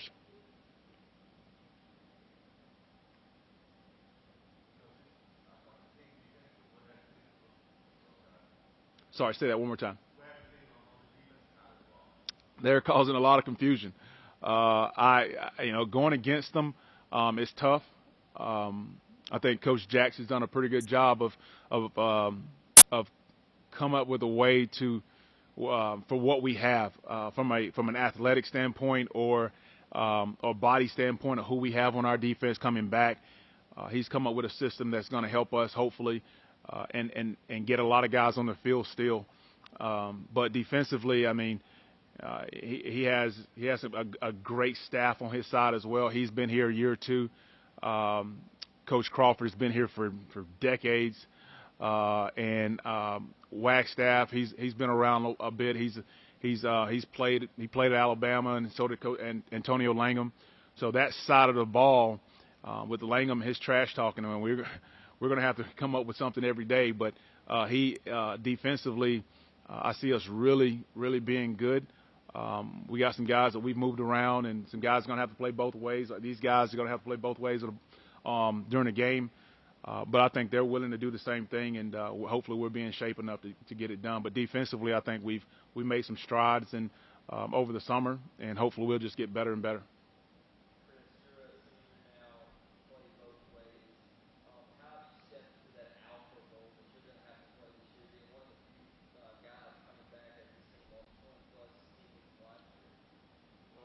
I have a lot more experience than most of the young kids. They look up to me more, like some like other people. I'm gonna have to play both ways, play defense, offense, and stuff like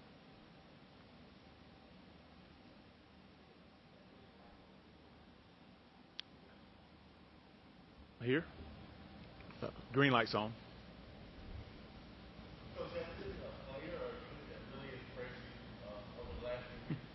For sure, and I mentioned to these guys coming down, the offensive line. I've been really impressed with guys like Tank and Chris. I mean, they've done.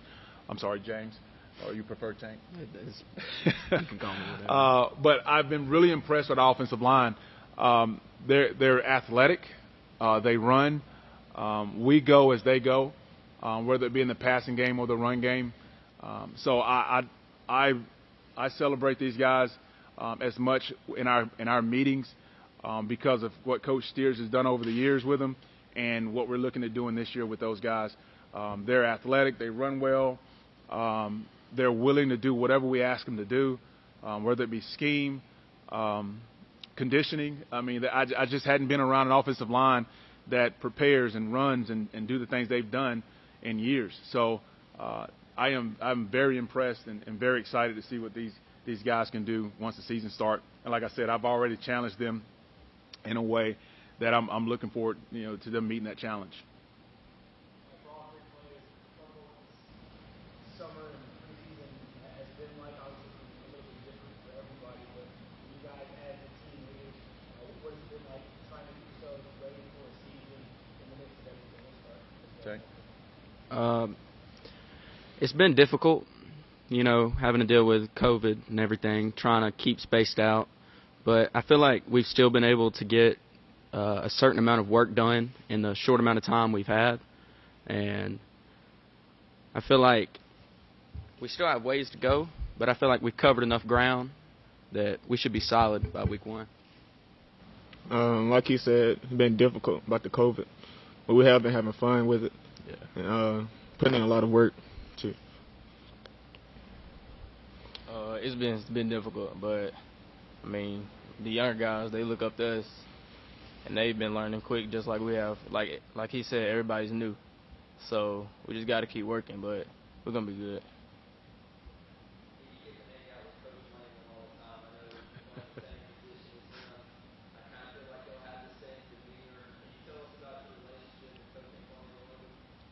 Oh, the first day I met him, I knew he was going to have something special because I had the first workouts. He called me Clemson. And I was like, all right, so we're going to have fun this year. So, I mean, we text all the time. He sent me DV drills and all that. We just talk about how each other's days going. So we have a close relationship.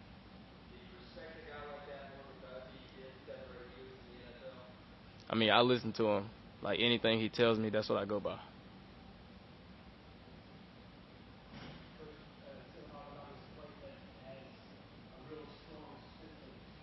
Mm-hmm.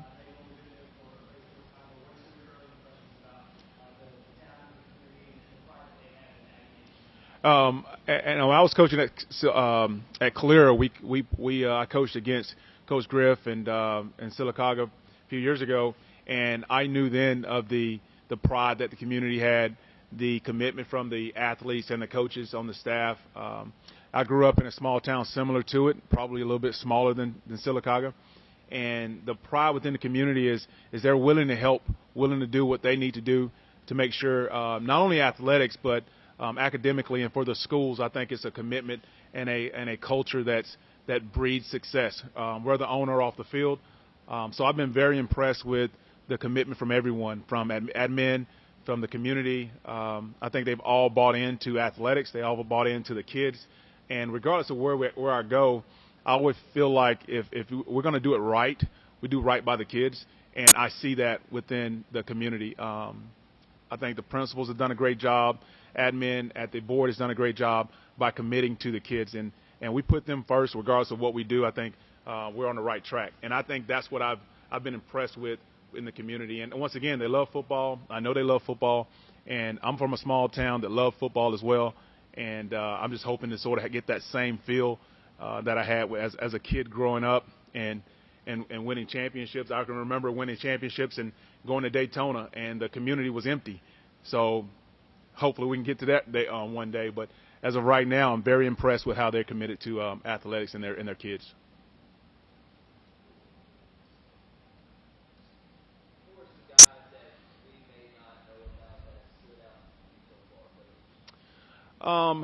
Man, of course we don't know much about Brayson, but I'll say he's really stood out a little bit to me.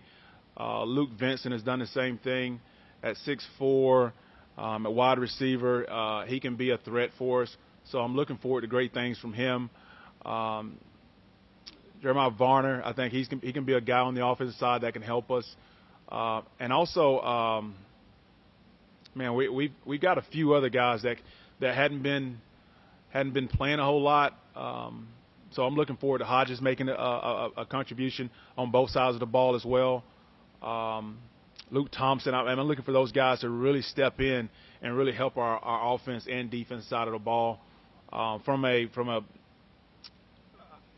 offensive standpoint, I would definitely say that Luke and Varner and Brayson can help us out. But I go back to our offensive line. Those guys up front are the guys that can really be an impact on me versus everyone else knowing what they do. I see those guys every day and see how they've improved, and so that offensive line is what I'm looking at this year.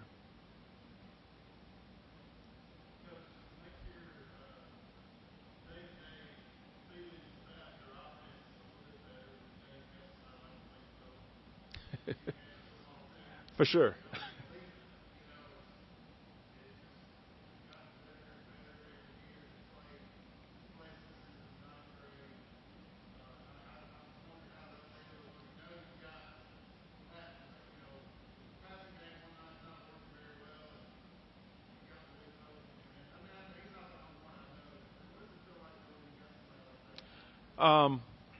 When I was a quarterback at Alabama, I had a guy named Sean Alexander that was a running back for me.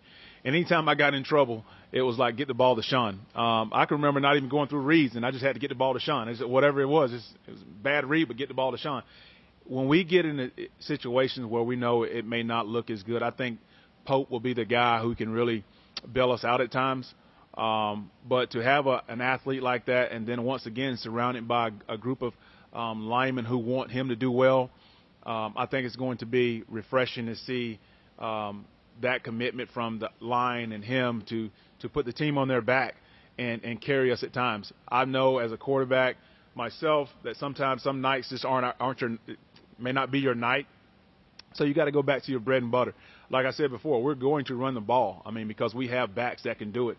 So I'm looking forward to Malik and the other guys to really step up when we need them, but definitely be the heartbeat of our team will be that core group of guys, that linemen and the running backs.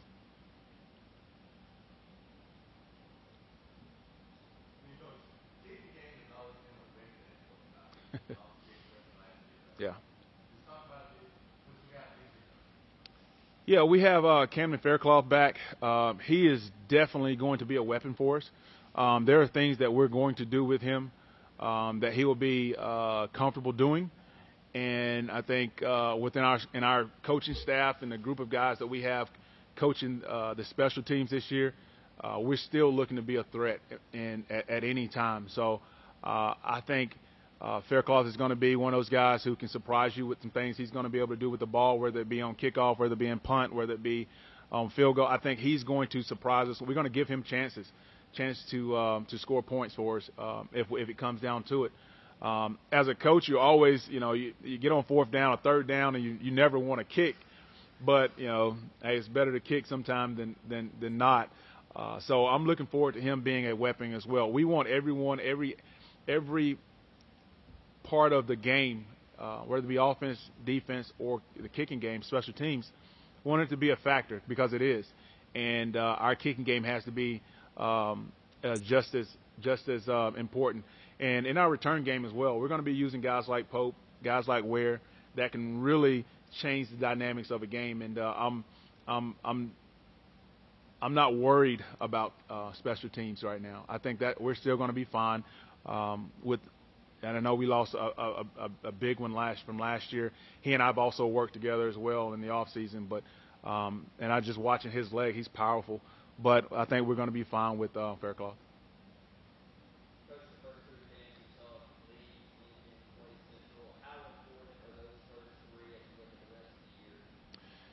Yeah, the simple questions like they're all important, but that first game out the gate is going to be, new coach. It's a home game. It has to be one of those games where you have to bring it all, and I'm looking forward to that game. And then we turn around and play Lincoln. It's going to be another tough game, and of course you got the defending champions after that. Our guys have to approach every game as important as it is, and for what it is. Our guys know that, hey, Leeds is going to be one of those tough games you got to just battle through, and hopefully you do the things you can to be successful. And then you run into Lincoln, who's full of athletes and former coaches who know the kids of us. So our guys are going to be pumped up, hopefully, for those games. And then, of course, you play Central after that. So they're all big, but I think everyone sort of has their mindset on certain games. And I think each individual player and coach will decide how they feel about those games. But as for me, we're going to have to go out and play them all for 4 quarters.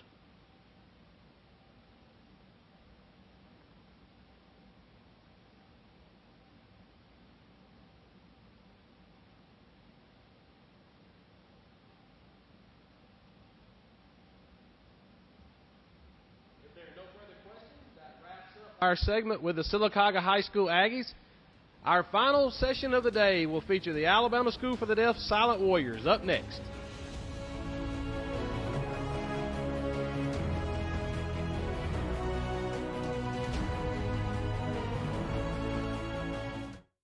WOTM is the television provider for all Alabama High School Athletic Association championship events and special programs. WOTM is your home for the Super 7 football, state finals basketball, baseball and softball state championships, the AHSAA weekly show, and WOTM also produced the first ever football playoff show, Super 7 preview show, and reclassification reveal show. Your exclusive home for all things AHSAA is WOTM. Contact your local cable provider to request WOTM to your channel line. Students learn sportsmanship from us, our coaches, the administration of the school, the parents. That's how we learn sportsmanship. Sportsmanship is one of the greatest tools that we can give our student athletes. It's respecting the game you're playing. It's respecting your opponent, respecting the field of play. That's what good sportsmanship is, and enjoying the game while you're playing. Did you know that suicide is the second leading cause of death for ages 10 to 24? It is also one of the leading causes of preventable death in our nation. It is time we all start to talk more about youth suicide and how we can change these statistics. My name is Nick Saban, head football coach at the University of Alabama, and I'm working with the Jason Foundation and the AFCA to address this serious national health issue. Visit jasonfoundation.com to learn what you can do to help prevent youth suicide. While you're at home with family for the next few weeks, don't put off scheduling home repairs. Call Ox Foundation for a free estimate. With more time at home, you tend to notice things you haven't in the past. Mold and moisture in your basement or crawl space, uneven driveways, stair-step cracks in your exterior brick, uneven floors and doors. If your home is showing weakness, it's time to get strong. How strong? Ox Strong. Stay strong, Alabama. It's a big deal you'll find every time you visit Silicaga's Huddle House on Highway 280. Big House breakfast, Big House sandwich combos, and dinner platters. Big bold burgers too. Huddle House features the best staff in town, attentive to your taste buds and your schedule. And best of all, at Huddle House, you can get any meal any time of the day. If you want food served quickly and with a friendly smile, join your friends at the busiest restaurant around. Huddle House on Highway 280, Silicaga.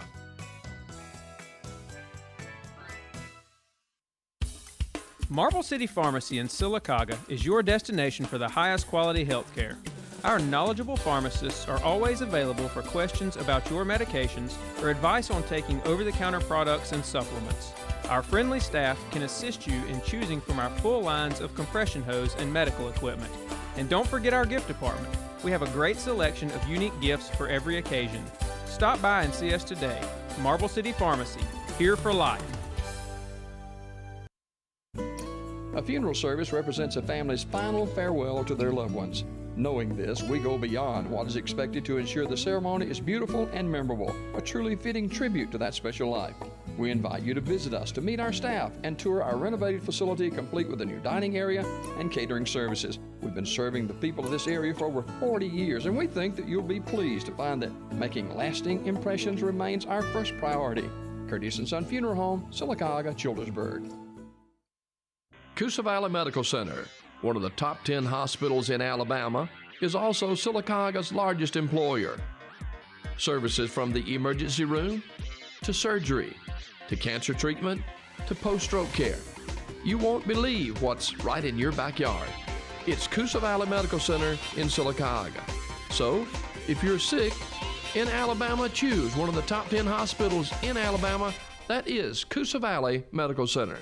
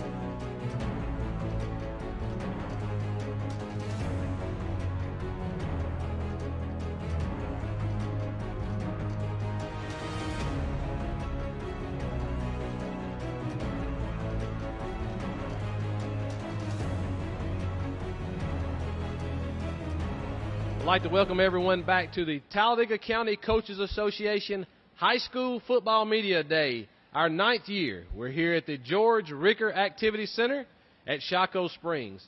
Our final session of the day, the Alabama School for the Deaf Silent Warriors, home of the champions. We have Coach Paul Kulick entering his 14th season at the helm of the Silent Warriors. With him today, he has Cullen Crook, Denijah Swain, and Dallas Scheifel. I hope I said that right. I tried hard, Dallas. The Silent Warriors opened their season on September the 25th at Gainesville.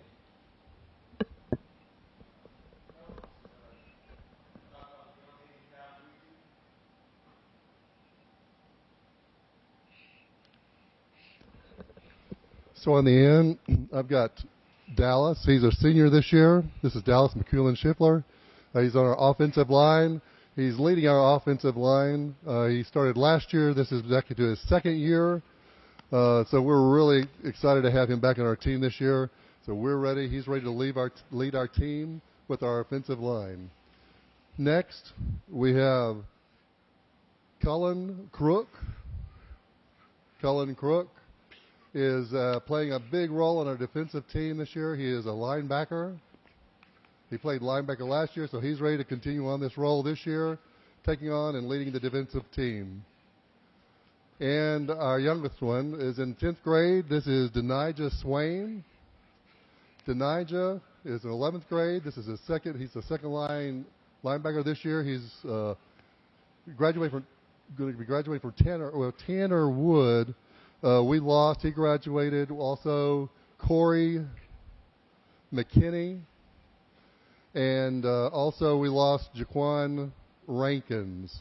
So those were three of our star players. We lost those three this year. And so Denijah is taking the role now as quarterback this year and filling in for us. And so we've got our offense and our defense men here. Also, we have 25 players total this year. We've got 25 young guys, 8th grade through the 10th grade. So that's the biggest group that we've got with our 8th through 10th graders. But they're working diligently this summer. They've been working for last year. They all played last year. They've all come back. And so we have 8 who are actually coming back on our offensive line and 7 who are returning on our defensive line. So they've got the experience from last year, and they are looking to carry us on through again this year. The offense and defense. Let's see, this year, let me check my notes here.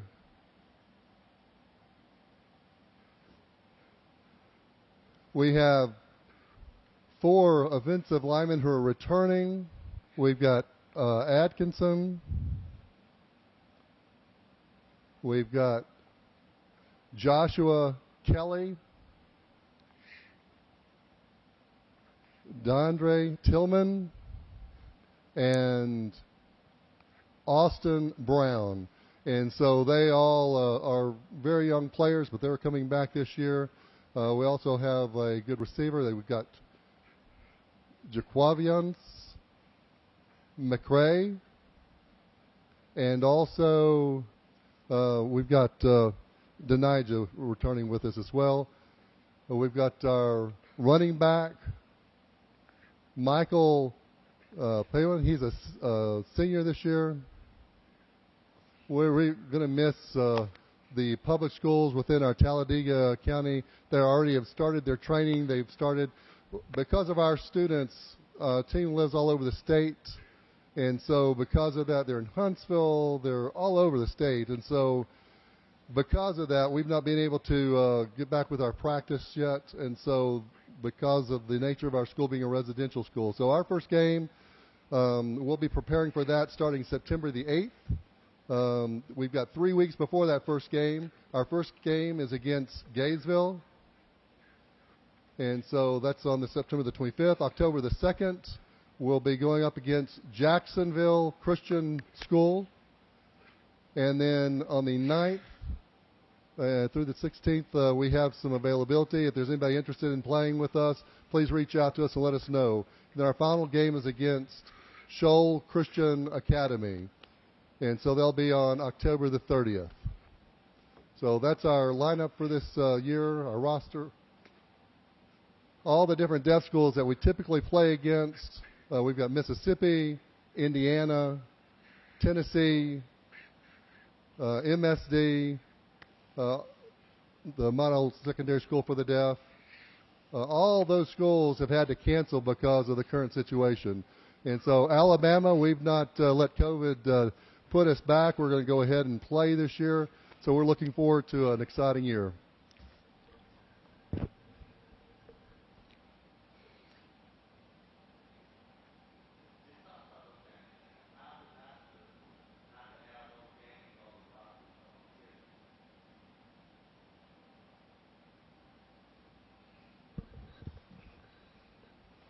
Well, the first half of the season, we basically had to cancel the first half. And so most of the deaf schools that we typically play against, we're beginning with our second half playing against those schools that are here locally. And so we're going to be ready for those 3 games.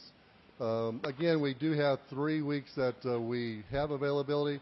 We're trying to work again to actually add a 4th, and so we have those available. And so we're looking at that second half. Again, our school does not begin until September the 8th. Our school technically will begin next Monday, but they're all going to be doing e-learning from home. They'll be doing that for a month, and then September the 8th, they'll be returning to campus.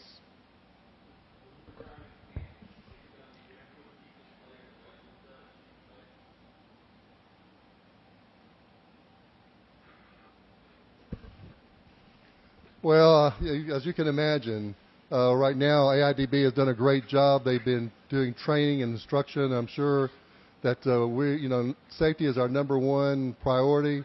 We've been making some arrangements on campus to make sure that we have the distancing that we need. And so, again, as students return, we'll begin, that process, and our adults are all going to be watching out and making sure our kids stay safe. And so I'm sure the first few days things are going to be a little bit chaotic, but we'll get the hang of it.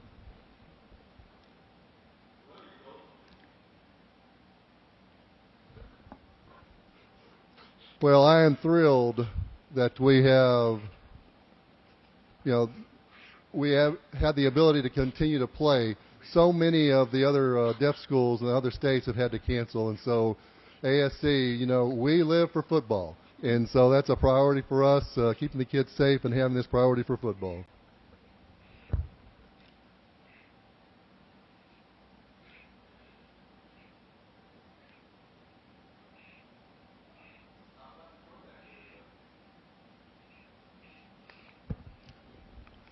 Last year, Sawyer was our, he was from the Deaf and Blind School. He did an awesome job leading us last year. Fortunately, we lost him, and so Denija has been, he was looking at that position last year. He's ready to step into those shoes. It's a huge role as quarterback, but Denija is ready to take the lead on this. Denija has been doing an awesome job leading, and all the players look up to Denija. He's a hard worker. He is hardworking in the weight rooms and prepping. We've got Cedric, Tyson. We also have Matt Kochi and Marlon White, who are our assistant coaches. And so, again, we've got a new workout regime with Cedric, who's filling that position. So our guys are excited. They're fired up. We're looking for an exciting year this year. And so regardless of what's happened, back in March when COVID came up, we had to put a halt to everything, and so that was very disheartening. But we've been keeping up with the kids through Zoom. They're excited to return to campus. Denija has really been encouraging all the other players. He's been a great role model and great leader for them. And so we're looking forward to having a great year as quarterback out of Denija. So we are giving him our full support.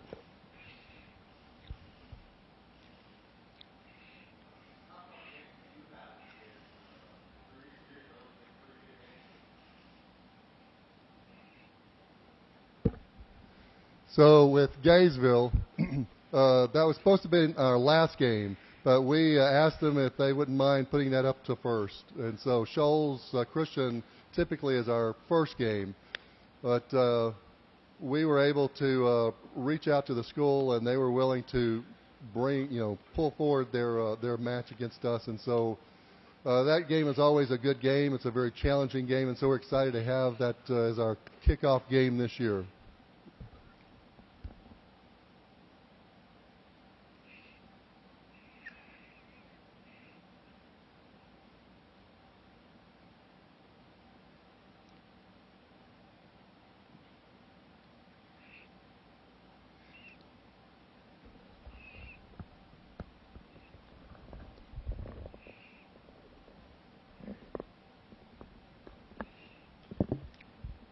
If there are no further questions for the Alabama School for the Deaf Silent Warriors, that will wrap up our final session of the afternoon. I would like to thank the members of the media for coming out today to support our student athletes and coaches in Talladega County. We wish all of our schools best luck this season. Everyone, please be safe.